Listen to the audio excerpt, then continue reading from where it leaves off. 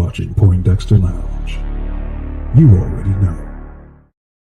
You're watching Poindexter Lounge for the unity.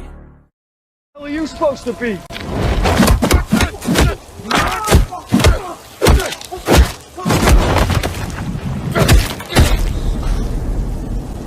I'm vengeance. Poindexter, you're getting all excited. Why don't you set aside an hour or two? We'll have a few drinks and a cup of coffee I don't drink. And now I'll make the point better. This joint's clever. In the lounge with Poindexter. So Poindexter Lounge, you know that we can get it in. And now I'm headed up like I'm Led Zeppelin.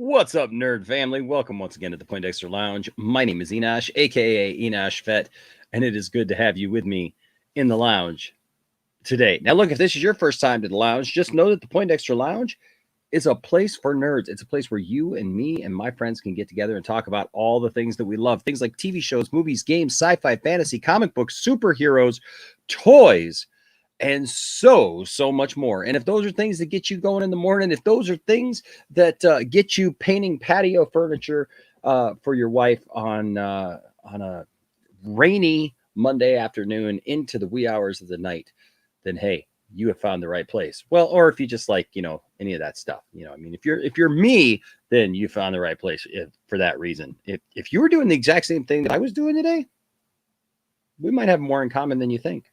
But hey, otherwise, it's just good to have you here. So please hit that subscribe button as well as that notification bell. And also, please give this video a thumbs up before you leave tonight to just make sure that we know that you're enjoying the content that we're putting out, that you're enjoying this time with us. And we for sure enjoy this time with you. And so I am grateful to every one of you who stopped by the lounge throughout the week. And we are here almost every night throughout the week. And so it is good to be with you. Now, the first thing I want to do, I want to, as always, shout out to all of our patrons and our members. Shout out to all of our patrons. Now, I will say this, my apologies to Paul Smith and Anthony Grisby. Both of you, I will be putting you on this list. So I apologize to you. Like I said, I spent my entire day today trying to take my dog to the vet. And then also Tiffany's doing some pretty cool stuff out on our patio. She actually took some old pallets and she's making furniture out of it. She's actually making patio furniture out of these old pallets. It's actually pretty cool. And so, but we needed to stain them and waterproof them. And just so you all know, I don't plan on going anywhere, but just so you know, Tiffany is having surgery this week. She's having surgery. She's got an entrapped nerve in her arm. And so she's having surgery. And so if you could just keep her in your thoughts, I would appreciate it. And, she's going to be off work for a while, 4 to 6 weeks. So so all of your support definitely is greatly appreciated. We appreciate you guys so much. Yeah, especially for that. Yeah, so she's trying to get a bunch of stuff done in lieu of us getting that up and going for her, because she hasn't had feeling in her 2 fingers, her pinky and her ring finger, in like 4 months. And so apparently that's supposed to fix it, but it's going to take her about 4 to 6 weeks to heal up. And so she's not going to be able to get stuff. And as I've told you guys here on the channel many times, Tiffany she is just something else. She just never stops. And so she builds stuff. She's out there doing gardening. She's doing all kinds of fun stuff. And so she asked me today if I'd go out there and stain all of these old pallets. And so you wouldn't believe how long it takes to stain a pallet. But you know what? I took that time and I used it wisely. I listened to my friend RJ's stream from yesterday. I also listened to some streams that I normally wouldn't listen to. But there's all this all this Fandom Menace stuff going on. And so I wanted to be well prepared for any conversations that we have. And we just had a conversation last night. I do invite you to go back and watch our stream from last night, our 2 cents on nonsense stream. It was a good show. It was a good show. We talked about a lot of stuff. Some stuff was happening while we were doing the show, which was kind of crazy. But that is why, Paul and Anthony, I don't have your name yet on this list because I have just not had a chance to do that yet. But Paul and Anthony, I appreciate both of you for sure. And then, of course, all of our members as well. Shout out to all of our members here on this list. You guys are awesome as well. And I appreciate each and every one of you. And I think you all know that. I'm very grateful for all your love and all of your support here at the channel. So that being said, let's see exactly who is here and how everyone's doing tonight. We got some stuff to talk about tonight. And you know what? Look, you never know where the conversations are going, right? I mean, you never know who might pop in. Just look at the other night. We had Wayne T. Carr pop in out of nowhere. And you know what? That was interesting and fun and a good time. And so you just never know what's going to happen. That's why you got to always stay tuned right here at the lounge. But I do want to say a shout out to everybody. What's up, Caleb? Good to see you. Yes. I'm glad that you're back in these streams again. Yes, I did have a blessed day. I did. Thank you. Anthony Beltray, what's going on, sir? Sylvester King, hashtag Watchmen. Oh, okay. Okay. I know what that's about. I know what's going on. Yeah, Watchmen was a great movie by Zack Snyder and a great graphic novel. And you know what? Sometimes people think they're Watchmen, but they never really got inducted, if you know what I mean. And I'm only going to point this out because I think that this is hilarious. Stop grifting the fandom, Enosh. The Fandom Menace. Should I stop grifting the Fandom Menace? They grift themselves. Right now, they're fighting themselves and eating themselves alive. So good luck with that, buddy. Ryan Hartwell, howdy. Good to see you, sir. Yeah. Here I am. You know what? I don't even know what this stream's about. How do you? Like, I literally didn't even know what this stream was about until like a few minutes ago. That's amazing. You have powers of the psychic variety. And I think that maybe you should go talk to Doomcock because he is sorely, sorely hurting in that area and in his ability to predict the future, predict when Kathleen Kennedy will actually finally step down, and then, of course, save friendships. Aren't we all? Aren't we all? In some capacity. I mean, I'm probably not thinking in the capacity that you're thinking, but we all are. You do suck. What's going on? I know the poor Fandom Menace.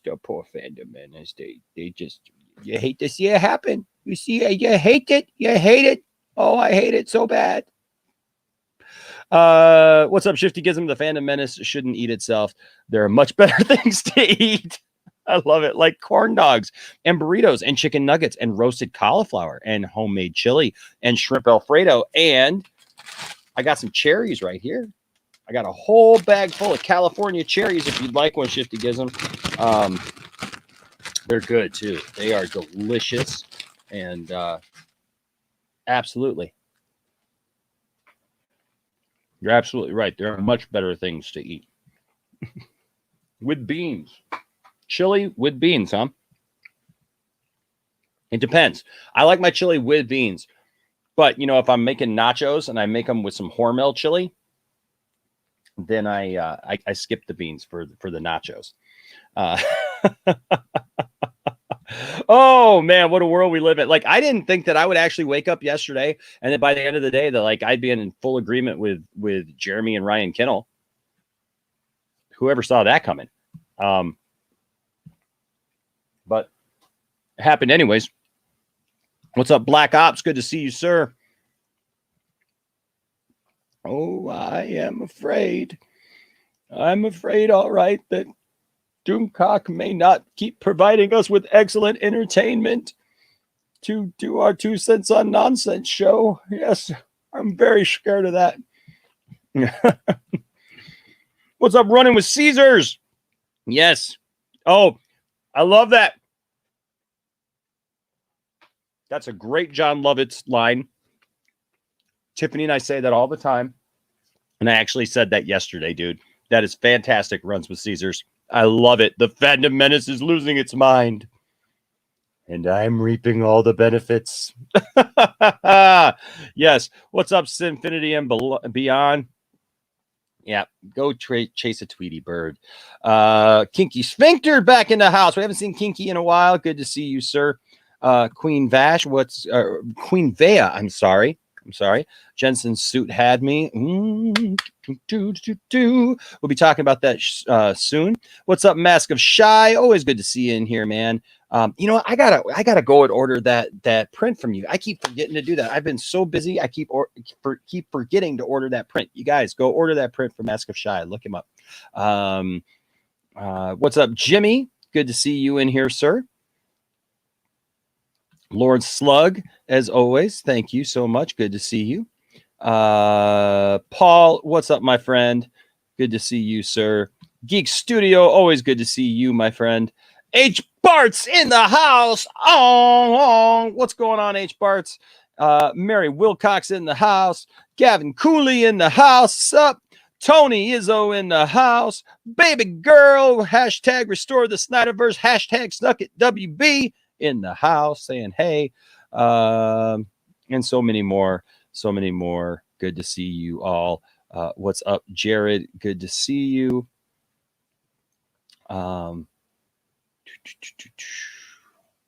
Oh my gosh, dude, Shiftygasm, I love cherries, man. I got on a cherry kick last year, and they're so good for me, you know, especially with being a bariatric patient. They're so good for you. And yeah, absolutely. Anthony Grisby, I am good, friend. I am good. What's up, David? So that's right, watching Looney Tunes on HBO. Oh man, Looney Tunes. I love some good old-fashioned Looney Tunes, man. I don't care what people try to say nowadays about Looney Tunes. I love that. What's up, JP? Greetings to you up there in Canada.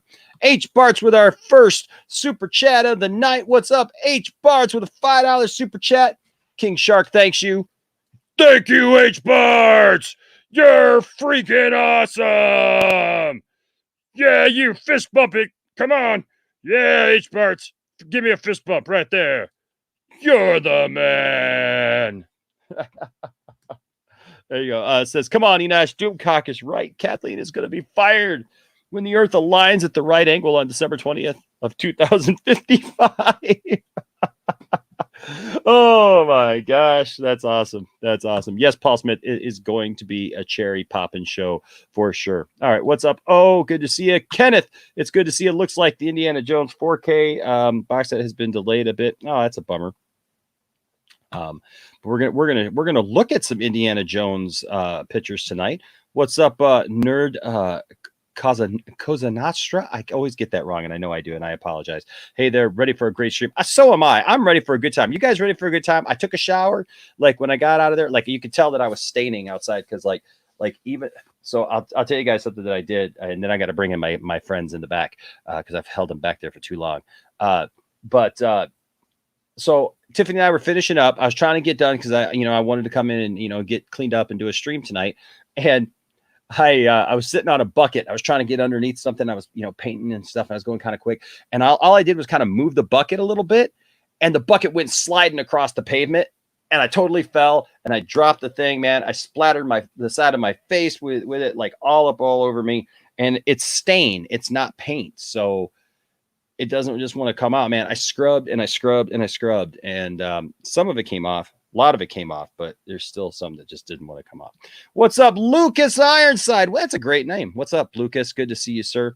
Good to see all of you here tonight. So I apologize if I didn't get to you like right off the top, but hey, we'll be talking as the night goes, I'm sure. And so I thank you all for being here tonight at the beginning of our wonderful little show. And like I said, we'll be getting into much more. What's up, Music Man? Always good to see you. Always good to see you, Music Man. You know what? So here's the thing. I want to make very clear.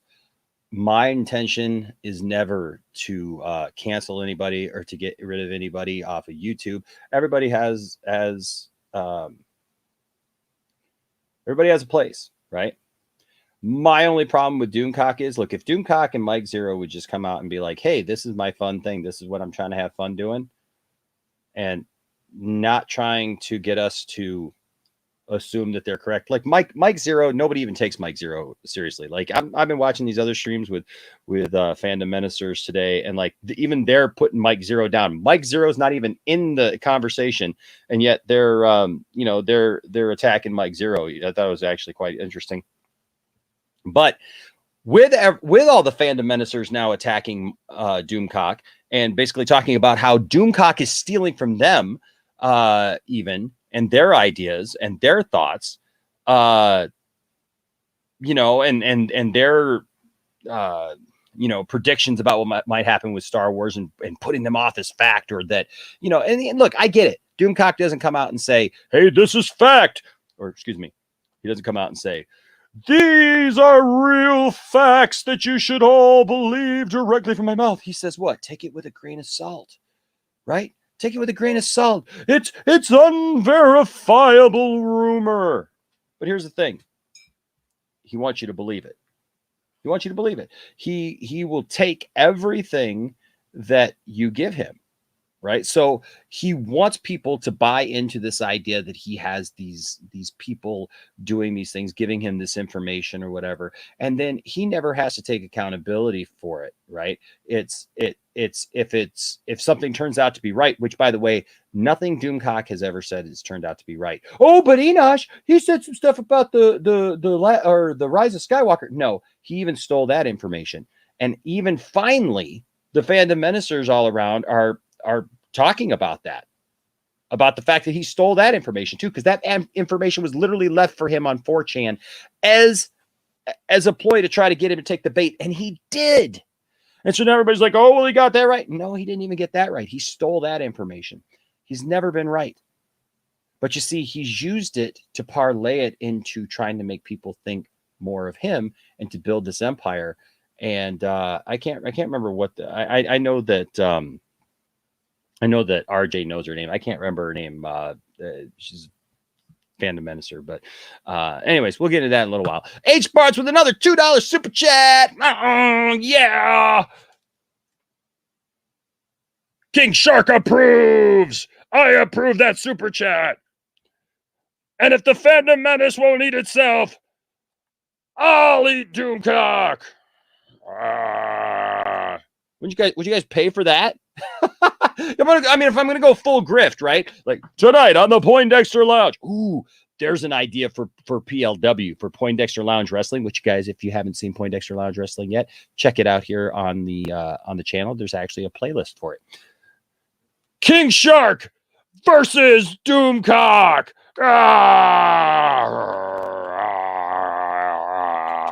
That'd be a great match.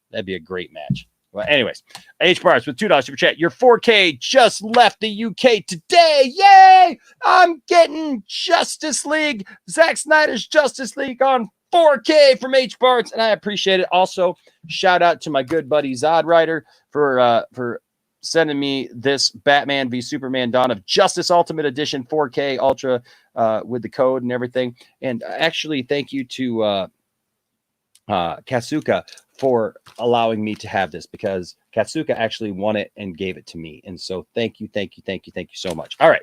That being said, I've kept my buddies back there way too long. Don't you think? I am so inconsiderate. I am such a jerk.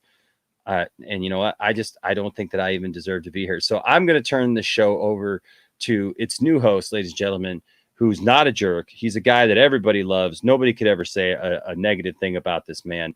And if you did, you'd have to answer to me and everybody else. Ladies and gentlemen, it's hard for me to even believe that he was once a Fandom Menacer, like knowing what a great guy he is.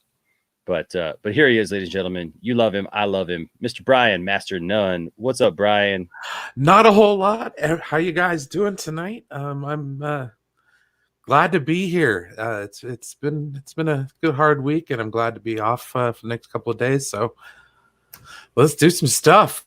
Let's do some stuff. I love that. I love that shirt. I figured it suited the occasion. It suited the occasion. I got that headband right back there. That's awesome. That's That awesome. is true. That is true. No, I haven't really been paying attention this last week. I've kind of just like a mental cleanse, kind of just stay away from some of the stuff that's been going on. But like, wow. Heck yeah, man. Like Music Man says here, look, I don't want him to be canceled. I don't want him to go. I don't necessarily want him to go away. He can do his thing. He can do whatever he wants to do. But here's the thing. I do want some authenticity. I want some truth in my Star Wars reporting, because there's plenty of people who go there, they listen to him, and listen, he'll tell you take it with a grain of salt, right? But here's the thing. What's he do? He'll take all the accolades. Boy, he wants all these people to pick up his articles and stuff and do that whole thing. And you know what? Well, I mean, it's just the thing about it that really just bothers me at its core. It's all an act. Like, you can talk to these people outside of the situation and they'll talk to you normal. Dude, I was watching what let's get into this. Let's get oh boy. I'm RJ. Oh my gosh. Okay. So we got Doom Karen here. Greetings, my friends. Brian, I'm legit. Stop bullying me. My sources are real. It's up to him. Are we gonna have to get the manager? Yes, you will. Contact Gary, please. Quite possibly. Well, apparently I'm sorry. Yeah, apparently they've made up on Twitter, so that's nice. Oh, did they finally talk? So they got that going for them. But I mean, it doesn't really matter. I mean, at the end of the day, like there's just too much, and the smart ones are getting out. You know what I mean? So it's like, well, Mr. H reviews. Nobody wants to be known as a Fandom Menacer right now. No. Mm-hmm. Everyone wants to steer clear of that branding. They don't want to be associated with it anymore. Exactly. Hey, RJ, who is the lady? Who is the girl? Who was on Mr. H's? Jesse Milestone. Jesse Milestone. I never watched a Jesse Milestone video, and from what I've been told, that could be a good thing. I don't know. I have no idea. I've never watched a Jesse Milestone video, but I think it's really funny because, man, she went hard after Doomcock in that Mr. H video. The funny thing is Jesse Milestone's how I met Max, or how I found Max. Yes, really, because the thing is like I was starting to get like around the time Solo came out, and I actually watched it for myself, and it was good. Mm-hmm. I started to kind of like go against a lot of the stuff that was going on with the Menace. Like it was just like, nah, dude, the movie wasn't that bad. Like, what are you guys doing? Like, you're just blowing everything out of proportion. And then it's just like, you look at the comment section, it's like, dude, yeah. Just take it to him, stick it to the man. And it's just like, it's the same thing as the Q BS that happened last year. You know what I mean? It's like, oh yeah. Guys, look, dude, I try to keep it real. Okay. With everybody. Right. Like both sides of it, man. Like, look, I don't want any cancel culture. I don't care about the wokeness. I don't care about all that stuff. I don't care about being politically correct. But you know what? Also, don't give me a bunch of conspiracy theory BS on the other side of the aisle either. Why can't people just be like normal? Because being normal doesn't get them the views and clicks. And nobody gets clicks. Yeah, I was gonna say. I don't understand. Yeah.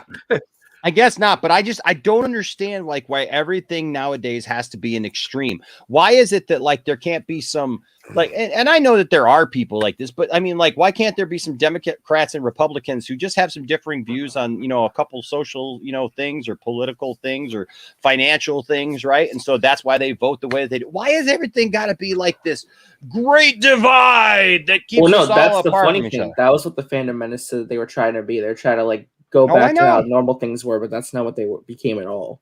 Like, that's what they built their messaging upon, but that's not it at all. So, well, I'm Doomcock is pretty much full of guff. So take all this with an asteroid of salt. What's up, Katsuka? Thank you so much, Katsuka, again for for allowing me to have the Batman v Superman Ultimate Edition 4K. You rock. You're awesome. You're awesome. I believe I just got sent my Skywalker Saga from Zod Rider.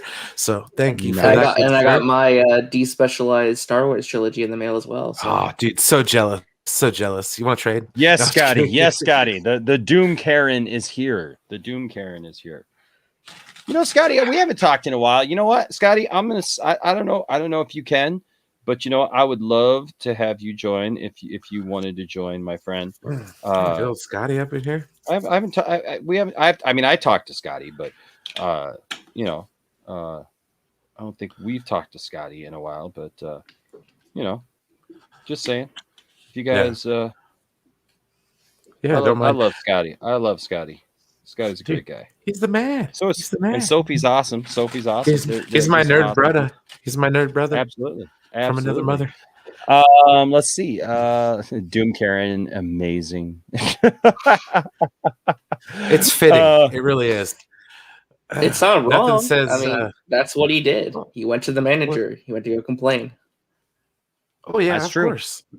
No, wait. H Barts with another $2 super chat. Hold on. $2 super chat.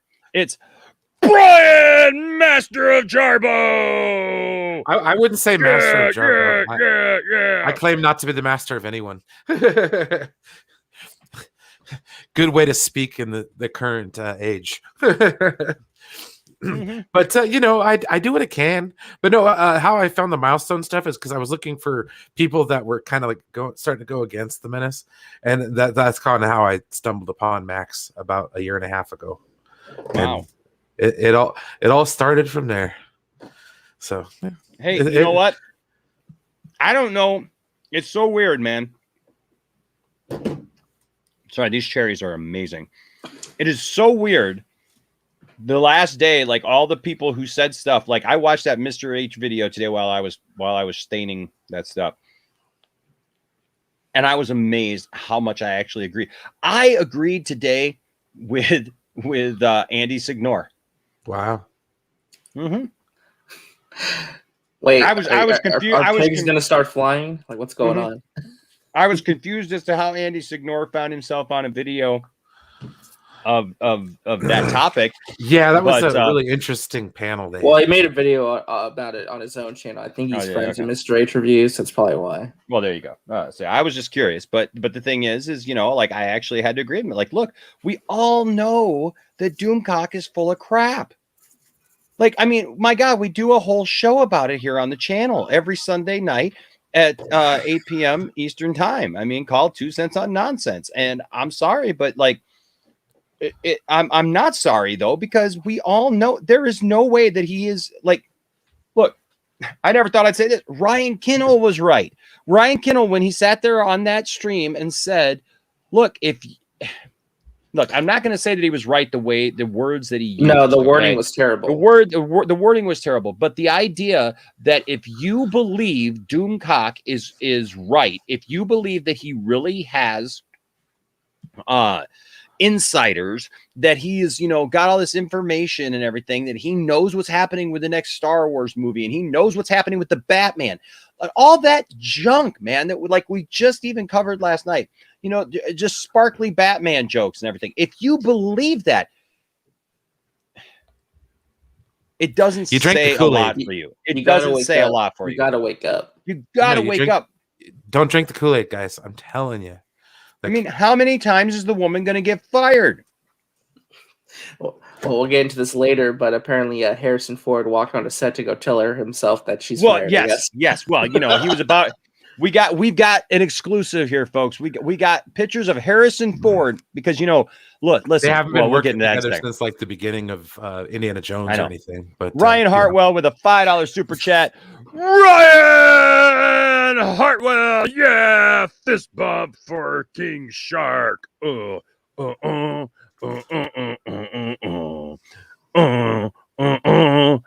on, yeah. It's like rock and roll King Shark. Wave your hands in the air. What's up, Ryan? What says Andy Kaufman? Andy Kaufman has more credibility compared to Doomcock.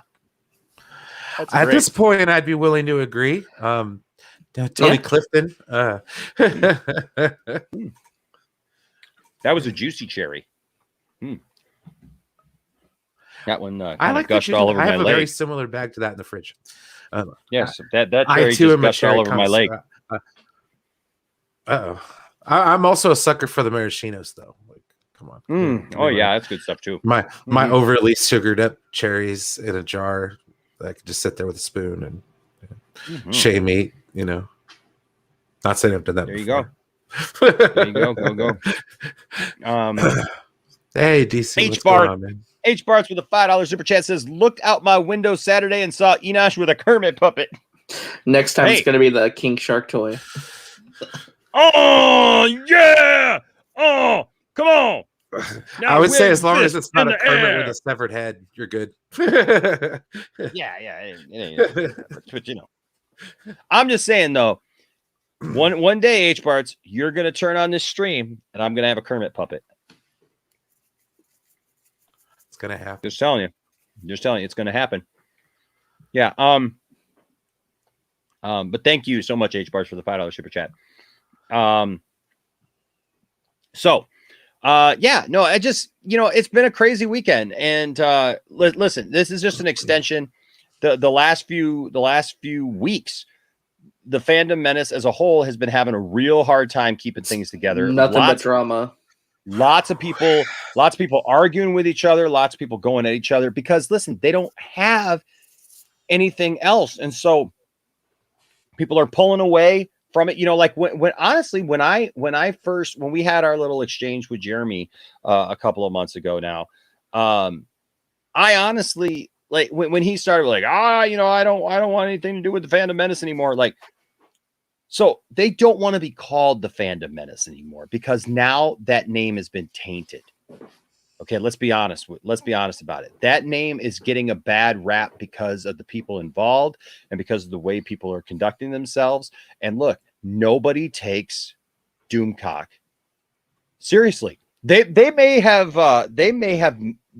made up today, but listen, it's still nobody takes blow. Yeah. Nobody takes them seriously, and that's just the truth, and nobody's going to take them seriously because so is this the beginning of the end? I think it's the beginning of the end for the idea of the Fandom Menace, like the Fandom Menace in name, maybe, maybe not, the Fandom Menace as like what they believe or what they claim to be fighting for, but I think as a whole, as far as like the name Fandom Menace, because like now when you got all these leaders, dropping away, because like whether or not Jeremy wanted to admit it or not, he was a leader in that community.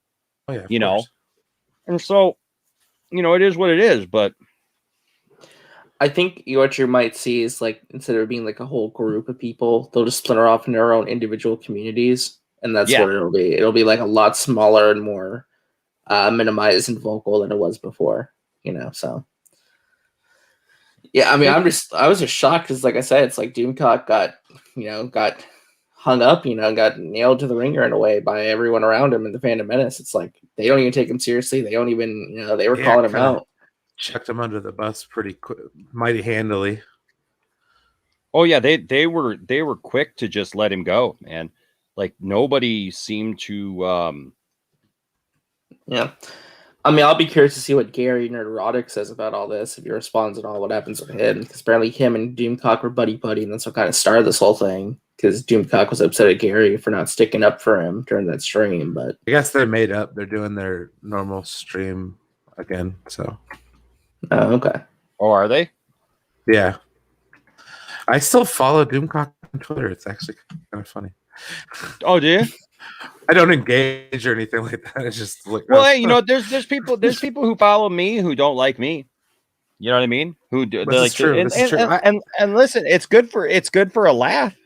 True. This is also very true. That and I guess I must have just like it never came to thing. I never noticed it before. You know what I mean? I got a bunch of other stuff on my Twitter. It's like kind of scroll. I mean, I didn't remember that I was until I was like, oh, look at that. I guess they made it up. Okay, cool. Well, there's sometimes people there's sometimes people will come at me and they're like, why are you following this person or that person? And listen, if somebody follows me, a lot of times I'll just follow them back. You know what I mean? Almost like as a courtesy thing. And maybe I shouldn't do that so much. You know, got to be careful. We're more discerning, you know. But yeah, maybe I should be. But you know, the thing is like I'm a little trusting or whatever, I guess. And for me, I went through phases. You know what I mean? So if it was like during that phase, I followed a lot of people. Like I followed everybody in the Menace. Like that was the thing. I don't remember, you know, I don't notice it too much anymore because most of they went underground or they don't talk about it anymore. Their Twitter accounts got suspended. I mean, a lot of things happened to people with that kind of stuff on the internet. So, yeah. So and you know, like here's Tim Possible. Yeah, I agree. You shouldn't live in a bubble. And then also, where is it? Where's the one I was looking for? Because he just said here. Oh yeah, he says, look, I watch everyone's channel for multi-perspective, and I think there's nothing wrong with that. I would never tell anybody what don't watch this channel or that channel. Don't. I just always want to tell people like make sure you understand the channel that you're watching, because listen, if people are going to Doomcock for their news, I've got a bridge to sell you. but here's the interesting thing. They may all make up, but RJ, you watched that Mr. H video. I watched most of it, yeah. And I'll tell you right now, man, they kind of drew some lines in the sand with that video. Yeah, definitely. Some places that I don't think you're going to be able to come back from. And I'll be honest with you. I mean, I don't know, man. Do you think that let me see what's this I was going to play this video because I'm interested to hear what you guys think of this. Do you think that they just bounced back from this video right here? This was the end of Jeremy's stream. If I can pull it up. Come on, Enosh. I'm surprised the video didn't get deleted, to be honest. I know it was unlisted, but yeah, no, it's still there. But do you think that they come back from what? It's not one to play. Oh well. I mean, here's the thing: it's like constant blow after blow after blow. The Zack Snyder thing, the Mecha Random stuff from Midnight's Edge, the geeky pixie stuff. Now this, it's like I don't know how many punches to the gut you can take before you just have to say like KO, you're done, just get out of here. Well, you can see the ship is sinking. I mean, the rats are fleeing. You know what I mean? So it's like it's every man for themselves at this point. So I'd say if you're smart, get out while you still can. I mean, a couple of those guys are still going to want to fight their culture war because they believe that's important to them. But you go right ahead fighting that culture war and see what it gets you. Honestly, well, I mean, look at what this year's done though. Like, if you notice, the Star Wars content has been so dry. So what have they been doing? They've been latching themselves on the Marvel stuff. WandaVision, woke writer. Oh, the ending was horrible. Falcon Winter Soldier, the woke politics of that. I mean, even Ryan Kittle, I talked about this on my Marvel show. He made a video about the new Avengers theme park and said that they're trying to erase Steve Rogers, and Kevin Feige said something stupid saying that Anthony Mackie is the real Captain America. It's like, no, dude, he was just saying that because he's introducing an actor at a theme park.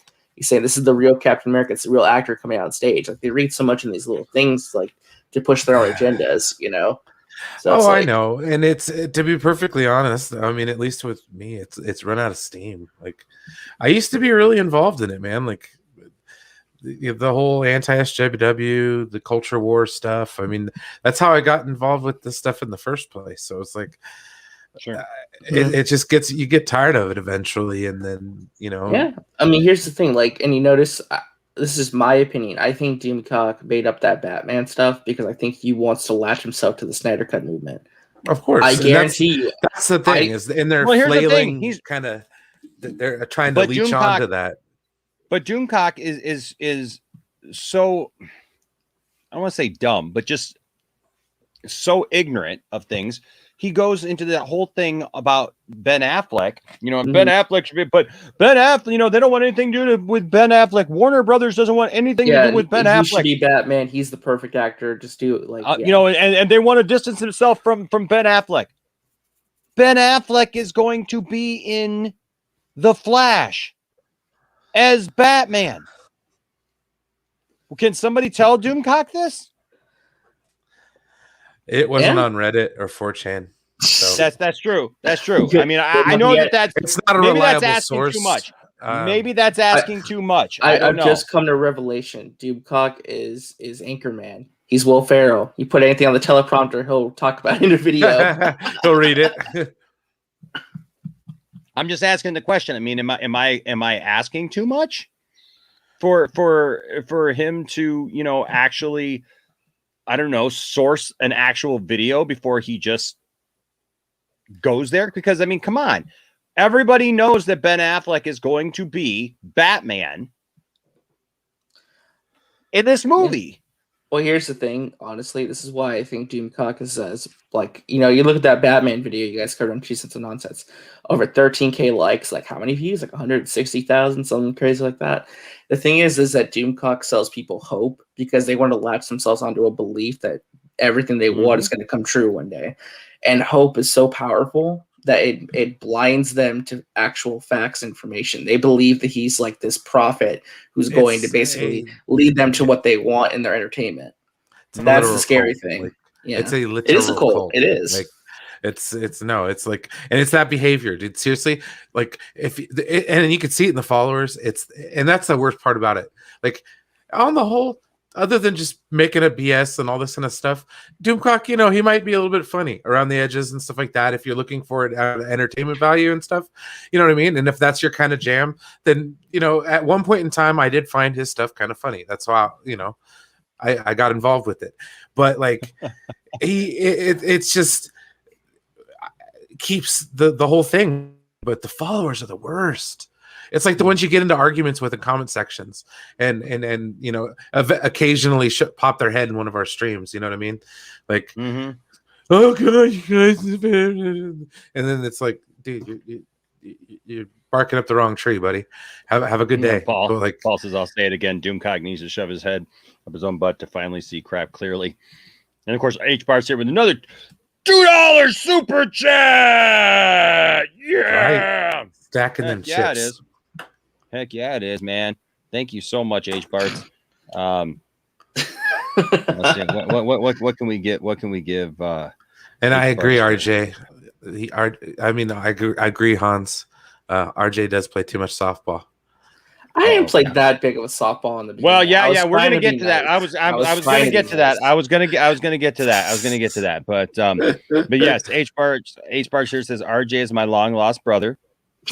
Probably because we were DMing each other, looking at each other's Blu-ray collections. So he's asking me about my Blu-ray stuff. It's like I was showing off my shelf of stuff. So that was cool. All right, cool.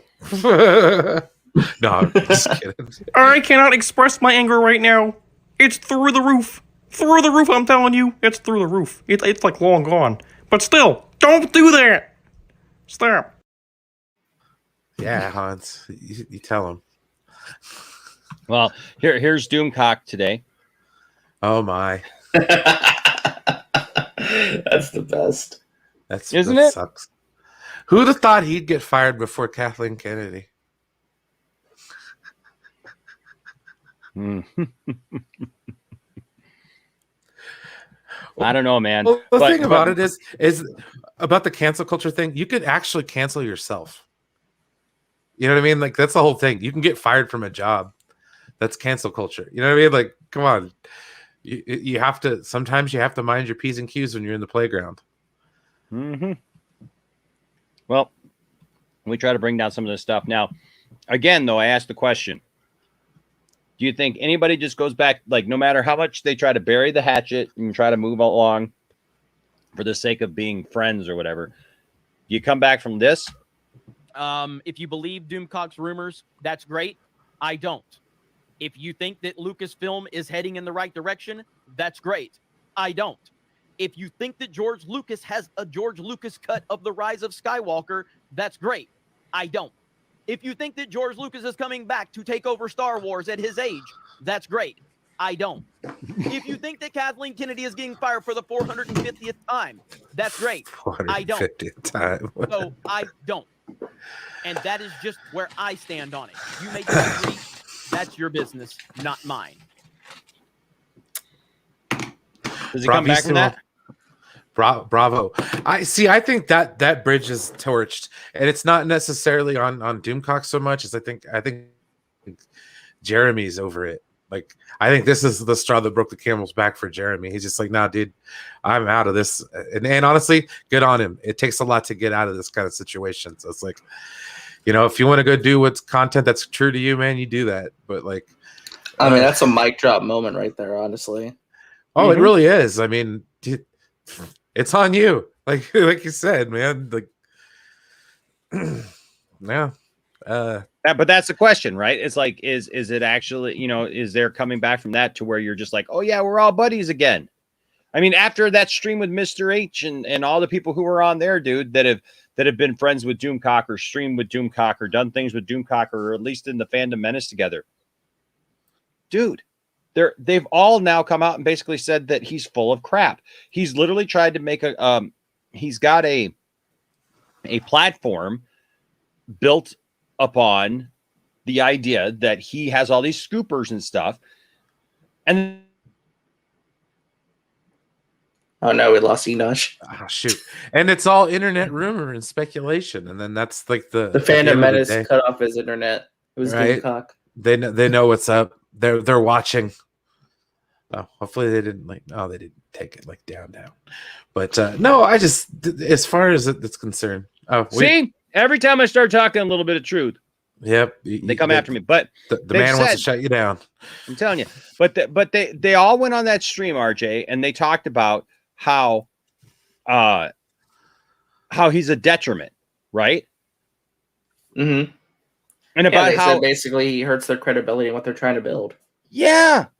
I mean, they ain't gonna all go back. They can all say, sorry to each other and try to move on, and I hope so. But my God, they're not going to just go back to everybody's all good again.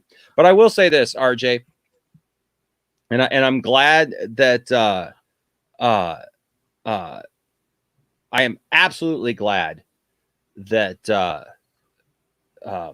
Max came on to your stream, though. Because he put you in your place. Because he put you in your place. You needed to be put in your place. Because you know what? Look, this guy, Jeremy, sat there and asked me because he wanted to. That'd be cool. Next tattoo is a Kermit. Look, Jeremy tried to put me on the spot and tried to ask me right here in my stream. Said, "Do you think I'm a sexist?" And I said, "Well, it depends." No, it's a yes or no question. No. Well, is it a yes or no question? Because there's times when you act like one, and there's time. No. Am I or am I not? Yes or no? Well, after that whole rant that he went on in that video talking about how everyone was acting like women, on their period. Mm-hmm. Tiffany and I were out there standing today, and Tiffany doesn't even know all the stuff that was like going on, with all this thing, and she just can't stand Jeremy's voice, anyways. But she heard all that, and she just looked at me and she went, "Really?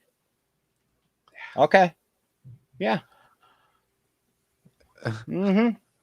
I'm not a sexist. Well, So RJ, is he a sexist? Yeah, he's a sexist. There you go. Yeah. I'm glad we finally got it out of you. Well, here's the thing, like the reason I was apprehensive to call him that is because I didn't want to get put on blast or make an assumption. But no, in that video it's pretty bad. Like I just didn't want to attack him or come across that way. Look, that's the kind of stuff that comes out of you, right? When you're upset, right? And you're just trying to put stuff out there, that's kind of stuff that can come out. And I'm sorry, man, but holy cow, it was bad. That was really bad. That was bad. Like what kind of poor feelings on women do you have to basically say, well, and here's the funny thing is that it's a bunch of guys sitting around arguing like that, because guys are worse sometimes. Guys are worse.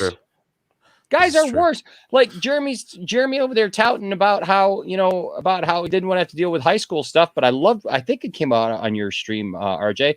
It's like, well, he didn't want to be a part of high school stuff or whatever, but he knows his role. And I think it was Hans actually who brought up the fact that, like, well, Ryan Kinnell works for him basically at the channel there.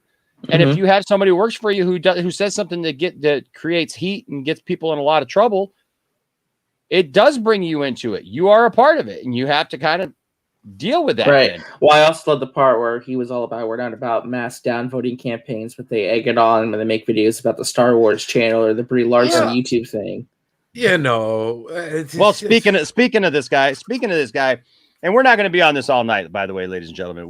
I don't have all night to do. We did our 2 cents of nonsense of it, but I do want to bring. Like I said, it's exhausting. It is. But I've been listening to it today, and so there's like some more. So I had some different feelings on it, even than what we talked about last night, because now there's just so much more involved. But ladies and gentlemen, welcome to the channel, Hans. What's up, Hans? Yo, what's up, guys? How's it going? Good, man. Good to have you on. Much, man. Hey, what's up? Good to be on. I never thought I'd be on here, like ever. Well, welcome. It's good to have you here, sir. Oh, it's nice. It's great. I thought we were gonna give RJ crap for playing softball. We did. Max already did. He was yelling at me. Oh, I know he did. And I was yelling at my phone. I was listening to that stream. I'm like, no, dude. Well, no, it's the same thing with Eddie too. It was like, man, when he had Justin Proper on there, I was like, come on, dude. Well, we got to give Eddie a hard time too. Well, no, if I was into making content like Eddie makes content sometimes, like just poking at your friends and stuff, like I wouldn't put a video out on Eddie like even teasing Eddie, because too many people would take it seriously, like I was trying to go after Eddie. But I just thought it was funny because they were like, "Oh, Eddie, you should make a video about this," and then he's like, "No, I don't want to make a video about that." No, he's afraid of it coming back at him because he doesn't have like the proof. But if he wants, I got lots of screenshots over the years of dealing with the Phantom Menace. I can show him. Hans has a history. I was Phantom Menace. It was great times. Yeah. It started out fun, and then it kind of. You live to tell about it from there. Somehow I managed the massacre that Anna and Jeremy did. Oh, I'm not going to get into that story. They dedicated like a 2-hour live stream like 4 years ago to me. It was amazing. Really? I had no idea, man. I had no idea. I've been around. I've been in the woodworks. Well, yeah. I mean, it's just, look, anybody can think anything that they want to think, as far as I'm concerned. Like, they can like whatever they want to like. They can hate whatever they want to hate. I don't care. But except for Batman killing. Yeah, except for Batman killing. Then I put my foot down because Batman kills. Batman kills. All the right, RJ? time. Right, RJ? Batman kills. Right? Listen. In the live action movie, I'm listening. I'm listening because I know you're going to say Batman kills here in a second. I blame Christopher Nolan for that, by the way. No, I just watched Dark Knight Rises. Mistake. Oh, dude, I just referenced Dark Knight Rises. I don't remember where, but that scene when he drops the guy off the building and just shatters his kneecaps. Oh no, that was in the Dark Knight, not the Dark Knight Rises. Yeah. Mm-hmm. I'm getting mixed up, but still. That's not a hero thing to do. No, not really. I don't have to kill you, but I don't have to save you either. Yeah. I mean, listen, I just base that comment off the comics and the animation. A hero would save him, right, and send him to jail for trying to burn down the city. It was like a literal line in the movie where Selena Kyle and him, or Catwoman and him, are fighting against the dudes, hired guns for Bane or whatever, and it's like, no guns, no killing. Right. It's like, Zeno's calling you out now, Hans. Says Hans begs to get on, but doesn't want to tell any Fandom Menace stories. Oh no! I'm not gonna tell a 4-year-old story. I mean, you could. Maybe it's entertaining enough for the chat. I couldn't. Nah. We didn't want to be on this topic all night. I just wanted to. I wanted to say when people are saying like, oh, they're worried about calling Jeremy a sexist, prejudice. If this was the only video where he acted the way he did, sure, Yeah, fine. it's situational, but it's years of this. Yeah, it's a track record that goes back. Right. It's amazing how one bad Star Wars movie can like throw you into a whole new life of anger. The best part about that is he used to love it, which is something Max always liked to bring up. But I got screenshots of that too. Oh yeah, man, we've all seen the video. And what's interesting is he is before all that, before his supposed hatred of The Last Jedi kicked in, he just came across nicer too. Like all of his streams were like, "Hey guys, we're playing games and like watching and subscribe." When I first found Geeks and Gamers, that channel was when he liked The Last Jedi, and he started with his. Well, I think he made 2 videos about how he liked it. He started changing my mind about it because I didn't like it at all, and I started being like, maybe I'm just seeing this movie wrong. If he likes it so much, I've liked his opinions. Then he did a total 180 out of nowhere. Yeah. But he started changing my opinion of The Last Jedi in a positive way. Wow. Well, that's what I set out to do. One argument at a time. I know, man. Not everybody, well, look, you all know I try to be as positive as I can. There comes a time sometimes when you just got to tell it the way it is. And I don't know. I'm just so tired of hearing people defend this junk and defend people. And look, whether or not you like a Star Wars movie does not give you carte blanche to try to destroy a fandom or destroy people who disagree with you. And they always say, well, everybody, it's about individuality. Or destroy a woman's career, by the way. Kathleen Kennedy, I mean, look how they they turned her into this oh my god, martyr. You know about I don't know if you guys remember a YouTuber. She used to call herself Wished Upon a Vlog. She used to be close to Geeks and Gamers and the Fandom Menace. She had an opinion they didn't agree with. Without getting into too many details, Jeremy and Anna and just the Fandom Menace tore her apart. And after they did that to her, she went from averaging a few thousand views a video to hardly even breaking 1K. Completely destroyed her YouTube channel. Man, that sucks. You always gotta hate when they do kind of stuff like that. But we don't. Look, guys. Flagging. I know. Well, look, guys. I would tell all of you, like whatever you like, watch whoever you want to watch. If you like Geeks and Gamers, watch Geeks and Gamers. If you like Doomcock, I guess watch Doomcock. I wouldn't suggest it because it would seem bad for your health. And your peace of mind, because he wants you to be angry and he wants you to stay angry. Stay angry at what? Stay angry at the stuff that he makes up on a regular basis, apparently, because he needs you to stay angry. I don't even think he wants you to stay. He wants you to stay angry because now you'll fight his culture war with him. That's what he wants. He wants to treat you like his little soldiers that he can use to mobilize and fight whatever he wants to fight. Too. Yep, that's exactly what it is. I think that Jeremy's using this to try and make him. I think that he's trying to just make himself and Geeks and Gamers look better. Yeah, and he's trying to just throw all the blame onto Doomcock and his fan base, which everyone knows they're the same fan base, all of them. Oh yeah, and he's trying to damage control and avoid people coming after him with all the crap that he's been spewing for the past 4 years. See, you know what I wonder? I wonder if some of that, if they did make up whatever, and I haven't seen any of the stuff that's, I'm guessing it on? It was just Gary and Doomcock. That's it. Well, Ryan Kinnell put out some tweets clarifying and apologizing and saying some other stuff too. So just recently today. But I mean, I mean, never apologize. Yeah, well, I mean, did Doomcock actually put something out though that said that they made up though? Yeah, they're doing their him and Gary are doing their little Inquisition stream or whatever. Oh, right now even? No, I don't know if they're doing it right now. It's just that's what it said. All right. But well, because Joe, just what my wondering is if they did. Okay, so it says the band is back together. Well, let me. Oh, so his sources are good again, like in 3 days. Apparently, yeah. All is good, right? Interesting. Yeah. No. So him and Gary here. He says the band is back together again.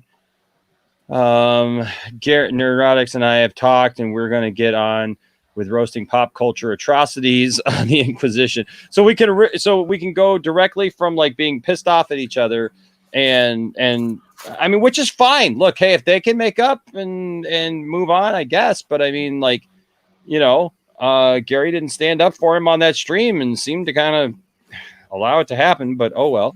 But it says if we have talked, we're getting on with. So we're gonna stop going after each other, and now we're gonna go after other people again. Thank you to everyone who has supported me during this time. I'm grateful for your loyalty and friendship. See you next Sunday. So we're gonna get back to business as usual. But Mike, see now I don't know. Is there anything? That's the best. Dude, that sucks because I was going to make a joke about it earlier. This was like the moment that Indiana Jones was about ready to punch Kathleen Kennedy in the face for showing up on, you know, the Indiana Jones, lot, you know, for them filming it because, you know, she's not even supposed to be there because Lord knows she's not even allowed anywhere near anything besides the Acolyte, you know, that show. Well, apparently she's been stripped of all of her power. Right. Well, if you listen to the Phantom Menace, I think Jeremy said this in his video. It's like, well, she's gonna ruin. This is gonna like her goodbye. She's gonna ruin Indiana Jones on the way out. That way, she can ruin the last franchise of Lucasfilm or whatever. Mm-hmm. Of course she is. She's ruined everything, right? The Mandalorian. That show was garbage, right? No one liked the Mandalorian. Nobody likes Mandalorian. Nobody likes anything Star Wars anymore, right? It's all just trash. The Bad Batch is garbage. The last season. She didn't do the Mandalorian. She didn't do the Mandalorian. She's in charge. She's in charge, though. I'm just joshing you, man. Oh, okay. So there's that. But I'm just saying, if Jeremy and him make up, right, and they go back and they go back to normal. Yeah. You know, like I wonder if Jeremy coming out and saying all that stuff about Doomcock is almost testing the waters to test and like, cause you know how every once in a while you got to kind of test and put out there to see like if you still have the kind of power that you think you have, you know what I mean? You know, and he was just kind of like, you know, yeah. Cause he said even in that video, like, you know, we're losing, some subscribers, but I don't care, you know, like I can't take it, you know, whatever. I don't know. It just seems a little funny, doesn't it? Yeah. I mean, if you look at like Ryan Kindle basically said, you know, I apologize for the wording, but I don't take back what I said about Doomcock or sources, you know? So it's like, I don't think Doomcock and Ryan are going to make up. And if Ryan, you know, keeps poking that bear, I don't know. Are they doing that stream together still that, Ryan's I don't think boss so. is going to mediate? No, I don't think so. I think Doomcock basically said he has nothing else to say on this. So, I know that they all said that they'd do it except for Doomcock. Doomcock said unless Ryan is just wanting to apologize, he's got nothing else to say to him. Of course, they would be okay with it. Ryan makes videos for the Geeks and Gamers premium content that you have to pay for. Jeremy's going to be biased during that. If I was Doomcock, I wouldn't do that either. Now who's playing softball? No. Rel makes a good point here. Doomcock's next video will be about how his sources warned him about this betrayal because of Jeremy's new relationship with Enosh. You know, I didn't even think about that, Rel. Maybe it caused him some issues because Jeremy appeared on this channel the show 2 Cents on Nonsense. You know what? We got to look like we're bigger than we are. I blame Matt Jarbo. It all goes back to Matt Jarbo. Yeah, everything's always his fault. I agree. Well, no, because he was the one who got the Mecha went after Matt Jarbo. That's what started their downfall with Midnight's Edge and all that. So technically, it is all Jarbo's fault. that was on the way for years. I'm surprised. I know. Earlier. Oh, I know. Yeah, that was a blow up meant to happen. Although I will say though, Tiffany was laughing because as we were watching these videos, like we watched, we listened to RJ on with Matt Jarbo talking about this, and they referenced 2 Cents on Nonsense several times, and then we were listening to RJ's video about it, and RJ kept referencing 2 Cents on Nonsense, and so hey, amongst all the shows on Sunday night at 8 p.m. called 2 Cents on Nonsense, hosted by me and Johnny Pop, we're number 1, baby. Heck yeah. We got to act like we're bigger than we are, right? That we brought them down. Yeah. It was all you. It's all you brought them down all us, single-handed. Single-handedly, baby. Others have tried. But you know what? You've succeeded where others have failed. Mm-hmm. You have to start making other kinds of videos on Sundays now, I guess, huh? I guess so, man. I don't know. Well, there's still that Justin is lost guy or whatever. You know what? You tell me about him. I watched a couple of his videos. I didn't even find him even entertaining. Oh, really? I couldn't. I tried to watch the Brie Larson one he made, and I was like, nope. I turned it off. I was like, I tried to tell you not to. He's not even as entertaining as Mike Zero. He's not entertaining at all. Exactly. Really rather dry. Well, but speaking of like political type of stuff and ads and things, I know it's not a political season right now, but my good friend Dawson from Nerdy in Many Ways, we just put a video together, and I don't know if you guys had a chance to see this yet, but this is our ad basically telling WB to suck it. So take a look at this.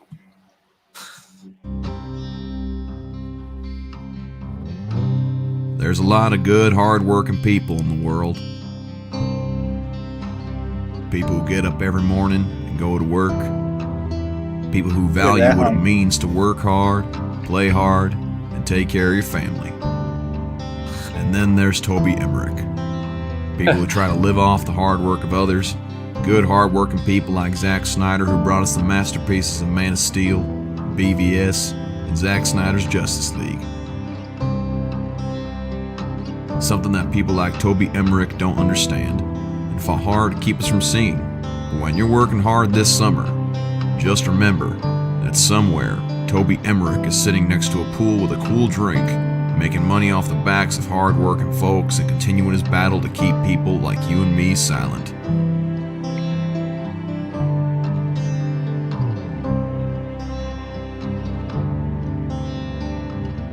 So until we see a change, please make your voice heard.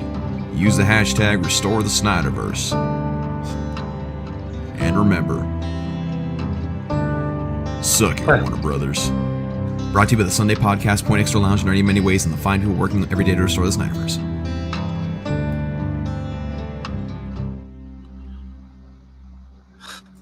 That's fantastic. Yeah, so check us out Check us out every Sunday on Nerdy in Many Ways at 3:30 p.m. Eastern Standard Time. And then after that's done, come back here for 2 Cents on Nonsense at 8 p.m. Eastern Standard Time. So there you go. I'm glad our Amparo. I'm glad you loved that. I loved making it. It was fun. We had a good time with that. Hey, you look good in it. Thank you. Appreciate it. One thing that I've been very vocal about that I don't like has been the costume, from Superman and Lois, and I got to say, I'm a little ticked. Did you see that they updated it? No, I did not. Oh yeah, they updated it. And well, let me show you. I think they've gone too far. So this was the original, right? Everybody knows the original. And I'm sorry, but they updated it, and I'm sorry. This is not better, but they've gone way too far. Oh my! He's looking, We get it. You want him to look. You want him to look like he worked out and that he has muscles. But this is too much. God dang! Looks like the first Shazam movie. He looks like a character. He looks like one of the Goombas from Super Mario Brothers. The first that movie. Oh my, yeah, with the dude. I can see it. See it now. They terrible. just gone and done it now. It's just too far. Too far. Man, this is why I don't watch the CW. Oh man, CW sucks. Peter Rabbit's Defender is right there with you about the Goombas. Yeah, I knew it. This picture reminds me of Infinity War when Banner is in the mech suit. Yep, he's got an 8-pack. He's got an 8-pack. But you know, Tim, I will say that the series overall is good. I do like the show. I just don't like the costume. It's Hulkbuster Superman. You know, Bradley, I did hear about this. I know RJ was talking to Jarbo about this. Dude, that blew my mind. I had no clue they even existed until someone brought it up. Really? What is that? There's an extended cut of Super Mario Brothers, like a fan project that they made. Oh. Yeah. Is They Daisy didn't all in it? them get hammered drunk on every scene? Because that's what happened behind the scenes. Like, No, apparently like it adds like some more scenes with like Spike and Iggy, I think, and like there's like the extended subplot like the mafia going after the Mario Brothers or something weird like that. I don't know. But Dennis Hopper Had to do with the mafia? There's so many.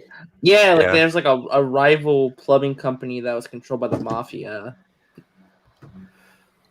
Yeah, Sure, it's I don't know. over the top. Well, that's weird. No, I don't even remember that movie very well. That's how little I on Super Mario Brothers the movie. I knew who was in it. I watched a behind the scenes featurette, and it was like, I guess Dennis Hopper, like, he's like, nah, that I did that for my kids. Like, That's no. kind of that's what Raul Julia said about M. Bison. Yeah. Well, Yeah. Raj, he did a better job as M. Bison than King Koopa. I'm just saying. Yeah, And that's true. And I love Dennis Hopper. Like, I mean, who doesn't love Dennis Hopper? Speed. Come on. Pop quiz, hot shot. Mm-hmm. Yeah, that's right. You know, I have not watched There's a Speed all the bus. way through. What? That was the first movie I ever saw to drive in movie theater. I've seen Speed 2, unfortunately. But I have never actually watched Speed 2. Second half of a double feature with the Flintstones movie. oh yeah, that's funny. That's funny. I'm trying to get these pictures together here because my computer messed up and it didn't bring up one of the pictures that I was trying to bring up here. Oh, okay, here we go. I got it now. Hold on. So, but before we do that, I did want to bring up this photo right here. This will be the last thing about Doomcock for tonight. But I did want to show this. This was an interesting picture that was getting passed around. It's all of the times Kathleen Kennedy got fired.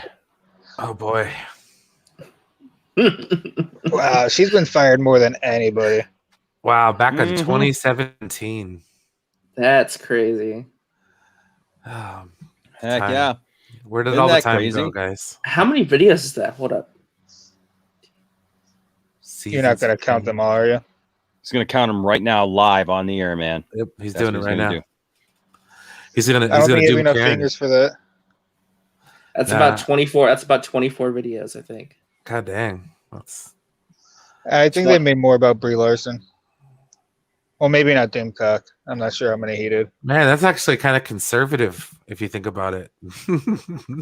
We just got here 2017 rumor Kathleen Kennedy may announce her successor in September. Also 2017. This was 12/29. Kathleen Kennedy fired from Lucasfilm and Disney over Last Jedi and Solo Bomb. But 2018. Solo didn't come out yet, though. What? Well, yeah, but it was because it was getting bad press. It was getting They bad were already press. talking boycott. Okay. Yeah, they were already talking review bombed. Yeah, it was getting review bombed, and then also, it had gone through a lot of changes, already at that point. But then you had Kathleen Kennedy fired, and why I am convinced it will happen. If she's already fired, why would you have to be convinced it'll happen? He doesn't know how to make good titles. That makes sense, I guess. Apparently not. Okay. And then on June 6th of that year, Star Wars rumors, Lucasfilm president Kathleen Kennedy stepping down this fall. Disney president Bob Iger considers firing Lucasfilm head Kathleen Kennedy. Disney wants to dump Star Wars boss Kathleen Kennedy. Star Wars backlash, Kathleen Kennedy replaced by Kevin Feige at Marvel contract ends. Kathleen Kennedy fired, and George Lucas coming back to Lucasfilm. He's still on that. Like that could have been last week. Yeah. And here that was just recently. Rumors suggest Kathleen Kennedy might step down from Lucasfilm. Kathleen Kennedy fired proof. Kelly Marie Tran breaks her silence. Here's the crazy thing about this. Like, people are like, oh, but he says it's just rumors, but he's been pushing this obviously for a long, long time. But she changed his sources, so maybe these are good sources now. Okay. Well, Peter Rabbit's Defender with a $4.99 super chat. Thank you, Peter Rabbit's Defender. Yeah, come on. Give a big fist bump to King Shark there. Oh, the good-looking one. All right. Guys, I saw Super 8 again last night, but this time on 4K. Still wonderful and still my favorite J.J. Abrams movie. Have you guys rewatched it lately? I have not rewatched Super 8 in a while. It's been probably a couple of years. Yeah, it's been a while since I watched it as well. I have no idea what it is. Super 8's actually pretty good. It's a JJ movie. JJ movie. It kind of captures that same spirit of kind of like the old 80s movies with like a group of kids, so kind of like Goonies. What would you say? Goonies meets kind of E.T., but then with like a horror movie kind of spin to it, but not quite. Oh, okay. Because it changes, like it makes you think it's going to be one thing and then it's kind of something else. And yeah. What do you think of it, RJ? It's been a while since I watched it, but I enjoyed it. It is definitely a callback to those classic 80s, like, stuff like the Goonies or especially like the Spielberg movies. Kind of had a lot of Close Encounters of the Third Kind vibes in a way. It had a decent action. It was an okay movie, but it's been so long since I last watched it. I need to rewatch it again. I remember liking it though, so. And our good boy, because I'm pulling up stuff of Jensen Ackles is Soldier Boy, but no, Brian, he stepped away for a moment, so he'll be back. Oh, he's right there. Is he back? Hey, Brian, what did you think of Super 8? I never. God, that was such a long time ago. No, I don't think I've ever seen that one.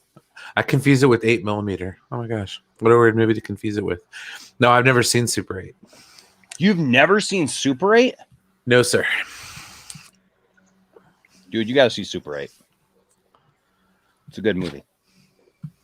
All right. Well, so we haven't even gotten through half of these yet, and she's been fired, already many times.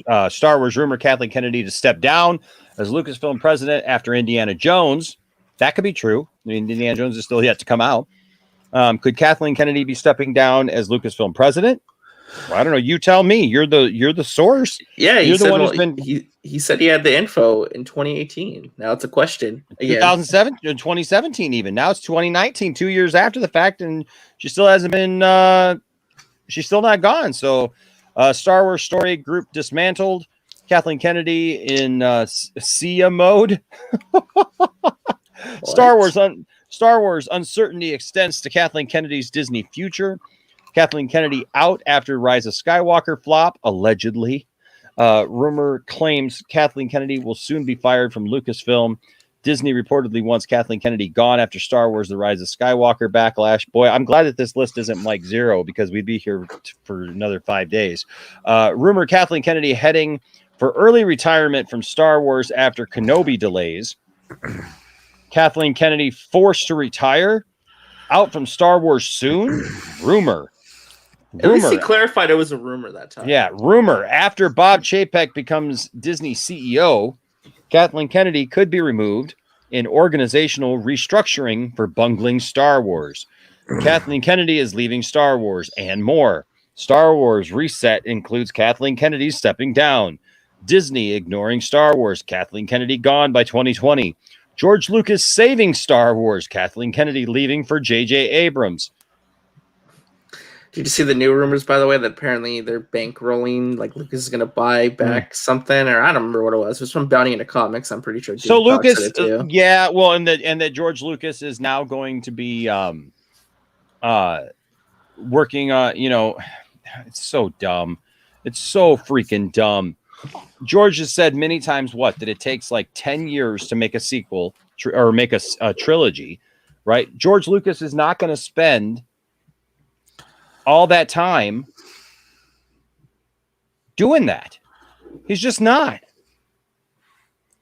He's 80 years old, guys. Like, seriously.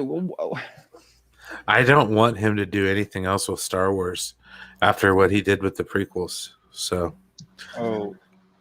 yeah. So sorry. I'll leave it there. Sorry, guys. I don't want Lucas to come back, even if this is a rumor or salt mill or a mine at this point. I just don't understand how people can listen to that kind of mess. Listen to him say that, didn't you guys hear? George Lucas is coming back, guys. George Lucas is coming back. He's not coming back. You guys are acting like he's 40 years old. He's not. The dude's retired. He's enjoying his retirement. The guy sold Star Wars for a reason. He may come back, yes, and do little things like he's doing with there's rumors still that he's that he may be, and legitimate rumor that he may be actually directing an episode of Andor, or 2 episodes of Cassian Andor, or whatever the show. And even that's not set in stone. But I can't believe they still talk to him. Maybe he got consults on a project or something. They ask him his opinion, but faster, more intense. Faster, more intense. Yep. Don't go too far in those places. Well, and Gary, you're right. Gary Lee Fowler here. You're absolutely right. And Gary is one. I'd be interested, Gary, what you think of all this Doomcock stuff, because I know that Gary has absolutely no love for Mike Zero. It's just Doomcock has become worse than Mike Zero almost, because Mike Zero, at least, like, if you hear his name, you just roll your eyes and you go, Mike Zero. But Doomcock has people actually listening to him. And I know there's people who actually listen to Mike Zero, but they're all like 8, right? They're all like 10-year-olds, 12-year-olds, whatever. Like, Doomcock has grown men. Here's something interesting. I know. Mr. H, on that Mr. H video, RJ, they brought up Mike Zero, and they were talking about the fact that, maybe Mike Zero is smart. We often talk about Mike Zero, doesn't engage with anybody. Mike Zero doesn't stream with anybody. He doesn't talk to anybody, whatever. And they said, maybe that's a smart thing now. I don't think I can blame him, really. Absolutely. He stays away from everything. Like, he just stays in this little bubble. It doesn't ever come out. I mean, what better way to say something stupid than on a live stream? You know what I mean? Like, yep. Oh, I'm sorry, you do suck. Yes, he's 77. He's coming. He's still coming over to take over Disney. Yep. Okay, I'm gonna talk about Star Trek for just a second. All right. You talk about Star Trek. Remember Gene Roddenberry? Who? Okay, Gene Roddenberry. I'm right? just messing. Okay, so there's a documentary called Chaos on the Bridge. It talks about the first 3 seasons of Star Trek: The Next Generation and how it was just crazy nuts because of how just senile at the time Gene Roddenberry was. Like, he was having like mini strokes and in meetings and stuff like that, and it's just like he'd forget where he was, and it's like he had this like crazy lawyer that would come in and like rewrite people's scripts while they weren't looking and stuff like that, and it's just totally dirty, shady stuff. And so Doomcock, he has this thing about canon only being canon through the creator, and anybody else that like adds on to the story without the creator's vision or the creator attached to it is null and void. So that would mean every Lord of the Rings, every single Star Trek after season 3 would be not canon. Really? Yes. Well, because that's Rick Berman. Oh, well. Speaking of canon, we're actually going to bring back an old show that we used to do called the Poindexter Council. And we are going to do an episode. That's one that Scotty actually wants to really be a part of and do with us, because he wants to talk about specifically. He wants to talk about canon, what canon means, what's up with canon. Like, should people invest that much time in it? You know, like all those different things about canon. What makes something canon? Because people are trying to be gatekeepers of what canon is and what canon isn't. Like what you were just saying. Yeah, absolutely. And, you know, I love. Well, it depends. Well, I mean, I like it when they leave it cut and dry. Like with Star Trek, canon is muddy. Like it's really difficult because you've got so much TV shows that do contradict themselves on multiple occasions. So it's like it's kind of hard. So I mean, and not only that, but I guess you could also say that it's. I don't know. It's like that's the thing about canon. It's really weird because, like Zack Snyder says, well, canon's whatever you want it to be. You know, Ray Fisher's come on this show and said that. So it's like, I don't say I can't say I agree with it because it's just all over the place, and I want my worlds contained. Like that's like what we've said about Star Wars, and that's why I like Star Wars so much. It's like it's just one story to get involved with. You know what I mean? There's different facets and you can tell it from different angles, but it's still one story. You know what I mean? So like that's I don't know. It just I like that kind of stuff. Well, and when I hear Zack Snyder and I hear Ray Fisher talk about canon, you know, well, and it's because of what they did with the Justice League kind of thing. Yeah, and I disagree with. Yeah, and that I feel is different. Like that's what I keep trying to remind people and tell people. Like, look, the Star Wars thing is different than the Zack Snyder thing. And, you know, I mean, you got Doomcock, Mike Zero, all these others, you know, Jeremy, Geeks and Gamers, all them. They've all tried to latch on to Zack Snyder and try to make it like the same thing.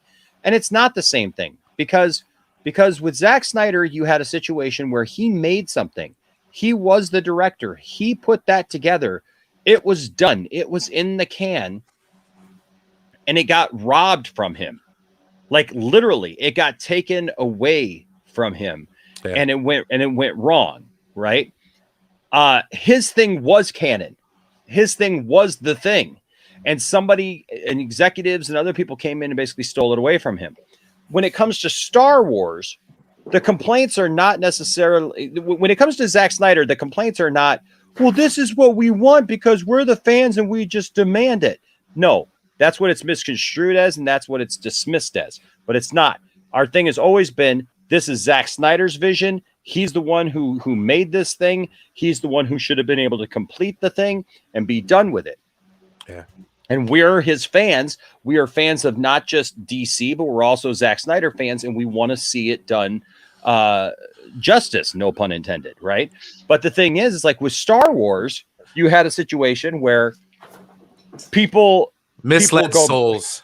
People go back and forth. Well, they love George Lucas. Then they hate George Lucas. Then you give it a few years and Disney gets it, and like everybody's like, well, no, we don't like the story that they gave us, so we want George Lucas back. But that's not how it works. The other thing about Star Wars is they're picking and choosing what they want to accept as canon and not. Star Wars, the Clone Wars Season 7, everybody loves it. Everybody's okay with accepting that into canon. But the trilogy, they're not. But it's the same universe. You can't accept one as canon without accepting the other one. Exactly. Well, yeah. Well, I'll go back to Legends too. Like I said, a lot of people wanted Legends to be turned into live action movies, which I get it, man. There's a lot of good stories to be told there and stuff like that. But at the end of the day, you kind of have to sit back and let them tell the stories they want to tell. Here's the thing: is those Legend stories are still there. They didn't go anywhere. Yeah, I know. And if you really want to read them, and by all means, if you want to think they're canon, go right ahead. Like Boohoo, you have to read instead of watch a movie. I got some right here, man. I love these, man. And I'm not throwing shade on those either. Like I said, I mean, I never gave them the time because I never really thought of them. I thought of them like Star Trek books. There's nothing canon about a Star Trek book, dude. And you know what? They're not going to. They literally they got a new Black Series Luke Skywalker figure coming out that's based on Heir to the Empire, and it comes with a Ysalamiri creature that creates a force bubble. That's like Thrawn is awesome in there because Thrawn surrounds himself with these things. That's how how Luke ends up meeting Mara Jade, because he's trapped on this planet where the Ysalamiri are gathered from, and the Ysalamiri create these force bubbles where the force doesn't exist within this bubble. So that's why Grand Admiral Thrawn has it, because his whole plot is to go out and get this crazy clone of a Jedi master, and he doesn't want him to be able to use the force on him. So the thing is that he has these creatures and stuff, and Luke ends up getting stuck out in the wilderness in the forest with all these creatures. So he doesn't have any of his powers. Mara Jade doesn't have any of her powers. They have to basically figure their way out of this situation. And that's how they meet each other. And like, there's all this tension and stuff because she's there to kill him, but she can't kill him because if she kills him, he can't help her get out of the situation. And it's just great. It's a great story, right? Yeah. But you know what? And am I super excited that I'm getting a Luke Skywalker figure from Heir to the Empire? Heck yeah, I am. Because I love those books. Those books are absolutely amazing. But am I butthurt and pissed off and going to spend the rest of my life griping and complaining about it because that movie never got made? No. You know why? Because I don't want to see that movie. I've already seen that movie in my head. Yeah. Okay. You know what? I'm looking forward to seeing how they retell that thing with the Mandalorian and all these different shows that are bringing Thrawn into it, because we're going to get a version of that, but I don't want an exact version of it, because I don't want to be sitting there just going, well, I know what comes next. Yeah. I mean, what was Disney supposed to do? Where's the fun in that? Well, if the Legends was all canon, that doesn't leave creatives any options to tell stories that they want to tell either. They had just it was very limiting. That's why they had to make it not canon to their current film slate and production stuff. Well, here's another example. What they're supposed to do. Yeah, exactly. Well, here's another example for all the wrestling fans out there. The WWE.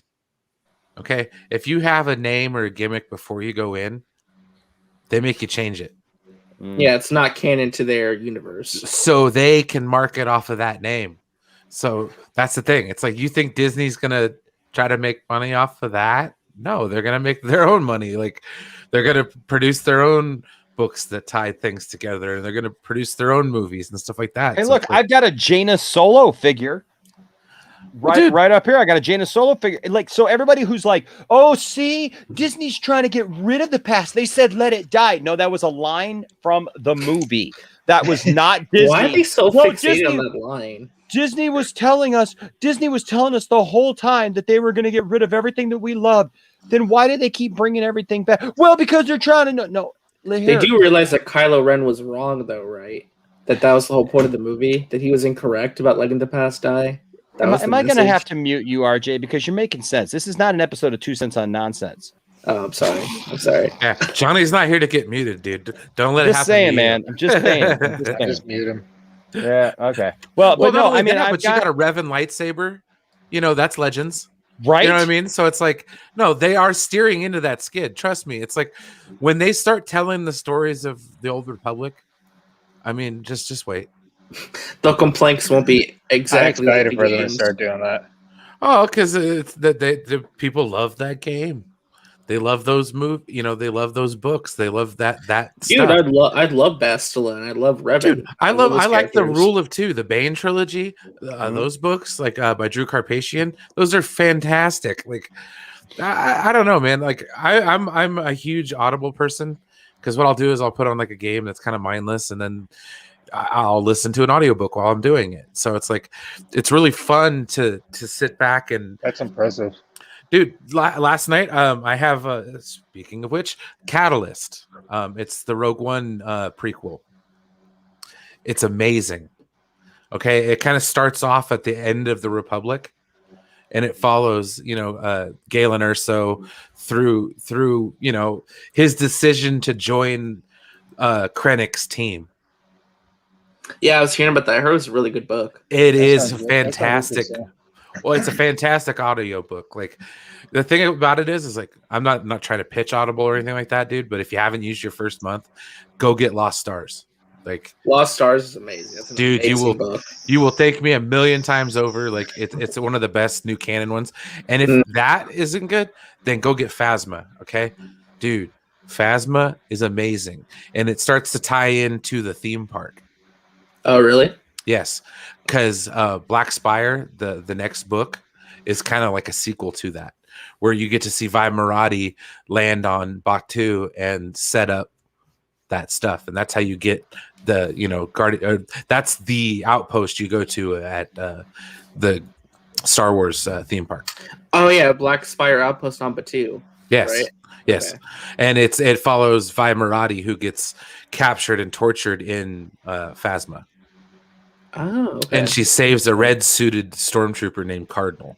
So it's like, dude, this is freaking amazing. But the Phasma story, it's really crazy. Like, dude, the planet she grows up on is like this weird post-apocalyptic planet where it's like, people are dueling each other and, fighting for tribal supremacy. So it's like really crazy. So like Phasma's nuts, man. Yeah, well, Lost Stars is an amazing book, and the funny thing about that is that they weren't even pushing it like Disney, because that's when all those other books are coming out. Like Collider pushed it, man. Yeah, it was Collider. It was freaking Christian Harloff and Campia pushing Lost Stars. Yeah, I remember. I remember every what was it, Thursday, when they had Jedi Council, and you go on there just to catch up on what book came out next. You know what I mean? So I was like, dude, that's so cool. Like, yeah, there's another one I like, The Force Collector, which is very similar. It's about somebody that like has the ability psychometry. It's like when they touch things, they can get force visions and stuff. It's like this. Yeah, it's kind of like with Cal Kestis, right? Yeah, exactly. It's about this guy who's not quite a Jedi, but he's in tune with the Force, and so you kind of learn about people who are in tune with the Force, but not quite. They don't have the ability to use it. Kind of like a squib in Harry Potter. You know what I mean? Yeah. Just somebody that's been around it, like Lyra Urso, Jin's mom, was like that. She wasn't to be able to like touch objects and see visions and stuff, but like she was able to get in tune with like the Force. So it's very interesting. Like I said, some of those books are fantastic. Like I'm gonna put back on my phone again the Aftermath trilogy because I want to run through that again. Especially like right after Return of the Jedi, because those are the stories that I wanted to see. Like I wanted to know what happened after Return of the Jedi. Like what happened? Like where's the galaxy? How does it rebuild itself? Like, where do people come from? Oh, dude, right? Peter Rabbit's Defender. Oh my gosh, that would be great. Yeah, that would be. I was gonna ask, is like Star Trek everything similar to that, or it's like those like books that are somewhat canon to like stuff in the no? It's TVs or movies. Okay, that's it. That's the only thing that's canon about Star Trek, which is fine by me because they've got thousands of books, dude. That are like Spock picking his nose. It's just so random books. RJ, it's the complete opposite of Lord of the Rings. Where Lord of the Rings, only the books are canon, and everything else is not. Well, yeah, true, but I mean, the movies are. Well, yeah, that's what Lord of the Rings is. No, dude, I'm sorry. Like, I have to agree with Hans there. It is the books. I don't. The like movies aren't.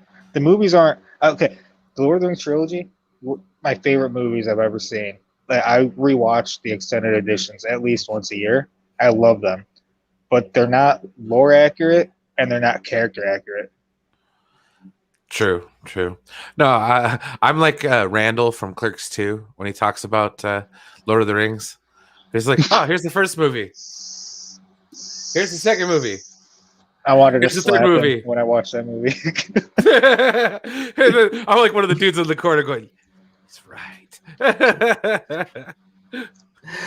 Every time I think about the Lord of the Rings movies, though, I keep going back to the how it should have ended with the Eagles. It's like Eagles just pick him up and he drops into the ring. It's over.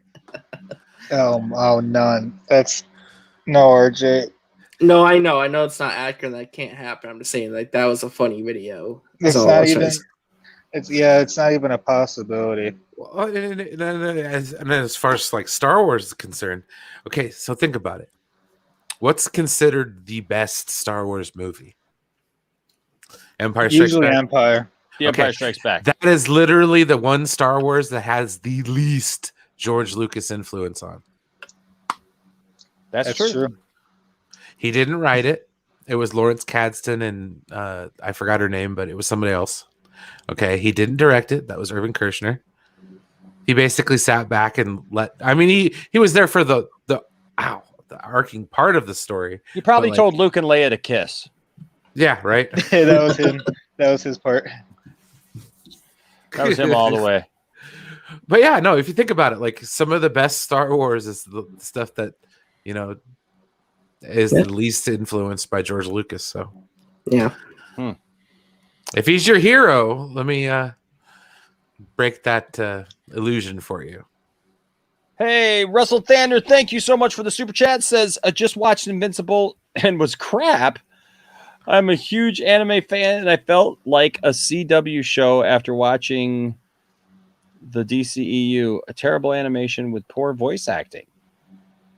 Well, that's your opinion, man. But I heavily disagree. I Never heavily seen it. disagree. That's an interesting take. That is, I have not heard anybody have a negative impression of Invincible at all. Yeah, I mean, that's the thing. You're telling everybody can have their own opinion for sure. That's just you are literally the first person that I've that I've heard say anything negative about the show. I've never seen it, so you should watch it. You should watch it, Brian. I think you'd really enjoy it. Dude, there's so many shows I should watch at this point. It won't take you that long. Take like a nice Sunday afternoon. I work on Sunday afternoons, man. Okay, Monday. When you work mid shifts during the day, like you only come home like with maybe 1 or 2 hours left of stuff before you got to think about going to bed. Well, so we're going to do a couple more watch parties here pretty soon. We're going to watch Teenage Mutant Ninja Turtles, the 1990 movie, and we're also going to watch the Fantastic Four, the Corman Fantastic Four movie. Yes, I can't wait for that. Heck yeah. Peter Rabbit's Defender with a $1.99 super chat. Thank you, Peter Rabbit's Defender, both to you and Russell. Yeah! Thank you guys so much. Says Phasma, a Star Wars story, or the Phasma's D+ show. Yeah, because while you were gone, I was talking about the Phasma book. Yeah. And how it kind of leads into the theme park. The book Black Spire is a sequel to Phasma. Yeah. Yes.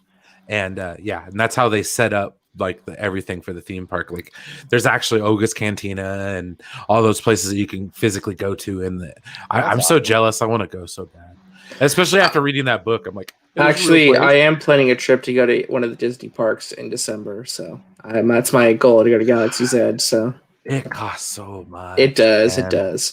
But to answer Peter Rabbit's question, I was going to say I think I'd rather prefer a Phasma TV show on Disney Plus as opposed to a movie. Longer time to tell the story, Well, in the first episode, we'd already get more than what we got of her in the entire sequel trilogy. So, well, just give us the origin story on the armor. It's the coolest thing ever. Like how they tell how it comes from and how she uses the armor factory to make it, dude. Awesome. And the little bugs. Oh my gosh, the whole book. No spoilers. I feel like Phasma will work better as a movie than a show. Really? Why is that, Hans? Shows can be drawn out more, and with a character like hers that we saw so little of, it would almost feel like a show almost would feel like too much for her. I just don't feel like anybody would go to see the movie. Probably not. I don't know. I'd probably do better as like a TV show. I know they've done stuff as a comic book. There's a Phasma comic book out there right now. I feel like shows I don't know if it's still running or not. Well, you know how it is with Star Wars. If they're very careful to not misstep too much because they know what'll happen if they do. So it's like, I think everything after, Mandalorian's been as safe as they could possibly get. So I mean, if they did it, I think it would have to be something like an 8-episode season, and that's it. Call it done. Well, the thing is they were like, "Oh, we're gonna do a Boba Fett show." This, that, and the other thing. And then when they said that, "Well, we're gonna do a Boba Fett show before the Mandalorian," I was like, whatever, man. Boba Fett sucks. And then I watched the Mandalorian. I'm like, Boba Fett's cool. What the hell? Let's do this. Like, dude, Boba Fett was always cool. You just you just didn't realize it. Yeah, you just didn't realize. No, it. Dude. He went down by getting hit in the back with a stick. He's still cool. That is so under. Blame George Lucas. I can't even get look, man. There's a lot of people in Star Wars that went down in stupid ways, right? I mean, like, No, this is true, and it's okay. I will take my lashes as my Star Wars. But hey, here you go, guys. Here you go, guys. It's the picture that Doomcock and Mike Zero can't explain. Who's that lady behind that mask? With that old guy there, with that old guy, maybe this lady can answer for us. Saggy, can you tell us who that lady is standing there in all in black? I will, but first, Hans. What's up? Who let you back in? The back in. This is my first time in. That's first time here. No, I mean the internet entirely. I thought I slapped you out of existence. No, it broke. You broke it. Oh no, I disabled it. But no, that lady is that's me. That's incorrect. That's actually Brie Larson. That's actually me. Oh, that's Brie Larson. That's me. That's me before I did the red hair. I was. I see it. Is that Ann Sarnoff? No, that's me. I'm telling you, it's me. I thought it's definitely her. You can't tell by those legs, those thighs. That's my thigh. My thighs. It's my mask. Yeah, I think you need to quit while you're ahead. Harrison Ford. How old is Harrison Ford? 80? Or is it that he's going to be 80 when this movie comes out finally? He's 78 years old. So he's older than George Lucas. So but he's in better shape than George Lucas too, though. So I mean, who's not interested? Who's not excited to see the geriatric adventures of Indiana Jones? Like, I'm super stoked to see another Indiana Jones movie. Everyone who wants to give a hard time about this can suck it. It's gonna be awesome. I'm with Enosh on this. I think it's gonna be awesome. You got James Mangold behind the camera. Like, sign me up, dude. I've told you. Each. I've told you. Even with the Crystal Skull, I love the Crystal Skull. There's only 2 scenes in Crystal Skull I don't like.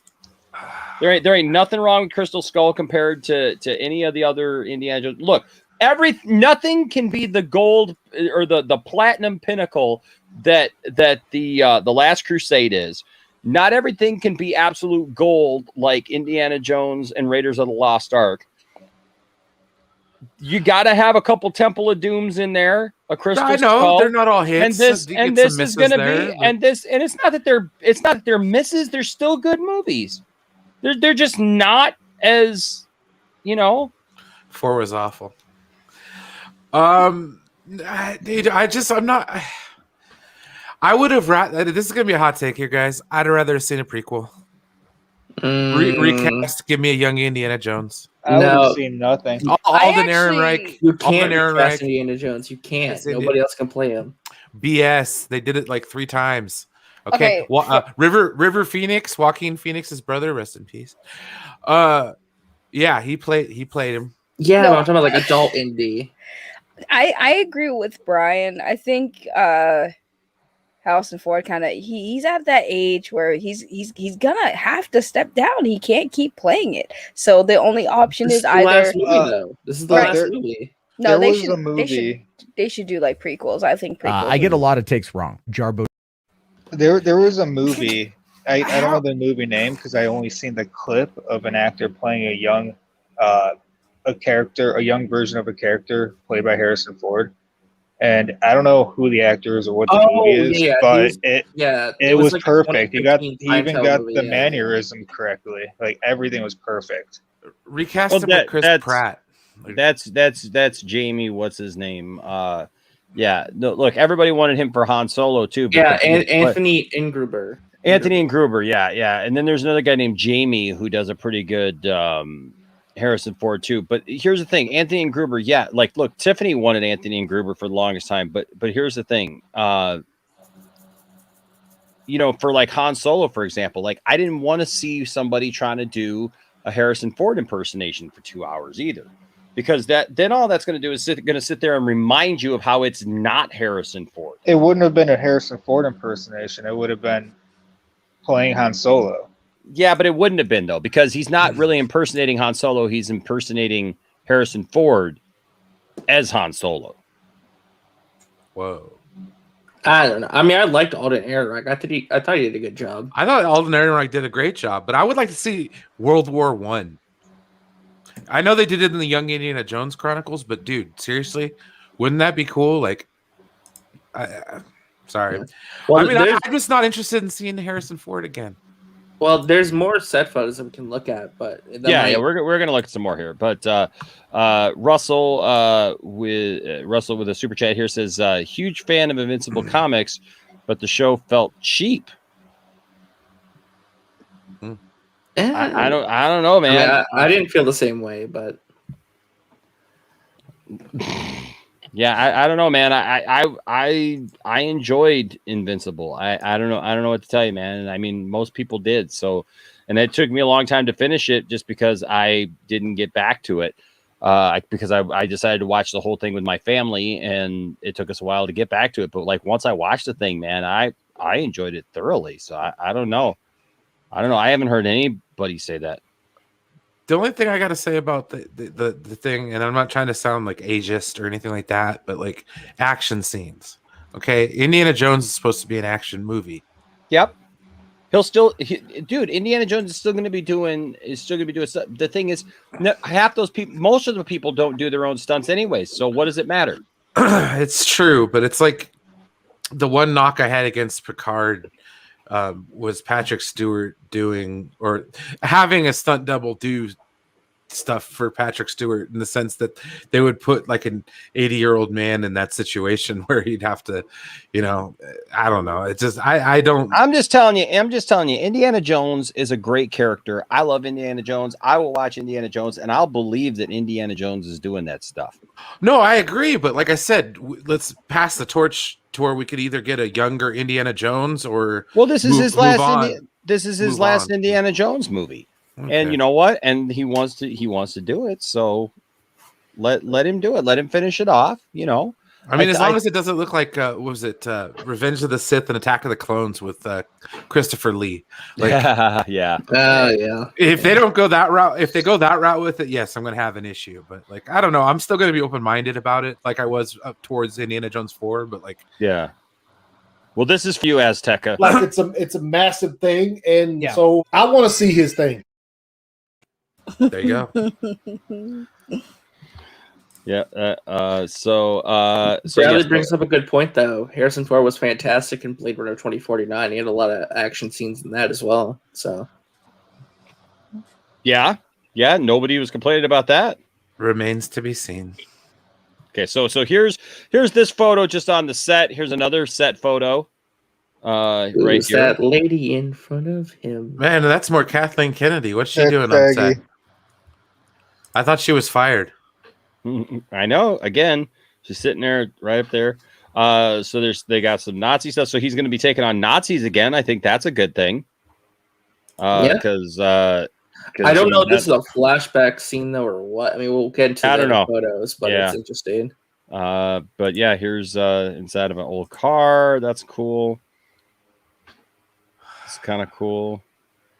I'm already starting to get bad this is where it gets weird, because what is he holding there? He's holding a Harrison Ford mask, This is the one thing that I'll admit scares me, just because the last Indiana Jones movie, the two scenes that I had a problem with was the monkeys and the stupid freaking rubber snake.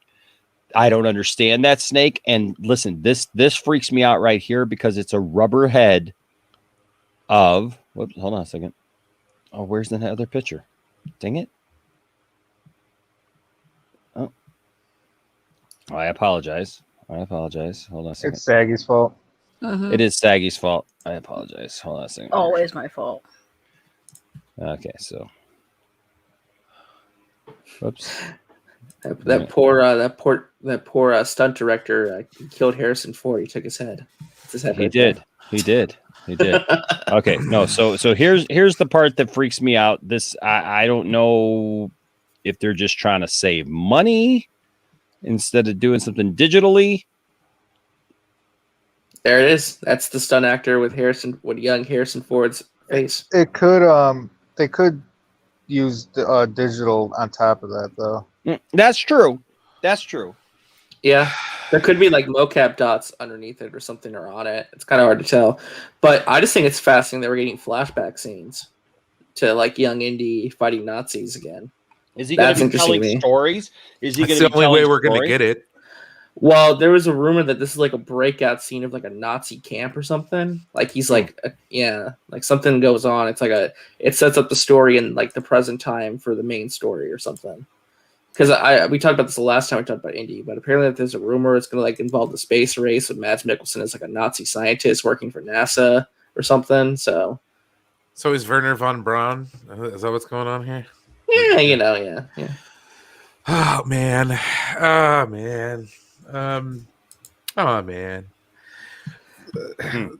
I love Indiana Jones. It just pains me so much because like I don't know, man.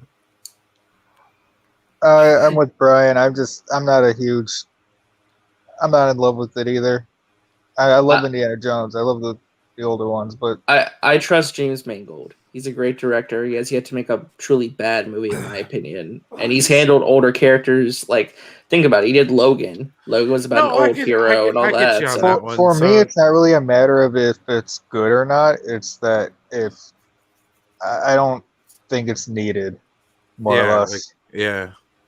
Well, I mean, it's like I said, if they're going to continue with Indiana Jones, take it in another direction. Like, either pass the torch to the future or take it to the past. Or if that's what this movie does, though. Well, if they do it like via flashback, I mean, if they pass the torch, I guess it has to be handled proper, I suppose. Because they can't do it to Shia LaBeouf anymore. That's at the table, so. No, and if they would have done that, the pre-internet would have lost its mind at that point. Man, I don't know. Peter Rabbit's Defender with the $4.99 super chat. Thank you, Peter Rabbit's Defender. It says Kingdom of the Crystal Skull is the stinker fart, but I hate Temple of Doom more, and I'm glad the Shia LaBeouf finally got canceled. I can't stand Shia in Pieces of Woman. Yeah, I can agree on that one. How are they going to explain what happened to Mutt, by the way? Well, who cares? I mean, he doesn't have to be in the movie. No, he doesn't. I'm just saying, like, they're not going to bring up that he has a son out there. He's just going to say, oh, Mutt's out doing something, I guess. He's probably got more than just a son out there. Let's be honest. Yeah, that's what they'll do. They'll just say, Mutt died on the way back home or something. But why does he have to die? I don't understand. Okay, this is what I understand about this. Everybody, because I've heard this question, and it's not just you, RJ. I don't think that that's a relevant question. So there's a character in another Indiana Jones movie. Well, if he's not in this one, how is that going to work? Why is he relevant to every story that we have to see on the? Well, he's not necessarily relevant, but he's Indiana Jones' son. Like that's like a major character in his life. But why does that matter? Why can't Why can't they just be like? Yeah. Why can't they should bring Sala back? Why do they even have to explain why he's not there? Every adventure Indiana Jones. So is what is now that Indiana Jones found out he has a son who's not an archaeologist, who has nothing to do with his thing, who was on one adventure with Indiana Jones because he just happened to be in the right place at the right time, and because he helped him along the way with that story, he has to be in every movie now. No, not necessarily. No, you're right. Exactly. That character has to be relevant to wherever it is they're going or what they're doing for him to be in the movie. You know what I mean? It's like what happened to Short Round. We never found out.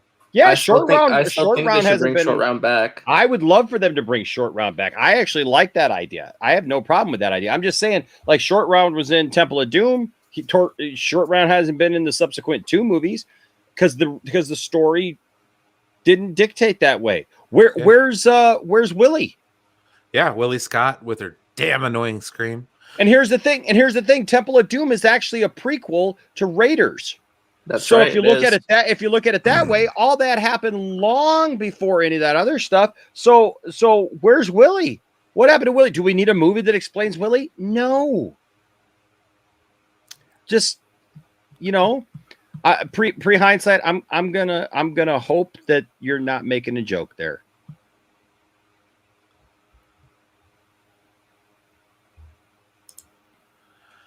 I'm gonna hope that maybe you just don't know.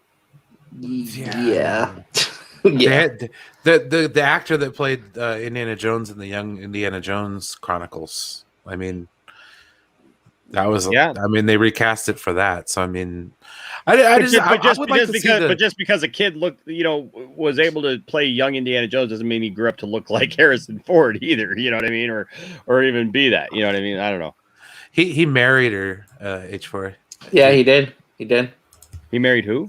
Kate Capshaw. Steven Spielberg. Oh, Steven Spielberg. Yes. Well, I know that's what happened to Willie, but yeah. That's what happened to Willie Scott, everybody. Willie Scott went to Hollywood. She broke the fourth wall and married the director.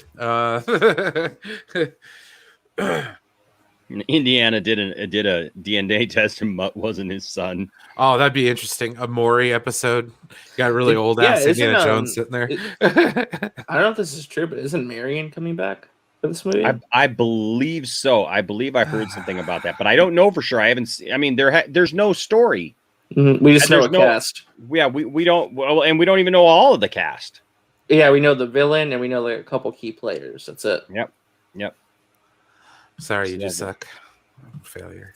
Here's somebody that if anybody knows, I'm sure it's this guy right here. Hey, William. What's up, William? Can you hear me? Or is there any feedback in the background? Here's somebody that if anybody knows. Yeah, you gotta turn your radio off, man. What's up, William? Can you hear me? Hold on. Any feedback in the background? Oh yeah, we hear it all. How about that? Sounds better. Let's see. Okay, I got the AC on before it got in the way before, so I just want to make sure. Gotcha. Oh yeah. It's like 100 something out here, so you gotta keep it. Ooh. Ouch! Yeah, it's that Vegas heat, man. Get yourself a little fan. Yeah. Swamp cooler does it for me. The swamp coolers, man. Swamp coolers out in Vegas are super cool. Yeah, it keeps the power bill down.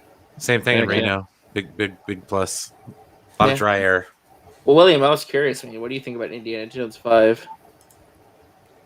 I don't know enough, to be honest with you, other than the fact that Harrison Ford's in it.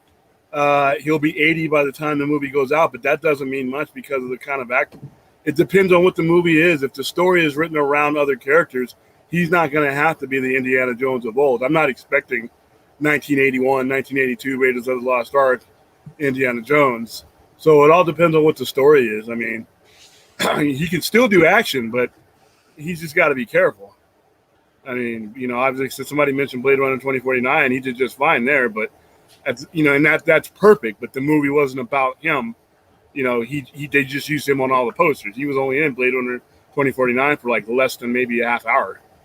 And yet he was on every piece of advertisement that movie came out with. So it could be a good movie. I just don't know enough about it yet. I mean, I hope so. It's James Mangold as director, and I think he's a great director. So, see, the directors let me down too, because every time I think I've seen a director make a great movie, I'm like, wow, I'm just going to continue to see these. I'll get like Taika Waititi. I like some of his movies, and then but I also got to remind myself there's Thor. Well, Thor was good though. Thor was garbage. But Jojo Rabbit wasn't. Jojo Rabbit was an Academy Award. The first Thor? You don't like the first Thor? No, it's talking about Ragnarok. Now, all three Thor movies, if they disappeared, would not affect my life negatively at all. I think that's they are the bottom of the MCU. That's I like Ragnarok. I thought Ragnarok was. See, what Ragnarok did is expose the fact that they can't make that character appealing on his own. Thor is appealing in the Avengers movies, and Chris Hemsworth does a great job in those movies. But on his own, the character, the way they develop him, is very weak to the point they had to flood that movie with everything but him to carry that movie. Well, I mean, who wasn't in that movie? Well, he lost his brother. He lost his whole kingdom. I mean, like, I thought the arc that they started with that movie continuing in Infinity War was strong. I thought he was at his best in those two movies, honestly. Dang it, William! I really liked Ragnarok, man. Why you gotta do that to me? Man. Like I said, they looked at that character as they have developed him and realized that if they don't stop him with other characters and pretty much make it an Avengers type movie, the story is weak. They learned that from Dark World for sure. No, it's true, because like Dark World was like the only kind of like considered the Thor standalone, because the Hulk was in Ragnarok and everybody was in Ragnarok. Valkyrie was in Ragnarok, and I love Valkyrie. Like, everybody was in Ragnarok. So, and like I said, because that was the movie they needed to save the Thor franchise. Because that was like it's like three strikes you're out in a way. But like as far as directors goes, it's like, I like Jojo Rabbit. I like some of the stuff that he's done, but I don't like any of his Thor stuff. So I'm real cautious about director. Denny Villeneuve, he did Blade Runner 2049 and he did Arrival. So, but Dune, I'm jury's going to be out for Dune, so I actually see it. I think Dune's going to bomb at the box office, by the way. I think it's going to be a great movie. I'm hoping it's going to be a great movie. I think it's going to bomb at the box office, but it's going to win a bunch of Oscars. So that'll balance it out. But I think they're going to take a bath on that one in the box office, unfortunately. Oh yeah, I don't think that it's gonna. Well, it's not it's unfortunate, but I don't think it's gonna do well. Yeah, it's not the type of genre these days that's gonna get the kind of money that they would be expecting in that one. And it's an IP that a lot of people really either don't know or not, not very familiar with. It's not like Lord of the Rings where it's a generational thing that's been handed down. Dune is a really, these days in 2021 is an obscure IP in comparison. Not on its own, it's people know Breaker, but in comparison, it's a very, very obscure IP. And like I said, but I think it's going to be one of those movies that does well with critics and voters, and I think it's going to be a big Oscar hit at the end of the year. I hope You Do Suck was joking, by the way. I hope that's actually not William's favorite MCU movie. What did he say? He said Age of Ultron was your favorite MCU movie. Nah, I actually did a ranking of all my after Infinity War was over, and the Captain America and Avengers movies were at the top, and the Iron Man movies. I mean, most of those, and the ones that were at the bottom, as you can realize, would be the Thor movies, Captain Marvel, Guardians of the Galaxy 2.0. I thought was horrible. I loved Guardians too. I like that. It's a watered down version of the first one, which is okay. You have better resources to make a better movie than they did. I thought it told a much more emotional, more resonant, no pun intended, story in regards to that. I like the dynamic between Peter Quill and the villain, Ego. I like the stuff that they did with Gamora and everything. I don't know. I like that movie. I thought the story, the emotional. Then, William, what do you think of this idea? Then, what do you think of Namor being rumored to be in Black Panther 2? Without knowing the context this guy, I'm okay with it. Tanakh Hurta is possibly cast. Cool. Yeah, I said, the only way I could ever knock a casting of a character is if I knew what kind of story that the director or screenwriter was telling, and the actor just didn't seem to fit the story that they're telling. But without knowing what they're going to tell, this guy could be the greatest thing since sliced bread to that character. For all I know, I made that mistake with Heath Ledger because I laughed at the casting of Heath Ledger. Oh yeah, me too. Right? But when I heard the voiceover for the first Dark Knight trailer, I was blown away. So at that point, I stopped doing that because I don't ever know what the director's vision is going to be. Yeah. You know, so and until I know that, it's really hard for me to say whether. But what is this guy from? What is this guy from? Let's see. I believe he's in Narcos. Reportedly be playing Namor the Submariner or Submariner, King of Atlantis. We know that he's not the King of Atlantis. The real King of Atlantis is Aquaman. In Black Panther, I know, and for all those who would have come at me, I know Submariner was around before Aquaman, but Aquaman's better. In Black Panther, Wakanda Forever, the first Black Panther movie set Wakanda up to be one of the most important locations in the MCU, a fictional African nation possessed of blah blah blah. There have long been rumors that Black Panther 2 will ignite a conflict straight from the comics between Wakanda and another ancient secretive civilization, the underwater kingdom of Atlantis, ruled by Namor the Submariner. Atlantis is a warlike nation whose inhabitants despise the surface world. That sounds familiar. Iron Man 2 hinted at Atlantis' existence in the MCU with a shield map highlighting a hotspot in the Atlantic Ocean. I remember that, yeah. I think that movie has a bigger problem, though. Not a bigger problem, but a bigger concern than whoever they cast. And it's the fact that there's not going to be any T'Challa in it. And to me, that crashes the story for me. I think it's going to be. I think it's going to be a bigger issue than people actually want to give it credit. And for. I think Marvel's making a massive mistake in doing that. But that's their decision. Wait, in regards to what? Not recasting T'Challa for any Black Panther sequel. I think that is absolute just fan pandering to not continue with your story. Okay, so they're not planning on like having Black Panther in a movie then? No, they're not going to recast the character according to Kevin. How are Feige. they going to do that? I don't know. I don't think they should, but there's going to be a Black Panther. It just won't be T'Challa. Which is wrong. Which is wrong. They should. Yeah. What are they going to do? They're going to kill him off screen. Yeah. And that's not a worthy death of Black Panther. Well, no, and it's not what you do. That's not how movies are made. It's make believe. You're playing characters that are larger than life, that are going to be played for decades and decades and decades. Yes, Chadwick Boseman passed away, rest in peace. But you don't stop that character. The character's been around since the 60s and is going to be around beyond that. You to not recast that character and move on, I think, is a huge mistake. Now, if they want to take some time to let people get over, have some space between him passing and the next movie, that's fine. But to make a new movie with a new Black Panther, if it weren't for his death, would you be doing that? I mean, that's to me, that's not how they should be going about it. But like I said, I mean, here's the thing with this. Like, I'm excited for this because Namor is a great character in the comics. Like, he's basically like one of the biggest jerks in all the comics. Like, the guy, he's like an a-hole. He's like a complete anti-hero. So I mean, I'm excited for him. I'm not familiar with this actor, but the idea of like Wakanda versus Atlantis, like a war movie, that could be really cool. Yeah, I mean, and like I said, that premise of it, but like I said, I can't get over the fact that they are unhinging their movie to fit real life things. You're unhinging a comic book movie. It is a comic book movie. Well, yes, but I think I don't know. It's a tough situation. I mean, I imagine I don't think it is though. It's not tough. It's not tough. I think it's tough. I think it's a very tough situation. It's all you have to do is recast. Because you need to be very careful with how you handle that because you don't want to come across as disrespectful to character.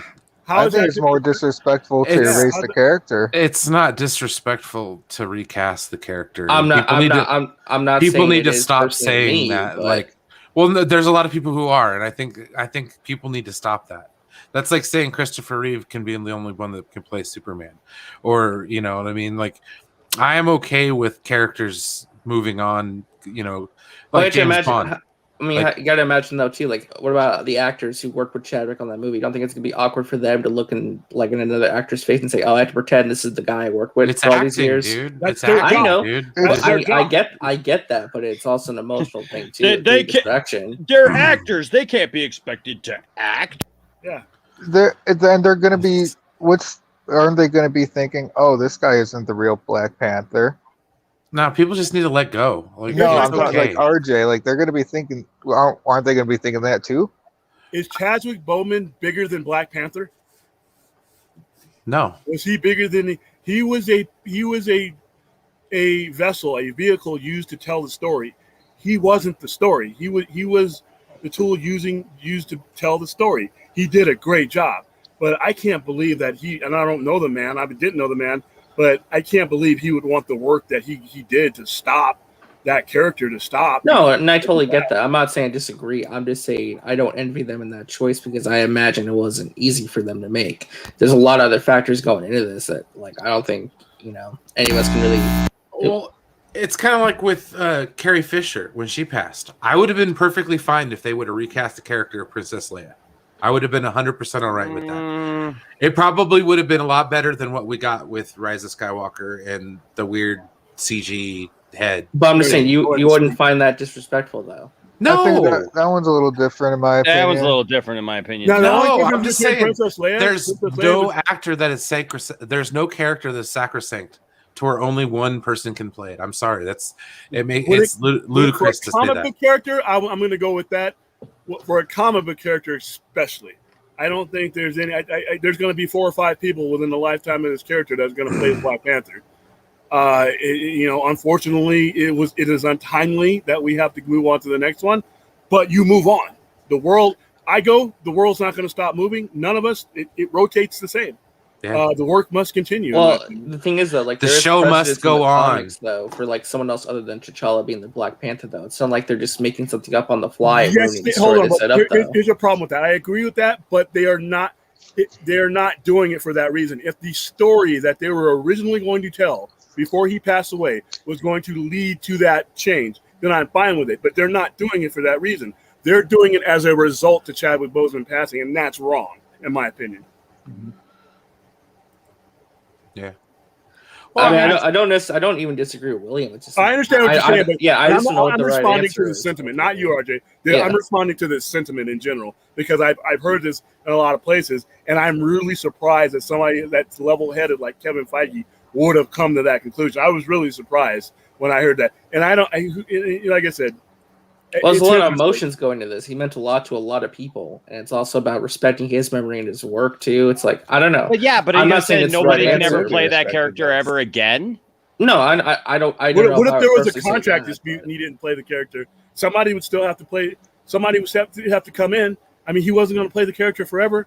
He might not have played the character forever in this iteration of it. And honestly, they already did it to Princess Leia because they already let her daughter play her with a mix of CGI to bring her to life in Rogue One. So that is true, and same thing in Rise of Skywalker. So like she was the one that they put the. They're about ready to do it over. to Luke Skywalker, for God's sake. I mean, No, that's even bigger. Star Wars in defense, Star Wars is a little bit different because those characters and everything about those characters were built largely around the personalities and acting abilities, whereas the character of Black Panther was built along 20 years before Chadwick Boseman was even alive, and is going to be, even if he lived to be an 80-year-old man, guess what? It's going to be along afterwards. So it's the character first, and everybody involved in these characters is a tool to tell the story. Everybody, the gaffer, the director, the camera, everybody is a tool to tell the story.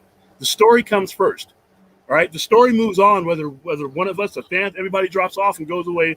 The story has to be put first. And if you put other things, especially things outside in the real world, ahead of that story, you're compromising the story.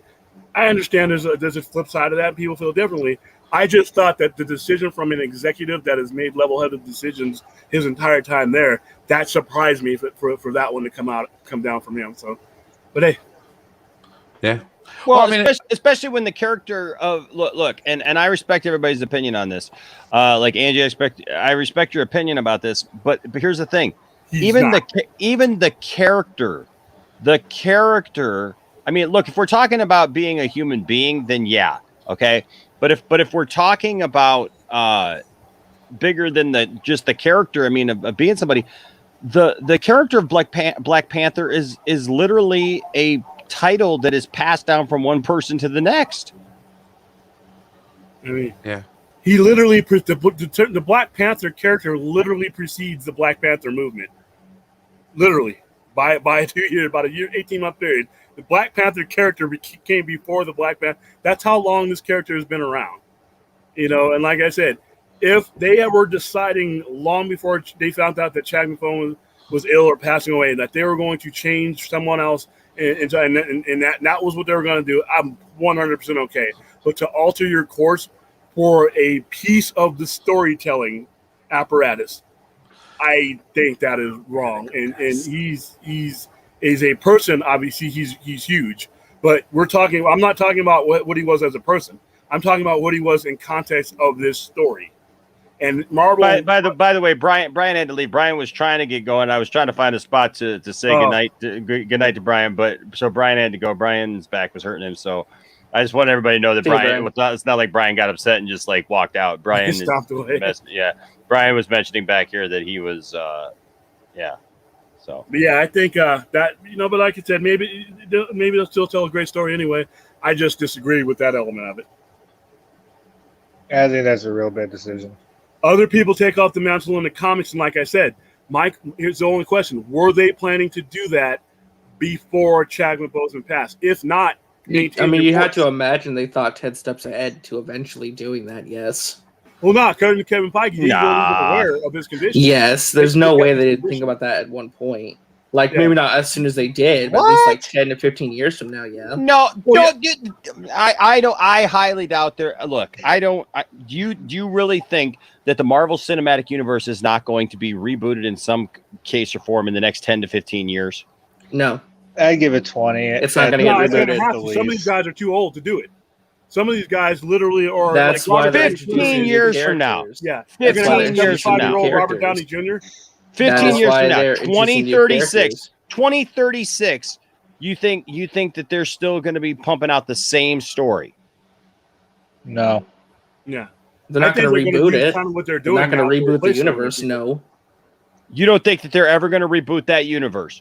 So we can maybe get in like 10, the 2040s, 2050s. Oh, but no. What? RJ, nope, come on. They're RJ, here's not why they rebooting can't do that. Here's why they cannot do that. The relationship in the demo between how these people relate to these characters has to stay in line with the average median. I'm not saying they won't eventually reboot it, but not in no. It's going to be 10 sooner to 15 years. When you figure when we started this whole thing, your main money demographic is 18 to 34 years old, and that graphic doesn't shift. It doesn't slide. We may slide out of it as we get older, but that main money demographic is going to stay the same. And as that happens, eventually you have to bring down your characters to that. You're going to have a character that is within the realms of those. Yeah, but you guys realize that you're going to have a younger generation looking at a bunch of and old younger guys. generations of heroes being introduced to carry them the next 10 to 15 years, right? That's what they're introduced on these characters for. Chris, the old actors are getting phased out by the new characters. That's what's going on. Well, that's a reboot. That's not a reboot. It's continuing the story. It's going to be real hard for them because what the MCU done is, especially like we say with Captain America, there's going to be another Captain America, but I don't think your new Captain America is Sam Wilson. Chris, I can't recall his last name after all this time, but they're not going to tell his story through with somebody else's. They're not going to do that. They just because your new Captain America is Sam Wilson. That's the story going forward. No, I'm talking about a new Steve Rogers. There will eventually be a new Steve Rogers. Probably not for another 15. Probably not for another like 20 years though. Nah, I don't think they'll wait that long. I don't think they're going to leave. They have another decade plus of stories to work with as it is right now. They don't need to reboot and bring those old characters back right now. RJ, listen. Yeah. We're in 2021. 20 years ago, 9/11 happened. That's how long ago 20 years is. Yeah. Okay. Wow. These same people are not going to still be doing these roles 20 years from now. I'm not saying they will. No, but I'm just saying, like all these people, look, they got Angelina Jolie in the Eternals. She ain't going to look that way for 20 years from now to carry on the Eternals. You're going to get a couple of movies from this, and I get it, where they're going to bring the Fantastic Four in. They're going to bring the X-Men in. Generation of heroes for a reason. Yeah, it's not a younger generation of heroes, though. Yes, it is. Kamala Khan, Kate Bishop, the Young Avengers. You're telling me that's not a younger generation? And that stuff, I guarantee you, ain't going to keep people interested for another 20 years. I guarantee you will. I guarantee you will. They can't even sell those comic books, dude. Young Avengers was a hot seller. The Miss Marvel comics were selling. Some of the Captain Marvel comics, they're not selling. Some of the other stuff isn't selling, but there are some big characters like a Miles Morales.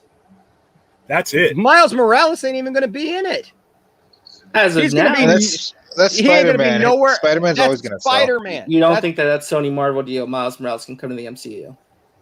He ain't coming to the MCU. No. They're not going to let Miles Morales. I guarantee you Miles is coming to the MCU. Because they're going to because Sony is going to phase this out where Spider-Man ain't even a part of the MCU anymore. No, Spider-Man's staying with the MCU for a while. Sony benefits from the deal. They are not getting rid of that deal. Weren't you on that stream? Were you? Yeah, I was. I was watching. I agree with Ashley 100% on what she said. Hold on a second. Peter Rabbit's Defender with a $4.99 super chat. Thank you, Peter Rabbit's Defender. I'm gonna start being a little more diligent in when super chats come through, no matter even what we're arguing about. I'm gonna punch in right here real quick. $4.99 super chat. Thank you, Peter Rabbit's Defender says T'Challa will be full-time king. Killmonger will be recantation and learns to become a good man, and then he will become the new Black Panther. Problem solved. I don't think that Killmonger's a mass murderer. No. Yeah, they're not going to make Killmonger.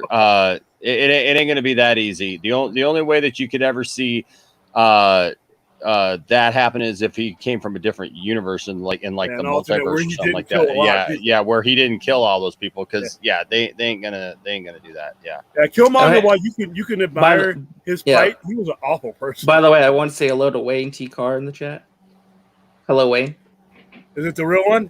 I think so. Well, even Enoch should know. Hey, on that Sony thing, and that's just like I was trying to explain to her the other day. This Marvel and Sony don't need each other as much. Yes, Sony needs Marvel. I think. No, they don't. I think they do in some regards. Yes. Okay, They're benefiting from Venom being co-MCU because they're. Why is it that Morbius is part of the MCU and it made $858 million? Here's the thing. This has come down to money and leverage. Right now, they've seen that they can make a movie absent complete connection of the MCU and make $858 million that they kept. Now, money with Marvel in the MCU when they do these Spider-Man movies, even if they were to drop in box office, they're splitting that money with Marvel. So, not for as big of a profit as you think. Sony still gets majority of the money. Yeah, but what's better, 100%? That's what I was trying to ask you. What's better, 100%? What's higher than 100% when it comes to money? Well, I think they only split the money if Spider-Man is doing something with the MCU. Exactly. Other than that, if Sony uses Spider-Man, they get 100% still. Far so From it's a Home win-win made $1 for billion, them. and they're going to keep making the Spider-Man movies because they're going to make a lot of money for both parties. They both benefit. No, because it makes their Sony movies successful because they're kind of like in that weird in between place where they're kind of MCU but kind of not. They are going to keep that deal going because it benefits both of them. They get to make $1 billion Spider movies and get to make movies like Venom that do great at the box office too. It doesn't benefit both of them. It does benefit both of them. Moving on with X-Men, Fantastic Four. He has other IPs. He doesn't need them. And you got Sony who can collect. Spider-Man is still the flagship character. It doesn't matter. Of what? Not of Marvel. He's a sidekick. Yes, he is. No, he's not. He's still the flagship character. Okay. Now, hold on. Wait a second. I love Spider-Man. Spider-Man is probably my favorite Marvel character of all time. But you cannot tell me with a straight face, and you're not because you don't even have your face up right now. You cannot tell me that Spider-Man is your flagship character of the MCU when, first of all, he wasn't even there for the first majority in Marvel of comics, years. Not just the MCU. Well, he's not in the MCU, though. He's not the flagship person at all in the MCU. He's working on that. Because they will recast him before he ever becomes that, dude. No, Tom Holland's not. Tom Holland is not going to play Spider-Man for another 20 years. Another 10 years at least. Oh dear God. Another 10 years at least. I'm sorry. They will phase out the character before that. And 187, no, they did not redo the deal. This deal expires with this movie. Marvel has not renewed the deal. And I guarantee they will renegotiate and redo the deal. I guarantee you. So what you're saying is hold on. So what you're saying is Sony is building this entire Spider-Verse for nothing because You they do have realize- no plans. hold on, Because they have hold on. no plans with Spider-Man. You do realize going forward. Disneyland just built a giant Avengers campus that Spider-Man's the flagship ride, right? And that's the Tom Holland version. Disney put a lot of money into that. Let's do this logic.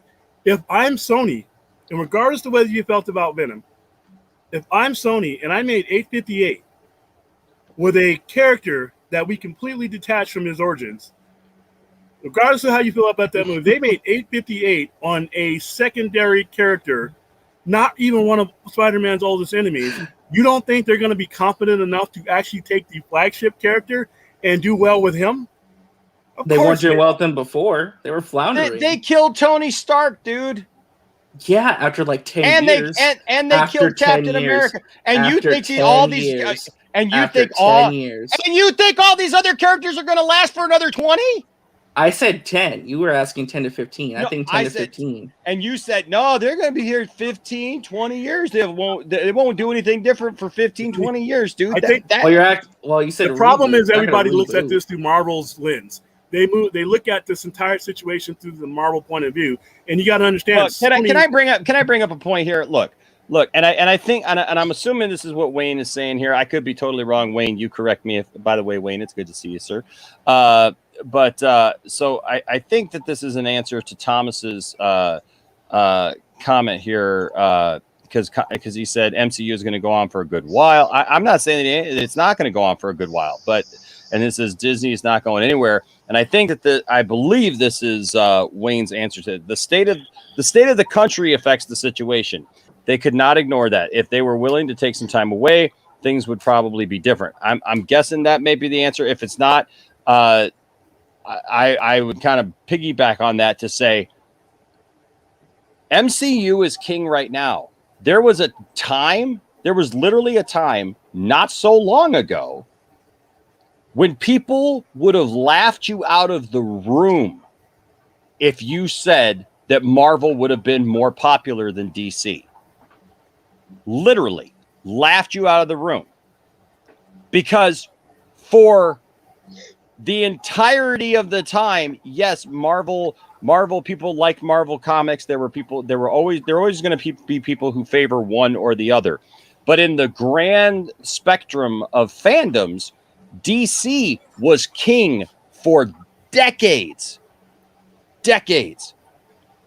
People, things change. No, of course things change. Yeah, things change. And so this idea that this is just going to last forever and they're never going to have a misstep and they're never going to find a time to reboot it. They're not going to, in 20 years, by the time you get to 20 years from now, okay, with all the movie, like you go through all the characters, Fantastic Four, X-Men, everybody, 15, 20 years from now, the problem you're going to run into, dude, is there ain't going to be no more flagship characters to carry the torch, and you cannot base your entire thing off of side characters. No, I get that. I'm saying like maybe I'm not saying they're never going to reboot. They're going to have to reboot at some point, but not in the. I think in like. And here's the thing: I believe in the next. 20, I believe in the next 20 years, dude. To say even that comic book movies are going to be the rage 10, 15 years from now. People are already talking about the fact that comic book movies are like dealing with on their last leg almost. You know what I mean? That it's like people are getting tired from them. People are, and maybe that's also kind of something that Wayne's saying. I don't want to speak for Wayne, but I was just kind of going off what his comment said there. Listen, people are already talking about how comic book movies are all becoming very formulaic, especially the way Marvel does them, because pretty much we get the same kind of thing over and over and over again because they're made to be popcorn phase films. is about DC reinventing the MCU. Comic wise, DC sells better, by the way, for me, at least for me. So I'm just saying. I mean, like, well, of course, you know, like I'm not saying like it's never going to be rebooted. A lot can change, and like even like 5 years from now, a lot could change. Like the future's unknown. I'm just saying, like if we just like go with the pretense that everything's going to stay the same. Feige said he's going to be making these movies for the next 100 years. So I'm wrong. I'm sorry. And also the access to all these things that's changed everything. You don't have these tribal settings like we did about 5, 6, 7 years ago because everybody has access to everything.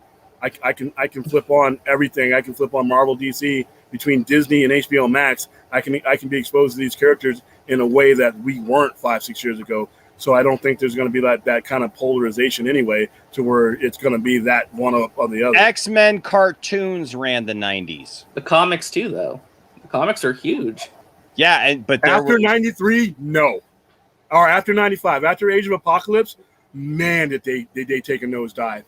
Wow. Age of Apocalypse was one of the best stories ever. Yeah. And after Age of Apocalypse, man, because I remember jumping my order up because I'm like, dude, this is never going to end. Everybody was into that storyline. And then once it came down, and that was from that area of 1995 to 1998, where Marvel Comics really was hurting. And that's what caused the whole near bankruptcy situation that even allowed for Sony to acquire Spider-Man to begin with. Comics was, the late 90s was bad, man. It was, if they ever do like the behind the wrestling ring where they show the dark side of the ring and all that, you need to go from 1995 to 1999. That's a forgettable era in comics. Comics nobody carried the 90s in the 90s. Nobody, especially Marvel. Marvel's So Thomas, I would just say this though: bringing in new characters keeps it fresh. I feel that's fine. Yeah, bringing in new characters does keep it fresh. But here's the thing: not all characters are created equally. Oh, of course. And the thing is, but hold on though. Why has Marvel attained the goodwill that they have? Because the characters that they've put out have been the main characters that people care about, that are in the public vernacular. What I'm saying is yes, look, Guardians of the Galaxy, I was absolutely wrong on Guardians of the Galaxy. I knew nothing about Guardians of the Galaxy. Most people knew nothing about Guardians of the Galaxy, right? There was a lot of people who thought that Guardians of the Galaxy was going to be the misstep, right? But here's the thing. Yes, you can introduce some characters like that, and you're going to have these times where it's going to be great, and it's going to be awesome, and it's going to be this thing. But for anything to try to keep up something like that, you're talking, dude, by the time 20 years, 15, 20 years, you really think that they're going to keep the same continuity for 30 years? Well, I'm saying like in 30 years, 20 years, yeah. No. I'm saying if you go back, how long is the MCU existed? Since 2008. Now? Since 2008, right? So we're already at 13 years. So you're going to tell me you're going to go another 15, 20 years on this continuity? I think in a movie realm? I think you're going to go for at least another 13 to 15, and then they'll reboot it, maybe. Nah. So you're going to tell me they're going to go 30 years on the same continuity, and they're just going to be able to keep putting out they're going to get to the very bottom of the barrel of Marvel characters. You're going to do every Marvel character pretty much before it's all said and done. The X-Men and Fantastic Four have stories ripe enough to go off of for 10 years at least. To me, it may not be a reboot, but they will shift the focus to it won't be Avengers centric anymore. It won't be, and it really won't have to. You got a lot to do with the Fantastic Four. The only way, I'm just saying the only way this thing gets rebooted in like less than that time is if there's some spectacular failure. The term reboot is not the accurate one. I think a huge shift in focus would be the accurate term. But as far as that Sony Spider-Man thing goes, why? I mean, like I said, why they're building their own universe, and they've proven that they can make money detached from the MCU. I mean, why not make their own movies where they get 100% of everything? 100% distribution. Why not? I mean, my money is betting that they don't renew that deal after this one expires. I guarantee you they do. I really. I will make a wager. I'll make a wager. I will gladly make a wager. I think they do because I think it benefits both of them. Honestly, I really do because you're gonna get the MCU fans interested in the Sonyverse because there's gonna be that connection, subtle or not. Hi. Hey, Jarbo, what's up? What's up? I just came in to tell you that you're all wrong. Well, before you do that, Peter Rabbit's Defender with the $3.99 super chat. Thank you, Peter Rabbit's Defender. I love that. This is a total nerd discussion. That's great. Tom Holland's Spidey is the new Harry Potter, Enosh. Yeah, because he's going to age into the role, and they're going to keep making. And he's signed to Sony. Years. Hold on, though. Okay, so just because there's I guess I would say this idea that just because they're making a theme park with around certain characters or around a set of characters or whatever, it's a Disney-owned thing, by the way, with a Sony character in a Sony movie. No. Yeah, no, that's a license. That's a separate license altogether. That's a separate Tom license. Holland version. No, it doesn't matter. It doesn't matter. They That's worked wrong. a deal with Sony in order to be able to use the license. Yeah, it's a license. So if they're not going to spend $1 billion on a park with Tom Holland fronting it unless they have plans to move forward. I've been listening to your guys' argument, and literally it's like, what? Like, I am legitimately what? Harry Potter's got a whole world too that thrives and everybody goes to and absolutely loves. But here's the thing. Harry Potter movies. Where are we at with Harry Potter movies? They're scraping the bottom of the barrel on a prequel that nobody really ever admits to liking. Even the hardcore fans don't even like it, but they're still putting them out. And but that has there's still Harry has, Potter land that people still enjoy. Potter land that's based around Harry Potter. But hold it doesn't mean that's the future. Because the Harry Potter land is a deal with Universal, and because of that deal, they're not able to start pumping the well for Harry Potter until 2025. So they're not able to start even working on rebooting the franchise or continuing it in any particular way until 2025. So they're already made their deal, and they're already now just waiting for it to expire. The fact that the HBO Max has now got the Harry Potter movies means there's been some movement on that deal in regards to them getting the full-on rights back for the IP, but no, they can't touch it. They can't touch it.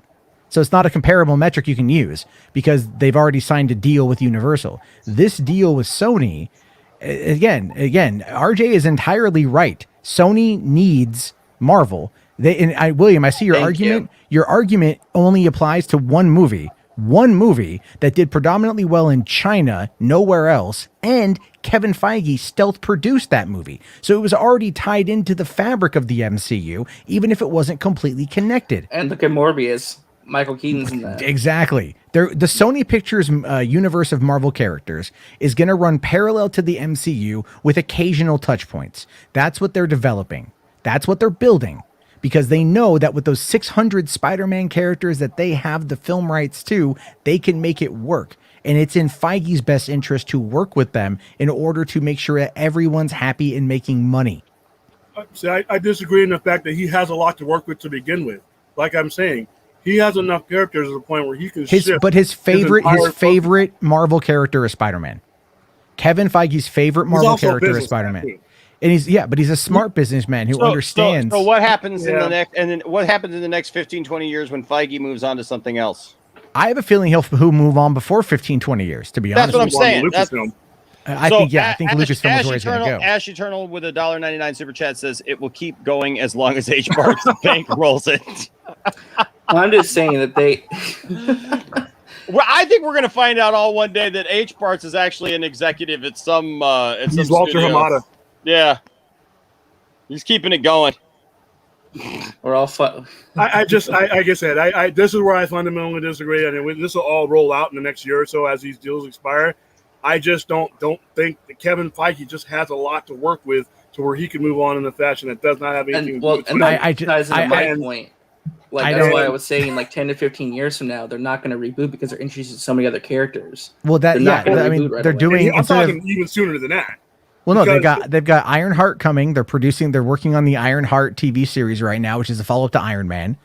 Fantastic Four is coming, X-Men's coming, Young Avengers, all of those Young Avengers, all those hundreds of characters that they're going to be able to run through. Will they eventually maybe recast someone down the road? Sure. Fine. But the Loki writer was just now talking about Secret Wars, and that's a big reboot event that they could use to reboot the whole universe. I don't think they wanted to. But I don't think they're going to reboot anything. It doesn't make any financial sense to reboot anything because there's such an emotional connection to the MCU that rebooting is going to come across as cheap. Unlike DC, which rebooted because it's just dead at this point in time. They got nothing really of value. There's only ever been one iteration of MCU. You've never had another Iron Man. You've never had. Eventually, you're going to have to let go of these characters, no matter how tight they were always. The thing is, here's the thing. H Parts with a $2 super chat says, "Wait, Matt is here. 3 streams, bruh. Dude, I'm tired. I took my melatonin. I was just listening in bed, and I'm like, I'm getting pissed. So I had to come in and correct you guys because you're totally wrong. I just agree. Here's the funny thing. Here's the funny thing. I don't care. I don't freaking care. I don't know. You're yelling at RJ pretty loudly, so it kind of came across like you cared a little bit. Oh, come on. Man, you need to watch the streams more. RJ, turn the volume down. You gotta, you're getting a little heated, getting a little spicy. Little Enosh is getting a little upset. Am I? You know? With melatonin you're taking, Jarbo? Yeah, it's a new brand. Yeah. Okay. I think you obviously unscrewed the wrong bottle.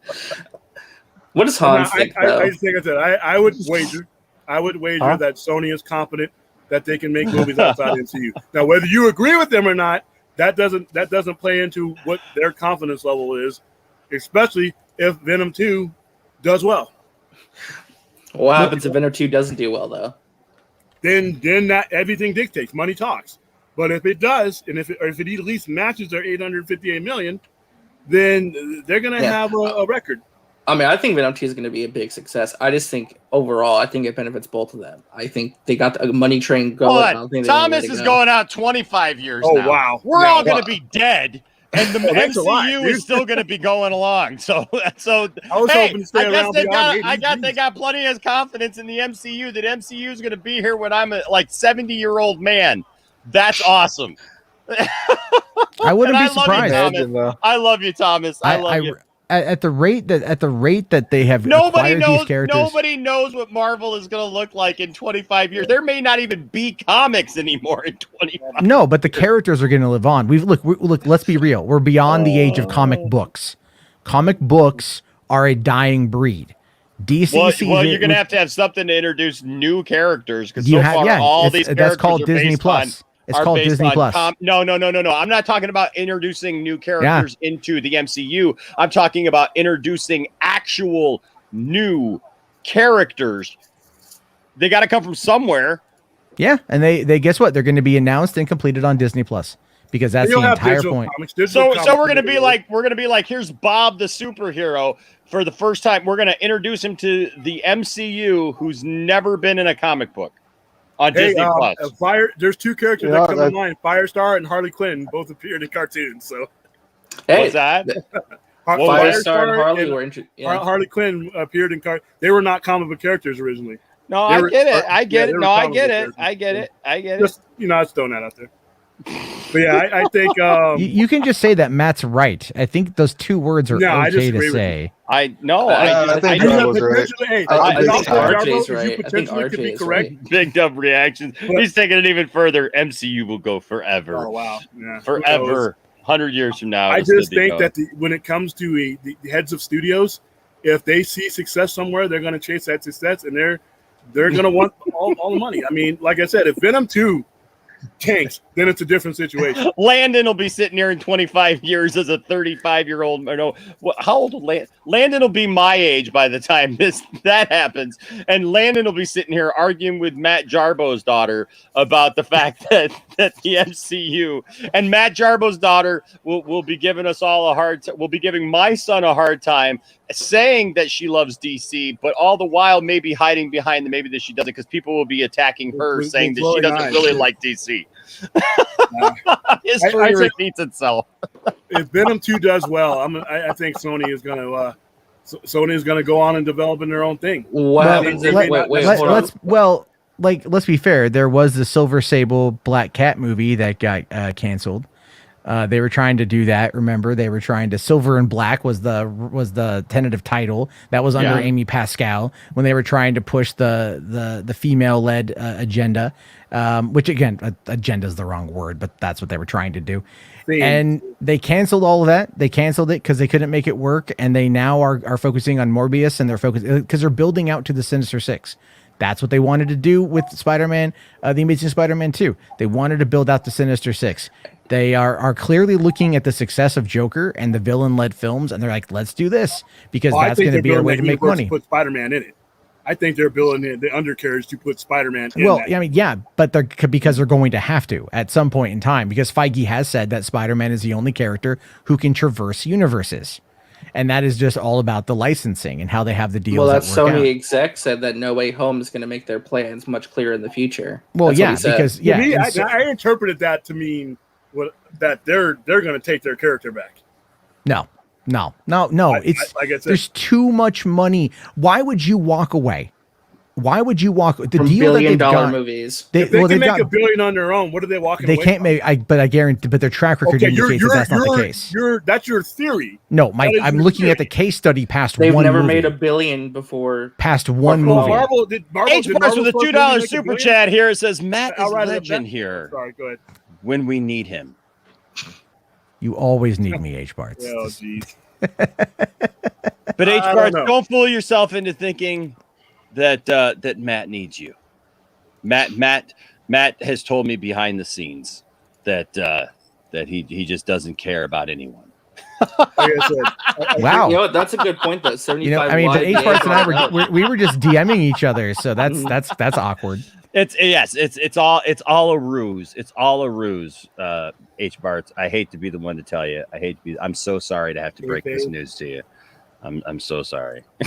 Well, 75 YBA brought up a good point. They're going to introduce Deadpool into the MCU soon as well. Like that, there's so many characters. And there Ryan that's Reynolds will going be on. playing Deadpool for the next a 40 PG years. is it going to be a PG-13 or Deadpool? Well, I'm just saying they got characters to go from their 10 to 15 years. Yeah, They and got like I gas said, in the tank. Deadpool's already on Deadpool 3.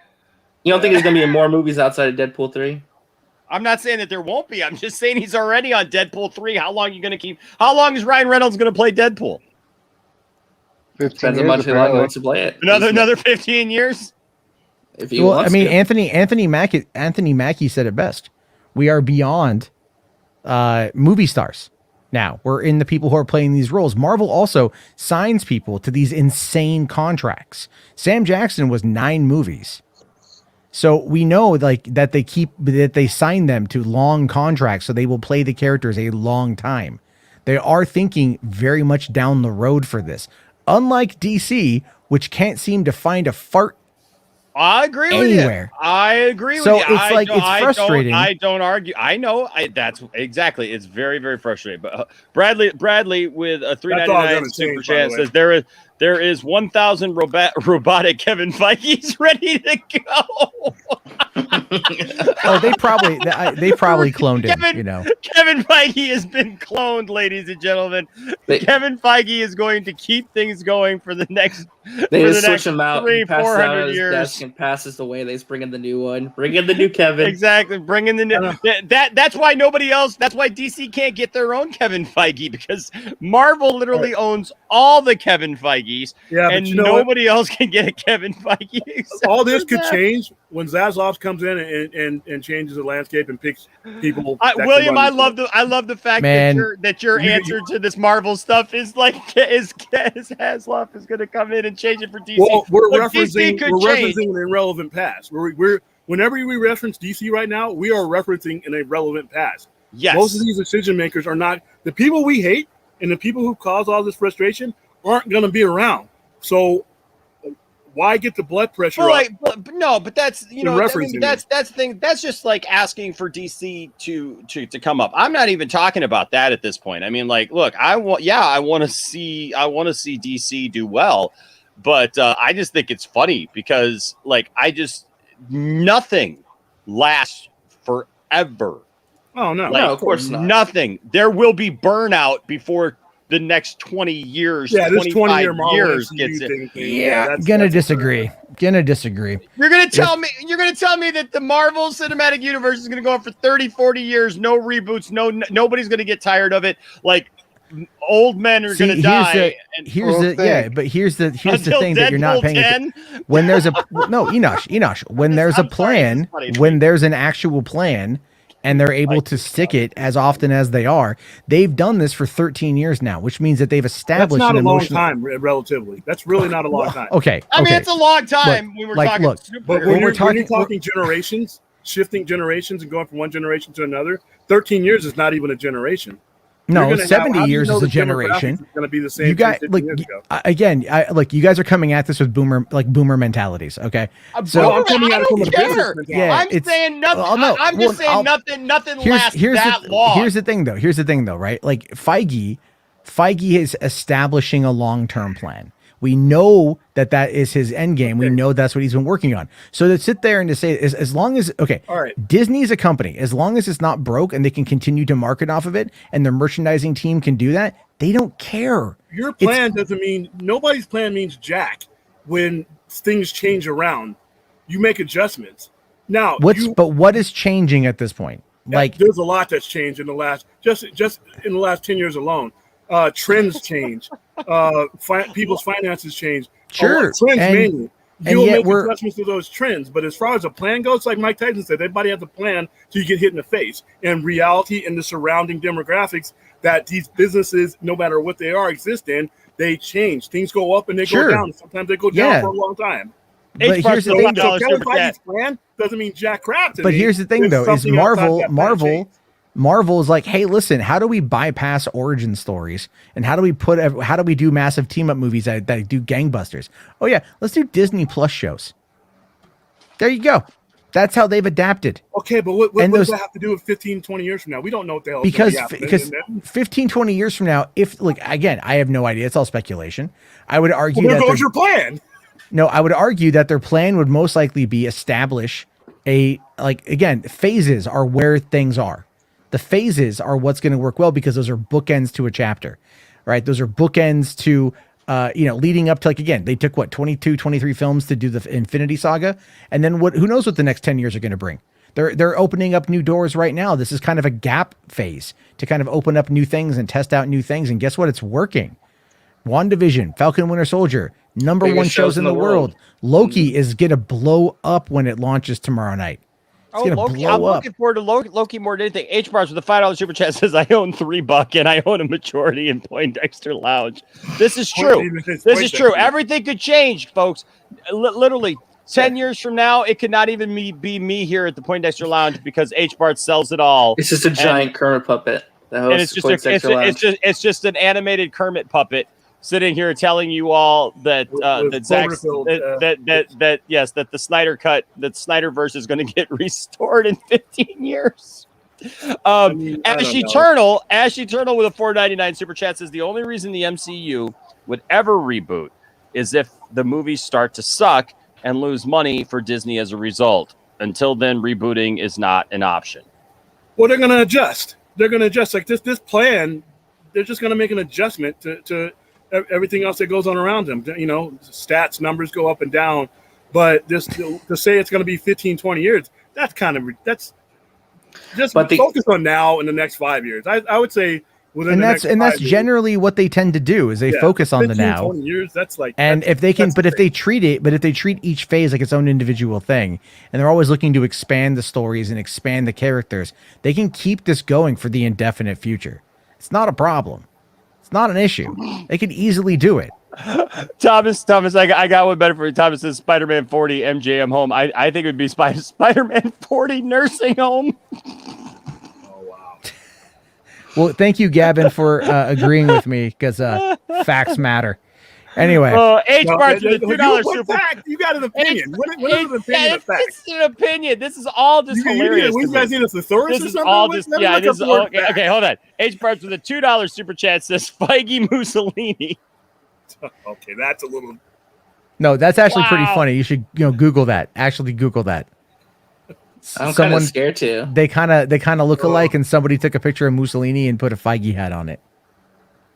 Oh boy. But okay, so Paul says we can't keep getting the same Marvel formula indefinitely. We're not. The formula is altering this phase. That's the entire point of this phase is experimentation. That's what they're doing right now. It's all about experimentation, evolving their properties. That's exactly right. This is what they've been up to. Like they're planning, they're changing with the times and they're figuring things out. Again, it's like I understand like DC's Warner's all in a state of flux. But I'll tell you this though. Will finally graduate high school. No, he'll graduate this year. He'll graduate college in 2032. That's what's going to happen. He's a college graduate in the comics, damn it. Yeah, well, because that's the rumor is that they want to keep him around for 2 more trilogies after this. That's the college trilogy and the adult life trilogy. That would put him in his early 30s, so that'd be fine. That'd be fine, yeah. And here's the thing with that, and, though. and also, none of these actors were you are gonna going to say want to about move DC, on. None of these actors are ever going to want to move on like Robert Downey Jr. did. Robert Downey Jr. What has he acted in outside of that terrible Dr. Dolittle movie? Holy shit! Oh cow! And that thing crashed and burned. So I mean, you think about it. It's like obviously the popularity of Iron Man didn't carry over in other things. He's going to be doing Sherlock Holmes, which is 10 years too late on my mind. I'm so excited for it though. I love those movies. Oh yeah, me too. I really want Richard Harris to come. No, Jared Harris to come back as Moriarty. You were going to say something about DC real quick. Yeah. So here's the thing with Zaslav that I don't think a lot of you guys are realizing. The dude is like discount TV Central, right? This guy is going to come in and slash budgets worse than Hamada. So like expect cheap shit to come out of the DC era for a while once this deal goes through. You think he's that cheap? Yes, because his job is to mitigate the cost and to expand the brand, and they need the IPs to do it. I actually like. He's right, and I actually like that. And here's why I like that, because Ashley, you have no idea what you've missed. I wish we could invite Ashley on because Ashley kind of spreads some of this. Some of these movies have some of these high expectations because not every movie needs to have $250 million spent on it. So once you reach that threshold, now everybody's under the pressure. Everything's got to make $1 billion. You can make some pretty damn good movies for a decent budget. Well, no, and they do need to cut down on prices. Going Yeah. another 50. So Gavin just said it's going to go another 50. Nothing Marvel is going to do is going to be a complete reboot. I've heard that about Zaslav, and I'm okay with that because I think that brings the threshold down. I'm going to be 94 years old. And this continuity is still going to be in. Nothing has ever kept that kind of continuity ever. Most of the people in the movies right now will be dead and gone, and yet we're going to keep that continuity. How long did Come on, Jarbo. Star Wars. How long did Desmond Llewellyn play Q? How many Bonds did he play Q for? You're going to come. Well, I'm just asking. You're talking about continuity, at least carrying one character over. Well, I have a question actually. How long did Desmond Llewellyn play Q? I don't know how long he played Q. Long time. Well, at least 2 decades worth. Do you think Star Wars is going to get rebooted? Eventually, yeah. No, Star Wars. I don't think. No, I don't know. Reboot it with the 30-year franchise. No. Or moved on with a different set of characters. No. Hold on a second. Stop right there, RJ. I need to know the context. Oh, wait a second. Yeah, wait a second. They're not going to just stop one day. I mean, look, they would be very stupid to just stop one day and go, "Hey, we're going to remake the original trilogy or something." No. We're not. I'm talking about rebooting No. They're not going to reboot the universe. They're going to tell stories within different parts of the universe. This is not that. This is not an original sci-fi creation that's created to sustain that. You're going to run out of characters because people aren't going to live that long. And if you're not going to create new characters, you're going to tell me that 50 years from now, you're going to have enough you're going to introduce enough regurgitated characters that are all going to be that popular to sustain that. Listen, people are already ready to throw out Star Wars over the last 5 years over The Last Jedi because one movie was perceived as bad. One film was perceived as bad, and that was bad. Shut up, Jarbo. That's a whole other conversation. Listen. I've listened to you say a lot of stuff, but I will. But no, you don't have to tolerate like any crap talk about The Last Jedi. No, no. I've listened to you about The Last Jedi. That's not what this is about. I'm not going to get derailed into something that this is not about. Listen, we're not going to get into a Last Jedi debate about it. I know how you feel about it. I know how half the world feels about it. I'm fine with that. That's not what I'm talking about here. I'm saying that just because one movie is perceived as bad, that dominoes into this effect where we got the Fandom Menace and we got everything that's going on. And listen, there was a time where nobody thought that would go away either. But we've seen a lot of crazy stuff this weekend, haven't we? I don't know. But I'm just saying, you can't sit there and tell me that everything is just going to go peachy keen for the next 50 years for the MCU. I'm not saying it will. I'm just saying there's no need to reboot when they have it. I'm just saying if Star Wars doesn't need a reboot, why should Marvel? Well, because Marvel it's a did the same thing Star Wars did, they'll shift. it's a completely different type of story. Is it though? Yes, it is, with completely different types of characters. Because Really? here's the because here's the thing: you're going to eventually run out of being able to have main characters to cement your world around 50 years from now. Hold on, That's hold all on. I'm saying 50 years from now. But the Avengers were all B team characters that they turned into A team characters.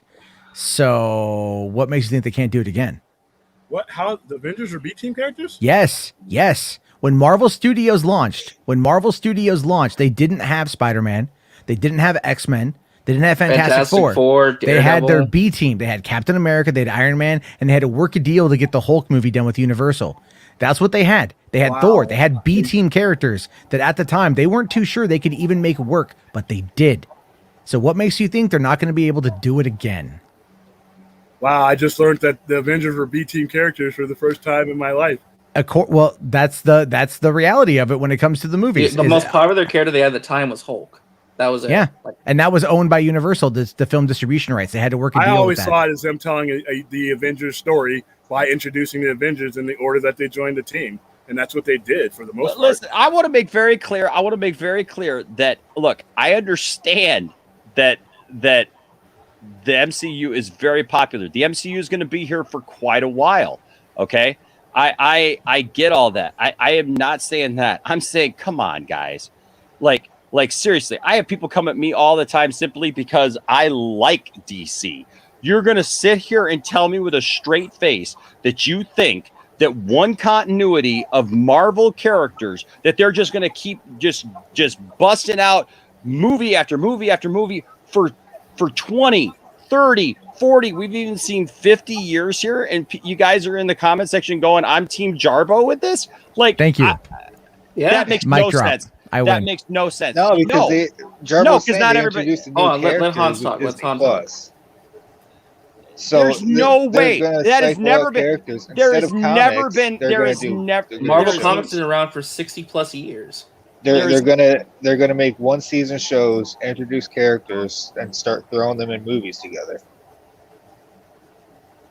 Ash Eternal says, I think $3 Theater is the MCU and Poindexter Lab is the Sony universe of Marvel character. What? He's making a joke. You did. Funny. How much did he pay for that? How much did Jarbo pay for that? First of all, Jarbo has nothing to do with this. Jarbo's on my channel. What are you talking about? Well, I'm helping you make money tonight. What can I say? They're touch points. Provided the truth. Very funny. Very funny. No, because that's my terminology is that there's touch points. That's my breakdown of it. So very funny. Very funny. Ash, thank you, Ash. Thank you, everyone. Press 1 for Team Jarbo. H Parts with a $5 super chat. Marvel comics have been around for 60 years. I get that they've been around for 60 years. DC's been around for 80. I mean, these comics, they're both ancient companies. Come on, huh? I'm just saying there's a different time. Like they can go thousands of years in the past, the future. There's a lot of different opportunities there for storytelling. I'm just saying. Oh dear God. I'm just saying. Yeah. There's the future Avengers. There's Spider-Man 2099. There's a lot of stuff they could do if they wanted to. I mean, once they get into animation, it's going to be game over. Enosh doesn't understand multiverse. Get out of here with that, for God's sake. Oh my gosh. This is absolutely, oh my gosh. I got one thing. You're saying people are going to get sick of seeing new characters. What's stopping them from making like an Iron Man show and recasting Iron Man and doing like a short series? Because people are pissed now that they're even gonna that even anybody. We just got done talking about it earlier. That people are pissed that anybody would even suggest that we recast Black Panther. Oh, I'm talking 15 years from nonsense, by the way. But I'm talking 15 years from now. You're gonna have a problem no matter when it's Iron Man in his own little series. When it's time for these characters to get recasted in any form, it's going to be interesting to see how people handle that because it 2,000 years old, jeez, because it doesn't. They've never had to. It's official. The MCU is bigger than Jesus. There you go. It's just going on forever. We're going to be in literally. You heard it here be first, in the afterlife. folks. Yes, there you go. I pledge my eternal Pastor soul. Enosh Fee. Yes, claims that the MCU is bigger than Jesus. That's going to get canceled, just like Lennon did. There you go. Thank God there's one person. Thank God there's one person. Thank you, Tip. Like, come on. Like, That is just. I'm just saying. I don't think it's that ridiculous. I really don't. This is absolutely. Name one other thing that's lasted 50 years like that. In Marvel general, comics, DC Comics, Star Wars. No. And how many times have they rebooted Marvel Comics, DC Comics in the last 50 years? Too many. Damn it. Costing me money. How many times have they done it in the last 6 years? Too many. Yeah, because the comics. So just because a thing exists doesn't mean that it's going to be that same way 50 years from now. You need to come up with a new The word for comics people. themselves get rebooted every couple of years. I'm just saying. I'm not saying that that MCU's going anywhere. I'm not saying that. This is just hilarious to me that they're like, I get it if you like something. That's great. That's awesome. Like what you like, man. But I mean 50 years from now.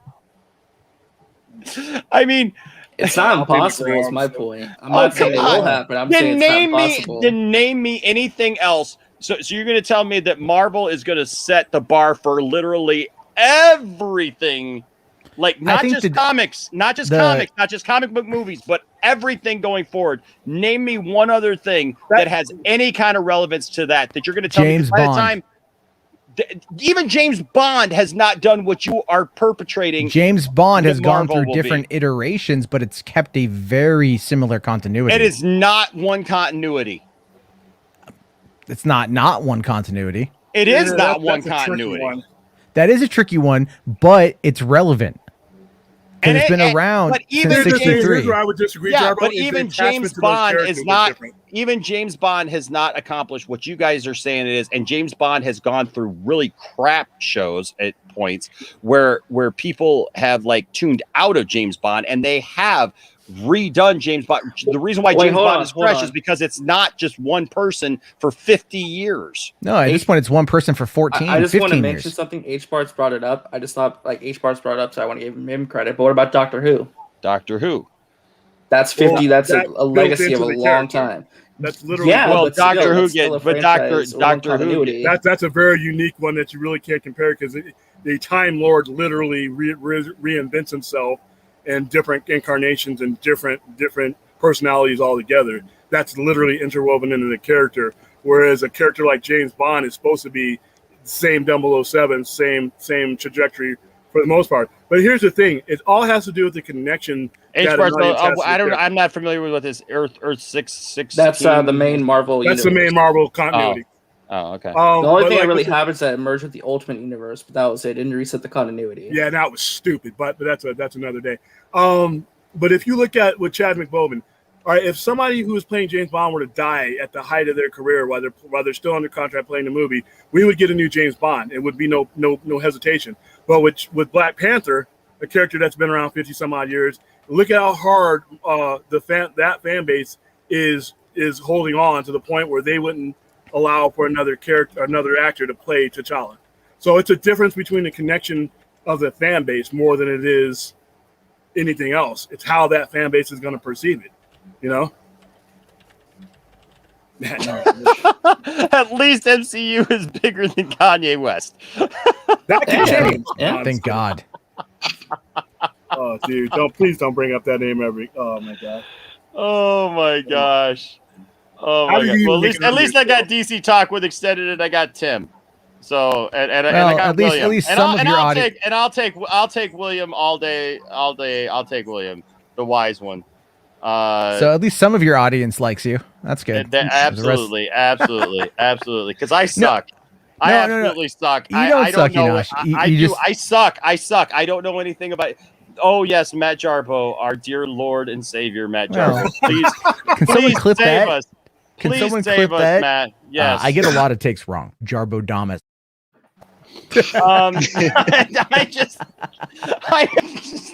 I have taken a lot of flack over the years, not just on the internet, but from my own friends for enjoying the things I enjoy. Well, that was wrong with them. That was wrong with them. But I'm sure it was. But I sit here literally with tears of laughter in my eyes right now. Just I don't understand how you think that this is going to go for another 30, 40 years. Nothing has ever gone that long. So what you're saying even is Star Trek has rebooted itself. Like, come on, they're in a completely different timeline right now, giving us a white Khan. Like, come on. But that's the movies, though. Like I'm talking, like It's in the TV same. continuity. No. John, listen, RJ, it's all the same continuity. It's all same continuity, dude. No. Is it? I mean, like, because the Kelvin timeline and the Prime timeline. They merged, but they had a touch point. No, that's in what I'm 2009. saying. But the movies spawned off of the original series, and then you got Next Generation, and then those all got combined with the movie Generations, and then you moved on, and all the television shows, all that stuff. Yeah, no, it's not like we've only seen Kirk and Spock flying around, in one Enterprise for 40 years, like. No. All right, guys, I'm gonna head out. It's been fun. I agree with this, right, Big Dub? Tom Cruise will play Tony Stark eventually. What is this? Hold on. What is this stuff? Gina Carano did everything. Oh dear God. It's a new T-shirt you can find on the Poindexter Lounge. God. No. There you go. What? It's a new sponsor of my live streams. It's Gina T. What? That sounds like. Never mind. I'm not going to say that. No, that's so we never even actually answered the question of what everybody thinks about this possible casting of Namor. Somehow this devolved into that the MCU was going to be around for another 50 years. No, I went from T'Challa. That was RJ's fault. Well, that was T'Challa. I mean, yeah, that was how I got into the MCU thing because, like I said, I think in order to accept the casting, you gotta understand what kind of story whoever's writing the story is writing. If an actor, you pick an actor like a fan cast that's, well, I think this guy will be perfect for his role. We don't know what the director and what the writer of that story has in mind. Our fan casting may not fit what we think, or what they're doing. And that's how we kind of branched off. So how long do you think The Boys is going to run? Another 2 more seasons. I'd say another 5. Wait, 7 wait, years. hold on. Another 10, 20. RJ's so optimistic. RJ's like, all the shows that I like I'm young. All the shows that I like will always be on. Hold on. I want to go back to an earlier point. We were talking about Star Trek, right? TOS, the movies, TNG, Deep Space Nine. Those all were technically in the same continuity. Yeah. So that would be, if you think about it, that's from, technically even Star Trek Discovery is in the same continuity. At least it was in the beginning. And so you could argue that they recognize the Kelvin time. The Kelvin timeline is recognized. Both timelines are recognized within the realm of Star Trek. They exist between the two different ones, but they're recognized. And there's certain events, if you watch Discovery really close enough, that reference both of them. So it's kind of cool the way they've done it. My point though is Star Trek perfectly encapsulates what Marvel could do. Because and Star Trek finally had to do it right. But see, even Star Trek didn't do it right at first. They wanted to hold on to a lot of the old school until they physically couldn't anymore. But we're not talking about like the business overall idea. What we're talking about is the idea, the writing and the creation, the creative level of it. Yeah, but I mean, it's like, what we've got is we have the TOS, we've got the movies, we got Star Trek Next Generation, those movies, Deep Space Nine, Voyager, Enterprise, all in the same continuity, spanning literal decades. Timeline, right? Yeah, it's the same time. Same timeline. Same timeline. I got what you're saying. I see okay. what you're saying. So Marvel could do the exact same thing. They're going to have to, and I think they're going to have a lot more problems because, like I said, people hold on to these characters. They've never had an iteration. Like I said, it's going to be interesting. There's never been another Iron Man on big screen. So as we go on and we move on to these different things and different generations, are they going to move along with it? I mean, that's the only question at this point. I mean, I think the idea though is that why would they not go along with it? If they're, because like I said, we're talking about people who can't even get over recasting T'Challa. Well, they haven't even attempted to recast T'Challa. That's what I'm saying. That reality, but it's also, Well, it's also the idea though is that it's Gary, how Gary Chadwick says the died. boys is good. Barry says it's good. The boys is going to last another 50 years. I'd be okay with that. I love the boys. I like the boys. Well, the idea that Gavin upped it and said, "Oh, the boys get me 90 years." Sure, but again, the do I hear whole 100? Oh, jeez. This has been a weird stream. I'm sorry. It's just cracking me up. Go ahead, Matt. No, my Lord of the Rings takes are fine. Hans is in the private chat saying Jarbo has bad Lord of the Rings takes. Because the whole thing with this, if you want to compete with Game of Thrones, you need blood and titties. No, all right? Lord of the Rings. I'm just saying. No. Yes, that is Lord of the Rings. correct. Lord of the Rings isn't Game of Thrones though. I want that on a T-shirt. Blood and titties. No, that Yeah. whole thing you just said. I need that on a T-shirt. I'll try to make one. I will buy it and I will wear it on the next. Lord of the I Rings think- is not Game of Thrones. Lord of the Rings, yeah, but Jeff Bezos wants his Game of Thrones. So if he got that's a horrible interpretation. And the Tolkien estate took the 250 million. So you know what? We're gonna have to wait and see what happens. H Parts with a $2 super chat says Days of Our Lives has been around. That's true. That's true. Listen. Just to end this conversation, The MCU is a soap opera now. No. Actually, that's a good point. The MCU is a television show, which each movie is another episode in a season. That's what it boils down to. It becomes must-see TV. That's how they're going to be able to sustain themselves, to keep going. Must-see TV is not even must-see TV anymore. But the concept, Enosh, the concept is there. I don't get how you can't see this. I'm really kind of perplexed on this For one. Like 50 years? It's older than me. No, If- hold on. This whole thing started when you say in 15 to 20 years they're going to reboot. That's the litmus I was looking at. Well, because it went to 50. But hold on, it's already been going for 13 years. Is what I'm saying. If you're talking about it's going to go another 15, 20, that means it's going to be already at 30 then, 40 years. Okay. So it's already going to be like, even by your estimates, RJ, that's what I'm saying. We'll see you later, William. All right, Thank guys. you, man. See you, man. Thank you, man. I William. can't believe you're leaving me here alone with all this. Thanks a lot, William. Your point's been made. I think all points have been made. That's why I feel comfortable. Okay. All right. I All right. think they have to. Okay, but I'm just saying, dude, you're already at, with your estimations, RJ, you're already at 30 plus. Okay, so if you're saying, well, it's not going to go 50, well, you're already at 30 plus because it's already been around for 13. Yeah, and they have enough characters to go at least another 13 to 15. Do they not? Do you not think there's enough characters? I'm just telling you that's like acting like the bubble is never going to pop. Not just on MCU. I'm not saying necessarily that it's going to just pop on the MCU. I'm saying in the superhero genre as a whole is not just going to go just unfettered for another 15, 20, 30 years. I mean, people are already getting burned out on it. Are they? As a genre, yeah. No. The success of WandaVision and Falcon and Winter Soldier have absolutely proven. What we're talking about here, Enosh, is that it's not maybe the concept of superhero comic book stuff is maybe wearing a bit thin in certain areas because there's just a lot of oversaturation.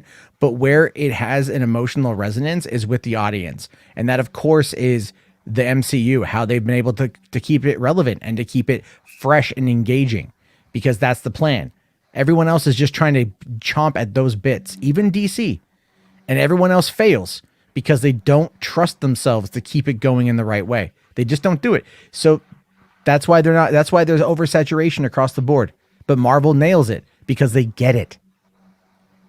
Yeah, but the idea though that just because there's an MCU that the MCU is in the parks and all that stuff. Listen, there's plenty of parks with a lot of different things in it. Doesn't mean that that's always going to be popular. It doesn't mean that that's always going to be a thing. Some things like, they're still around. Look at The Simpsons. The Simpsons has been around since time began. It doesn't mean that it's relevant anymore. There's a park for The Simpsons too, right? I mean, like there's a park. Yeah, there is. There's a park for Universal Studios. Universal Studios has a Simpsons park. It does. It also has a Marvel park actually. which it was pretty cool. I was just there this last year. I mean, it's got the Marvel Park, it's got a Jurassic Park that they're putting in right now. Well, it's been there, but now they're adding to it. They're adding some more stuff. Well, to it. So they got a Jurassic Park. I mean, they got a Jurassic Park thing. They got a whole section for Harry Potter based on the original movies and stuff. So just because there's a park for something doesn't mean that it's always going to be relevant. It may be there. There's been staples of Disneyland and Disney World that have been there for decades. It doesn't mean they're always going to be relevant, and it doesn't mean they're always going to be popular, in the vernacular. I don't know. Gavin here says, I think Enoch is sad that the MCU is going to outlive him. Oh my God. Yep, that's what it is. Yeah. That seems about accurate. The only reason I brought the theme park stuff was I was bringing it up in regard to Sony and Disney. That was what I was bringing up as, not in terms of relevancy. That's why I brought it up. Yeah, but it doesn't relevancy play though into the idea of rebooting it or it not being like a well, of course, yeah, a thing right now. That's what I'm saying. I'm not disagreeing with you. Like the future's unset. I'm just saying if they continue on the path, like if everything goes smooth sales, no issues at all, they keep reinventing what they're doing, which is what Phase 4 is dedicated to. They're not going to need to reboot for at least another 15 to 25 years. It depends. I'm not saying it can't happen. It probably will. I'm just saying, in my mind, if things go as planned and nothing changes, and they go the trajectory they're going, I think it'll be fine. The likelihood of a hard reboot is slim to none. Soft reboot across the board, yeah, maybe they'll do something where the multiverse kicks in and they go a different direction for a little bit, then they bring it back around. Like who knows someone's gonna try it. Someone's gonna try X-Men, it. Wolverine, Deadpool, Spider-Verse. Like there's a lot of opportunities for storytelling. Yeah, and then Sony, they can continuously work deals with Sony to bring those characters over. Like what if it was like Avengers versus Sinister Six or some shit like that? Like anything could happen if the right deal takes place. They're doing Avengers versus X-Men eventually. Eventually, yeah. I mean, that stuff's all on the horizon, and that's going to take years. Who are okay? So here's a good question for you, right? So, X-Men versus the Avengers. That's great. Hold on a second. First of all, music, man, I'm not irate at all. I'm sitting here laughing. I'm literally laughing. So I don't know why you think I'm mad. I'm not mad at all. I think it's absolutely hilarious. But here's the thing. I'm not mad at anybody. Yeah, no, we're all cool. It's all good. There ain't nobody mad here, music man. I think that this is just pretty funny. I already have an answer to your question. Unless it's a different question. Yeah, no. So I can't remember what I was going to ask now. I think you were going to ask who the Avengers are going to be. Oh, okay. Oh no, yeah. So if we get to a point where literally we get the X-Men versus Avengers, that's great. And that's awesome if you have X-Men who are in their prime, like the X-Men we all know, right?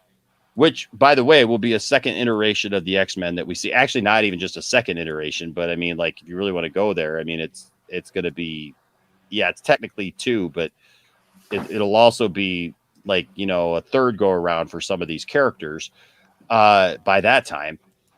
But what relevant people, like, yeah, there's going to be Avengers, and yeah, they may even be cool to some people, but it's never going to be that same, I don't know, spark that it would be if you have the X-Men in their prime with the prime characters of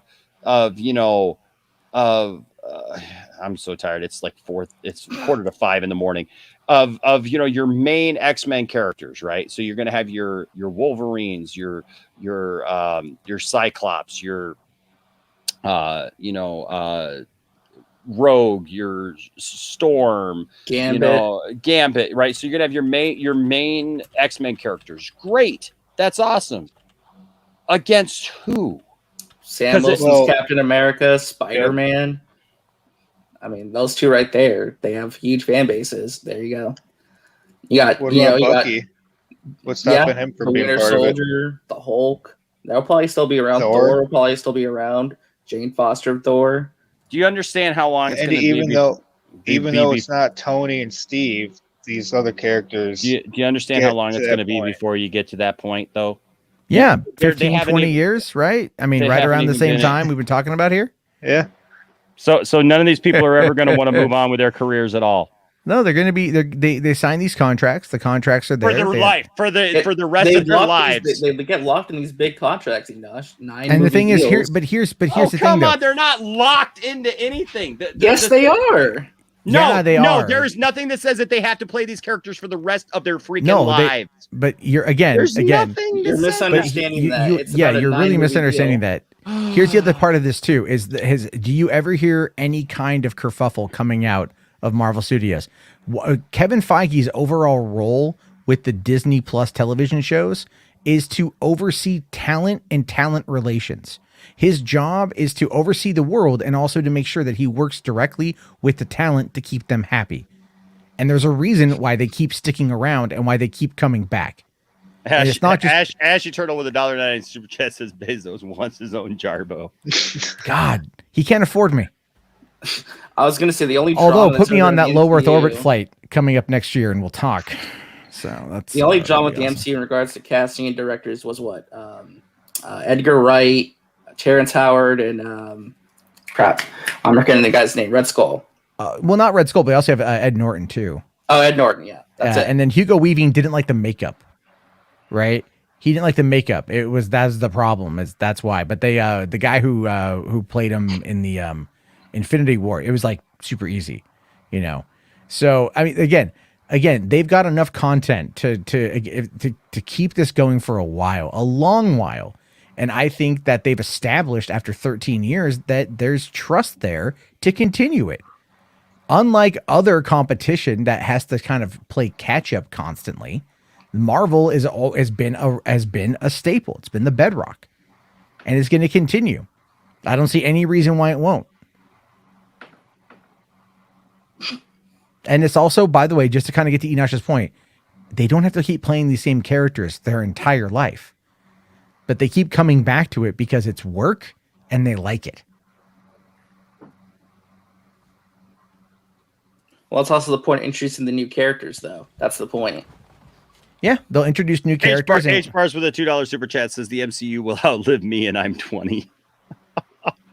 Oh my god! It'll probably outlive me too if it's successful and nothing changes. Gosh. I think that'd be interesting if I die of old age and the MCU is not out. Yeah.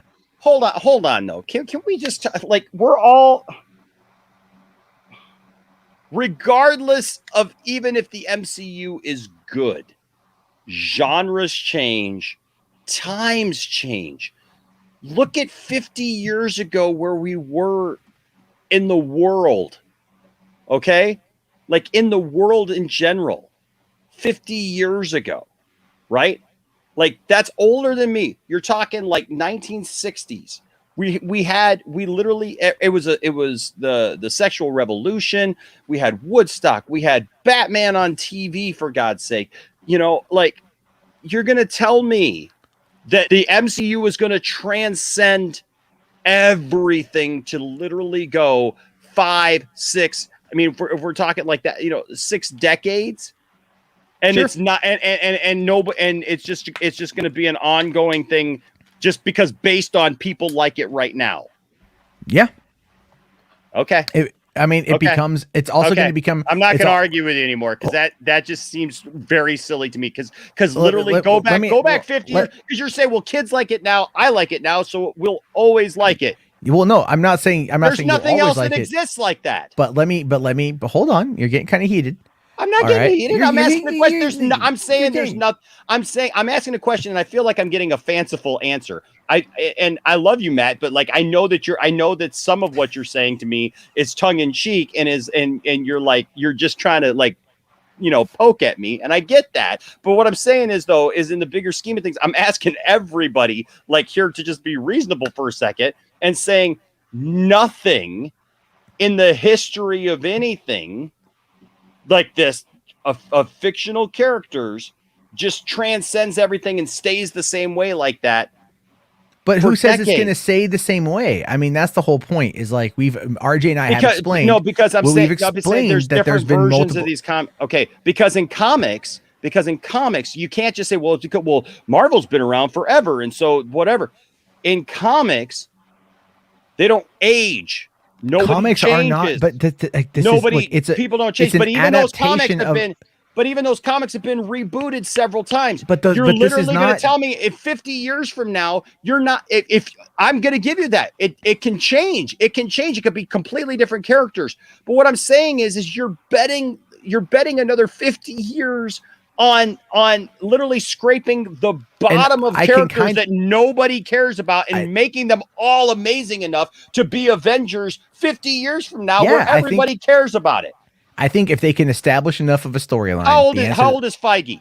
How old is Feige? Is I think he's like 48 or 50 or something. Okay, He's up. Feige is not going to be here to make sure that happens. I know, but hold on. So Let me what at least happens when? Okay, I'm just asking. No, because that doesn't make sense. Because it doesn't make sense. Okay, let me ask. Like, when it comes to, are you a fan of Doctor Who? Not really, no. Okay, but you are familiar enough with RJ. Are you a fan of Doctor Who? Yes, I know Doctor Who. Yes. Okay, all right. So here's the thing: if someone were to come to you and they were to say, I'm sorry, real quick. I read these two comments as being one and the same. So I read the McDonald's Quarter Pounder is turning the Big 50 in 2021, along with Rel's comments here that this version of the X-Men Avengers is giving me Civil War 2 vibes. So I read that as the McDonald's Quarter Pounder is giving me Civil War 2 vibes. Well, there we go. There we go. That is that. Yes. Okay. But when it, so RJ, well, actually, Enoch, you're a Bond fan, right? Somewhat. I mean, I'm very familiar with Bond. Okay. I mean, so if someone were to come to you, same with RJ with Doctor Who, and they were to say, I've never watched any of this before, where would be a good place to start? Where would you start them? Oh, I have no idea. I'm not that big of a Bond fan. I mean, I know, but because there's so many different. Every Bond is different. So what you're saying? So if we look at Bond as being phases, right? Because I would not. No, because I wouldn't say that. I would, the first one. No, I would not say that it's phases of the same character because they're different. No, but it's why you phases of the same universe. Of the same overall universe. I don't know. I don't know about that, dude, because I look at Bond as, I mean, like you have some where you have the suave Bond that's a ladies' man, and that right now we don't even have that. Right now we've got what's his name, who's this grittier. He's not that type of character. So like, can you say it's the same character? No, it's all very nebulous. Well, this Bond is more in line. But this MCU, Bond is more in line with the book. I understand that. I understand that point. But what I'm saying, though, is Bond is much more nebulous than anything in the MCU. MCU is about continuity, man. That they are holding that continuity. So you're not, I don't know about that. So, but my point is that in the case of even like Doctor Who, you ask people, where should I begin? I am not a Doctor Who fan, but I'll hear, don't start with Eccleston, skip right over to Tennant. Yeah, right? People told me that same thing. I started with Eccleston because I wanted to start with the soft relaunch that's with the Stephen Moffat era. Yeah, and but then you could still go back and find the earlier iterations if you wanted to get more of the backstory. Well, I know some people who start off with the scarf guy. I forget. Yeah, and so the whole point is that down the road, and Doctor Who is 50 years old. I know I went to the Comic-Con for the 50-year panel, or I was there when it happened.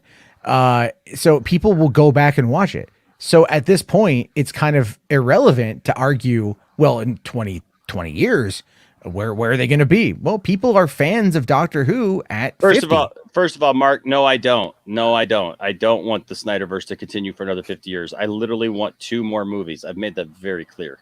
I was going to say, though, honestly, though, if the Snyderverse could continue, I think that could last for 15 to 20 plus years.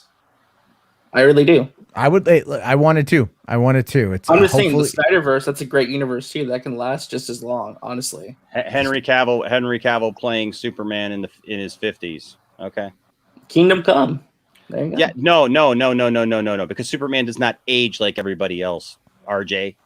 Yeah, but with digital technology, they can easily de-age him.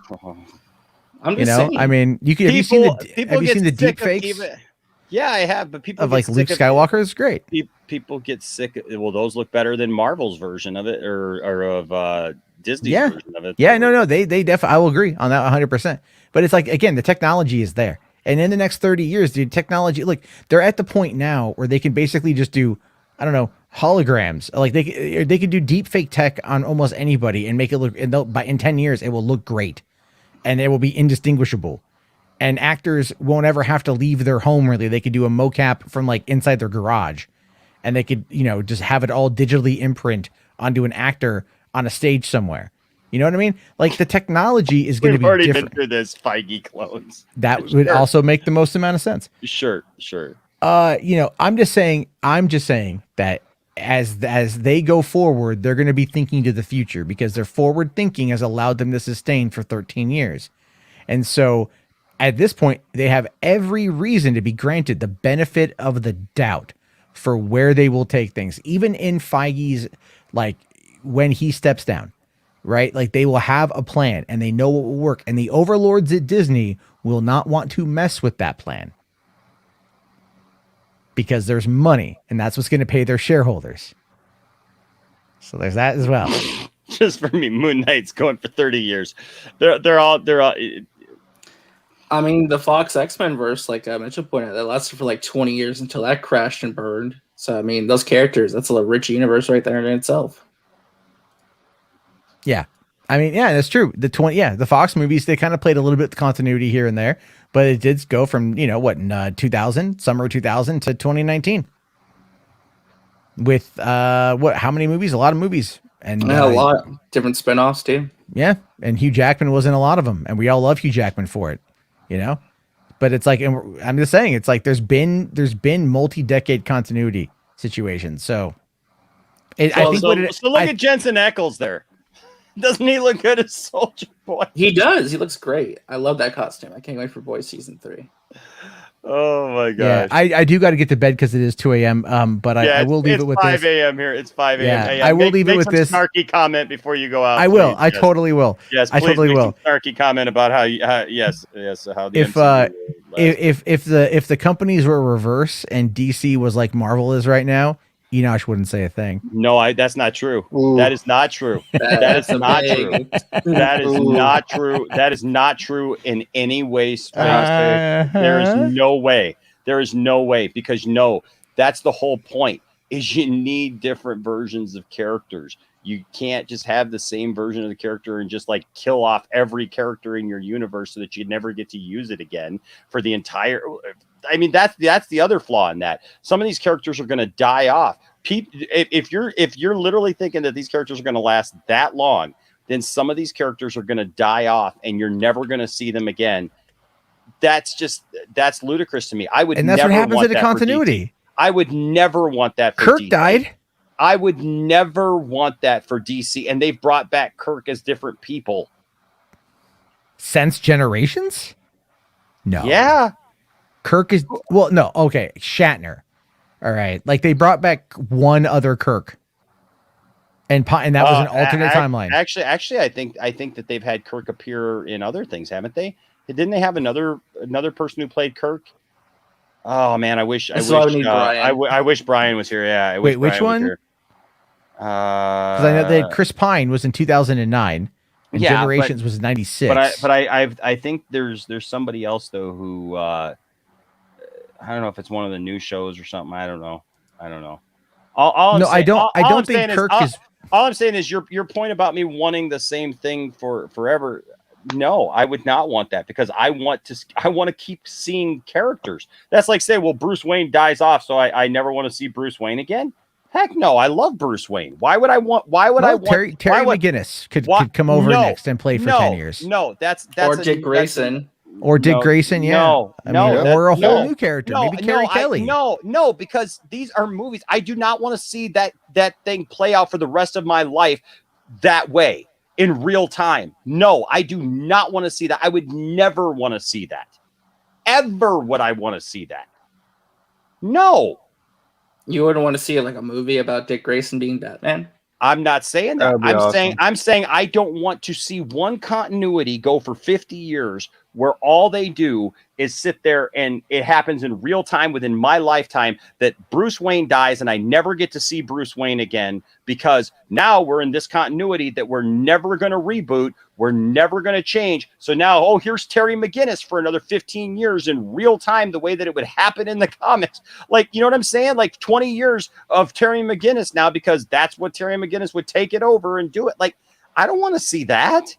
Do I want to see it? What's that? When do these other characters get a chance then?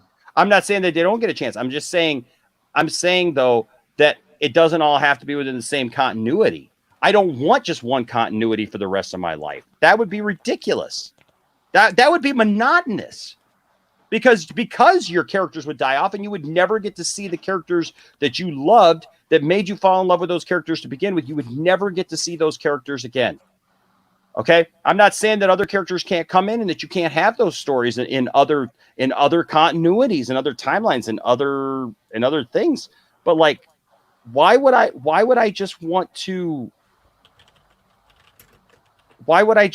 see just one continuity of something for the rest of my life and happen in real time where I never got to see anything again? There's nothing like it would ever exist like it again. I wouldn't want that though. I would not want that. So you'd be able, but the thing is, it's not the continuity. That's like Superman dies, and Connell takes over, right? Or Jonathan Kent takes over as Superman, right? That's a story in the comic books that in the future that happens. I would not want to say, no, you know what? Listen. Okay, like, look, this is getting a little frustrating because I love Mark and I love everybody. I love everybody. Okay, but we can all poke fun and that's fine. Okay.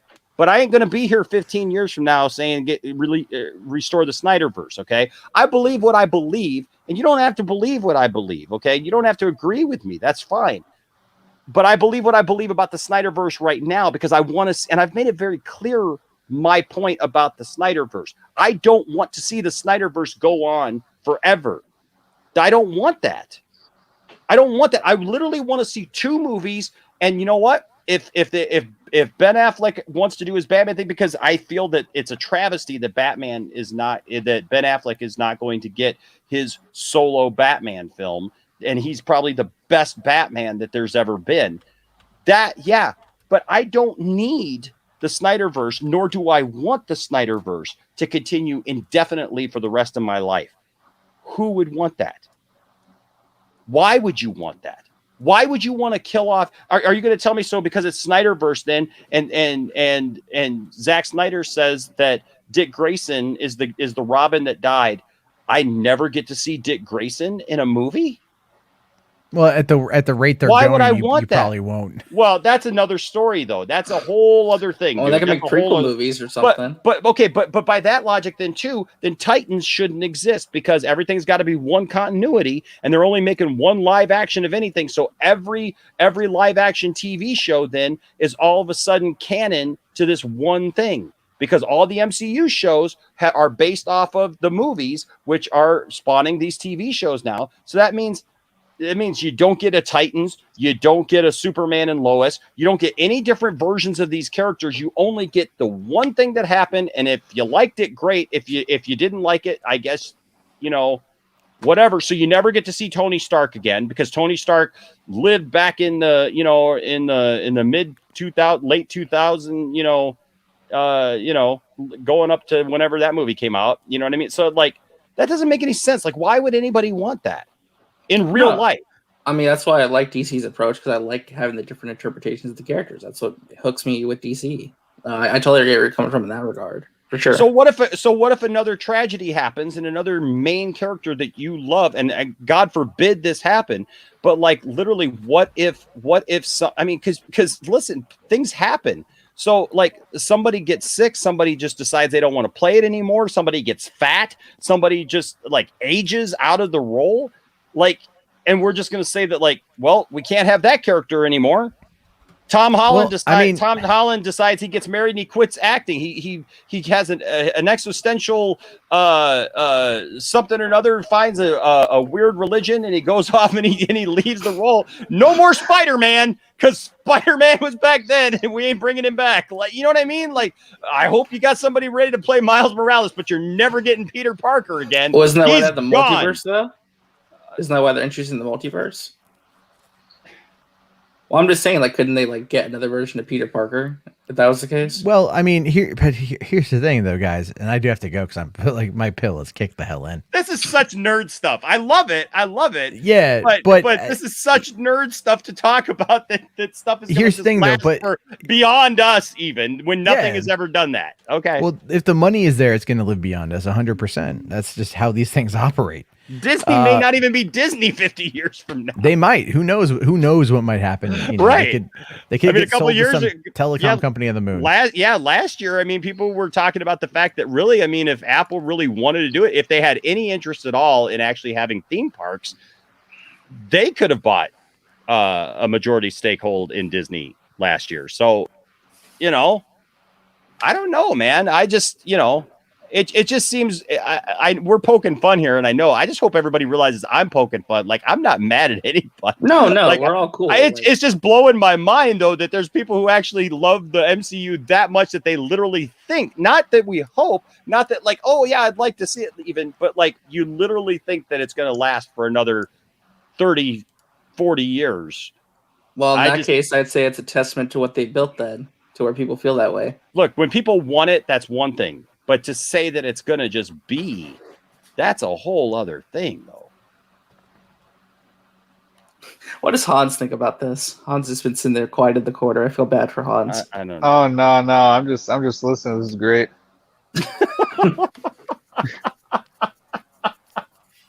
I'll be here at 80, still arguing with Matt Jarbo. Matt and I will be doing a combined stream at that point called the Geriatric Lounge Theater. The $3 Geriatric Lounge. I like arguing. It's yeah, the $3 Every Geriatric time you guys try and Lounge. argue, your teeth fall out. You got to put them Exactly. We'll be waiting for our Jello to get served to us, and people will still be like, "Hey, you remember that panda?" And I'll be like, "Shut up about the panda." It was a polar bear. It's a polar bear. Polar bear. Here we don't even remember anymore. We're so old. I know. Matt Your memory like, started to fail. Right, Matt Jarbo's like, "Yeah, it was a koala bear." Well, to be honest, I do got to dip, guys. I'll talk to you all later. Everyone have yourself a good night. Give Enosh all your money until tomorrow night. Give it all to me. All right. Oh boy. Sleep on the. Oh, okay, he's left. I can see after you explained it like that though, Enosh. I don't know what to think about it. I'm kind of, got mixed feelings about it now. And see both working. I can see why it could work very well, and how it could be successful if they do it correctly. But I understand what you just said like 5 minutes ago with never seeing a character again, or what's going to happen if X, Y, or Z happens. It's because I would like in 20, 30 years it would be cool to see a new Steve Rogers. But if they're still going on, how is that going to happen? No, I get that too. I mean, that's why I think they're introducing the multiverse, though. So maybe one day they have an explanation to do something like that. But then it's not your main character, though. It's never going to be your Steve Rogers again. Right. It's just good. He's going to be. It's going to be Steve Rogers, but he's not going to be the focus. He's just going to kind of be there. It'll be a Steve Rogers, but won't be the Steve Rogers. No, I get that. Yeah. And that would bum me out as a fan. I mean, look, everything that you love eventually has to come to an end, right? In continuity, in all great TV shows, even like eventually a TV show, no matter how popular they ever were, eventually they take a bow, and that's the great thing, right? I mean, and then you appreciate what you had in that snapshot of time. And you enjoy what the next phase is. You know what I mean? Like, and that's all I'm saying is like, I don't see that we will just have one continuity for Marvel for the rest of time, foreseeable, to where like literally I'm in my 90s and we're still in the same continuity. Cause it just doesn't exist like that, but I don't know. I don't know. You guys trying to stream until 7 a.m. Yeah, well, I mean, basically that's what we're trying to do. That's my MO anyways. I'll probably be streaming, yes, for the rest of the time. So, what am I talking about? I'm completely wrong.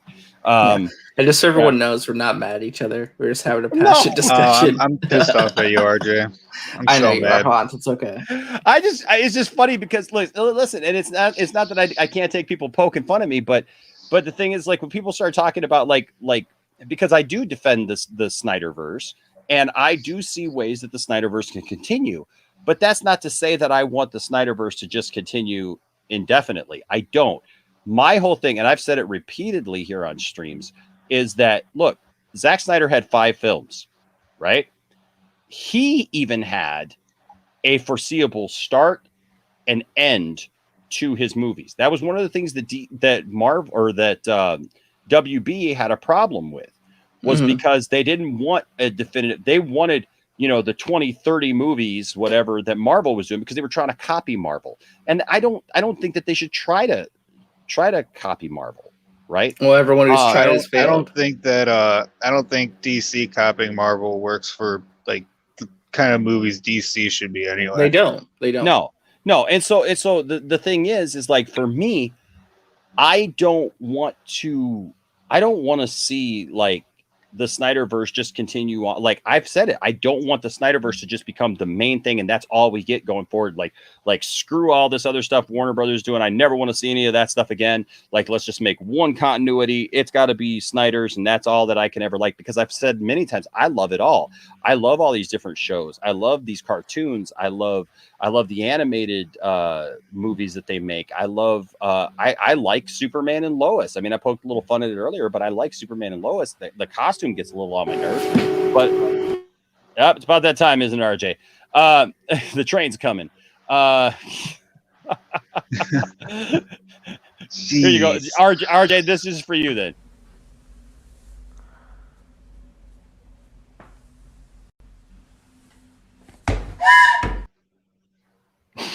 Sorry about that. but no. So I want to make very clear is that I don't want just one continuity going forward. I would love to see the end of Zack Snyder's vision. That's most of the people I haven't heard anybody just say like, and if they do, I think they're extremists. So I think that it's just an extremist view, because most of the people I know who would like to see the Snyderverse continue, they want to see Zack Snyder's vision completed, right? They want to see that completed, and they'd love to see some justice maybe for Ben Affleck by seeing this movie that Affleck wrote that many have said was just absolutely amazing, with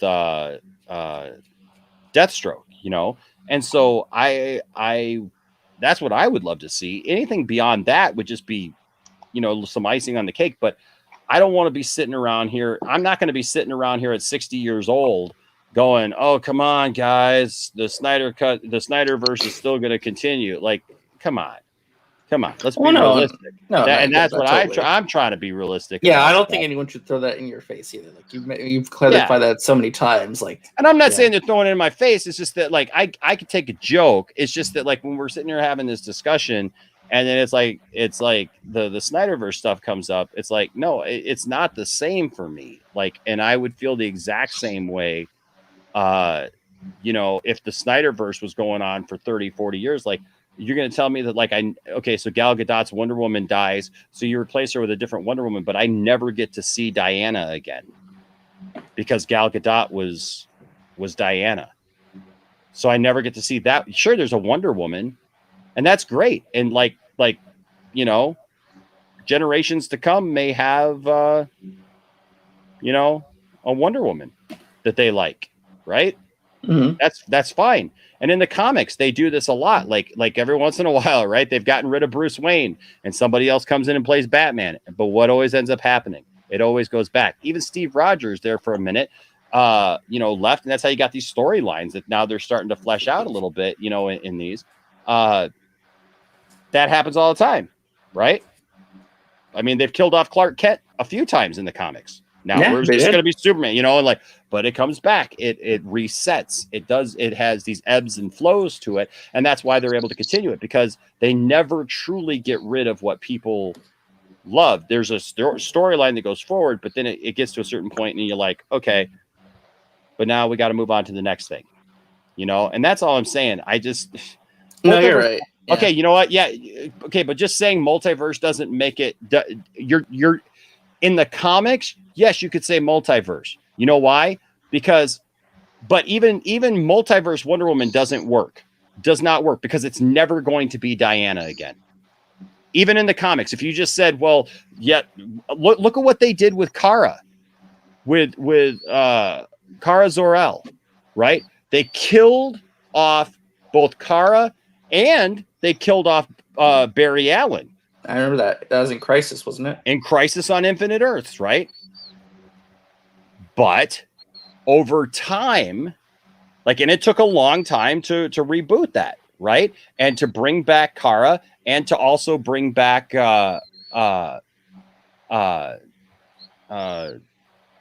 Allen, right? It took a long time for them to bring back Barry Allen, but they ended up bringing back Barry Allen. I mean, it took even longer for them to bring back Barry Allen because they had Wally West for forever, right?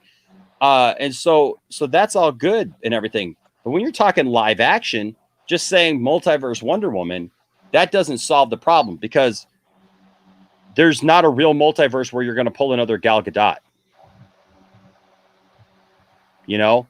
And that's all I'm saying. So you're never going to have another Gal Gadot style Wonder Woman in her prime doing that. And, you know, I whatever, I guess. Oh yeah, it's always going to be missing something about it. And yeah, it's even always, if it's there. there's always, yeah, there's always going to be something. So I don't know. I just, it's you know, nerd stuff. Yeah, it's all nerd stuff. It's that's why we're here, folks, is to have these kind of great conversations where and Gavin, I appreciate that. Like I said, you know, things don't have to be my way. You know what? You could all be absolutely right, and we could be sitting here 30 years from now having a stream talking about. Actually, you know what? We'll probably be all in some virtual room together, and we'll all be holograms, all that. Yep, Oh, holograms. Jedi console style. That'd be sick. Heck yeah, and we'll all just be talking about it and talking about how, you remember 40 years ago when Enosh said that we wouldn't still be watching the MCU, and now we're all in the MCU. That's amazing. Got uploaded to the server. We upload our own consciousness. Now I'm Captain America, and so there you go. I don't know. Anyways, but it was a fun discussion. It was. Yeah. Was there another topic that we were supposed to discuss? I don't know. We got. I think we covered everything. Let me pull up my little thing here and make sure before I totally check out. But no, I love the discussion. I love the conversation. It was just hitting me funny because I just feel like nothing else has lasted that long. Yeah, I think yeah, we got it all. We got it all in. It was kind of a light night, so it's good that, you know. It was this was the night to do it. So and look, guys, I mean that's the beauty about being yeah, we'll all upload to the Matrix and then they'll play it off. MCU will outlive the planet. There will be there will be generations of humans on other planets that will be heralding and continuing the adventures of the MCU one day.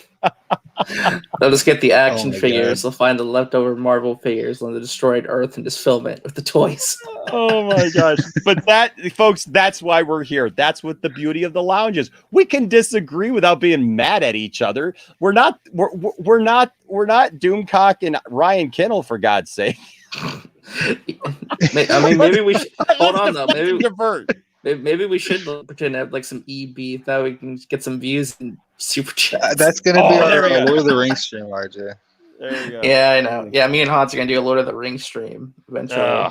So RJ, you piece of crap. Enosh has attacked me. I will not stand for this. I know. That's why every time Jarbo starts in with his stuff, it's like I can hear the smile in his face. He hides behind this like this, but you could still hear the smile in his face he was dancing. He was dancing on cam. I know. That's what he does. That's what he does, and we love Matt. So, anyways, guys, hey, RJ, why don't you tell people where they can find you if they haven't found you already? Yeah, if you want to follow me on Twitter, you can follow me at Resonant Justice. Same thing for Instagram and YouTube. Just search up Resonant Justice, and I'm over there too. I put a link in the chat. So there you go. And Hans, do you have a channel? You don't have a channel, do you? No, I just have a Discord. I'm too lazy to get the link though. Yeah, I posted the link for him though. Oh, okay, cool. Alien Captain America. Okay, yeah, but okay. See, but oh gosh, I'm gonna get pulled back in it. But 187, Mickey Mouse is not one continuity, and it's not a real human being playing Mickey Mouse. So that's not that. Well, if you compare like the 30s cartoons to the new reboot cartoons, like that they made a ride out of, it's like complete different styles and it's like completely different kinds of humor too. Well, and here's the thing. It has been rebooted. That's the key word. Yeah, it's been rebooted. So Mickey Mouse has definitely been rebooted. You know, so I don't think that one's the same. I mean, look, DuckTales. Oh, he's joking. He said he's joking. Okay, good. I was gonna say, yeah, I don't. Yeah, you say you're joking, but are you really joking? You were being serious until you saw me totally dismantle everything you just said. Yeah, you knew you didn't have a chance, so you just totally pulled it all back. That's what you wanted to say. Yeah, no, I mean, my gosh, they rebooted DuckTales for God's sake. They did. And surprisingly, the reboot was not that bad. It was actually pretty good. It wasn't that bad, but it hasn't lasted either. So, I mean, I don't know, man. All good things eventually come to an end. Pretty much everything that I loved as a kid has gotten rebooted and retreaded. I mean, we're getting a new He-Man. We're getting 2 new He-Man things that are coming up.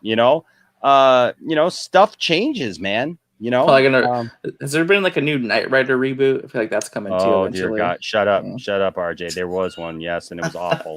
It wasn't. It was bad. I saw first of all, there were like 2 or 3 made for TV movies where they ended up putting Kit in a red Trans Am. But hey, nothing replaces the original. Nothing beats the classic. Nothing beats. And then they put it in a Mustang, and that's just not the same. So. It is what it is. I think you guys need some sleep. Yes, we do.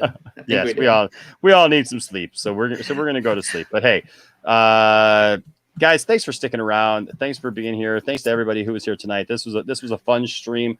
I hadn't even planned on doing a stream. Well, I wanted to do a stream, but like I said, I was busy doing stuff all day. So we had no clue what the topics are going to be either. I had no idea that it was going to get this interesting, man. Poor Brian left before it got all. I would love to hear Brian's take on this.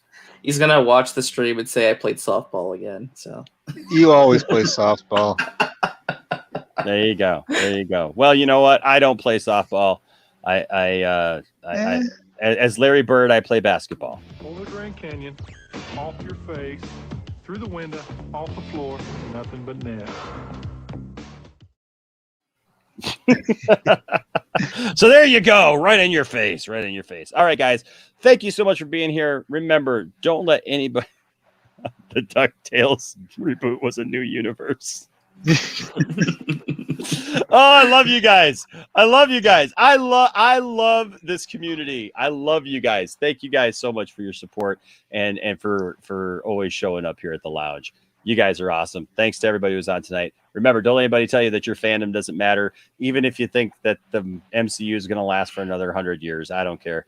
It's all good. We could debate it and have fun with it, but at the end of the day, you know what? We're still friends and we still enjoy stuff, and that's what it's all about. It's just enjoying stuff, enjoying life, and enjoying being a nerd. So, hey, don't let anybody tell you that your fandom doesn't matter. Don't tell anybody that their fandom doesn't matter either. But you know what? Have conversations like tonight that last for 3 hours about the multiverse of Kevin Feige's that will come and one day rule over all of us and basically control every department of Disney if they know what's good for them. All right, guys. Maybe we can get one for DC. I don't know. One day. I don't know. But until then, y'all stay nerdy. All right. We'll see you guys next time. Bye-bye.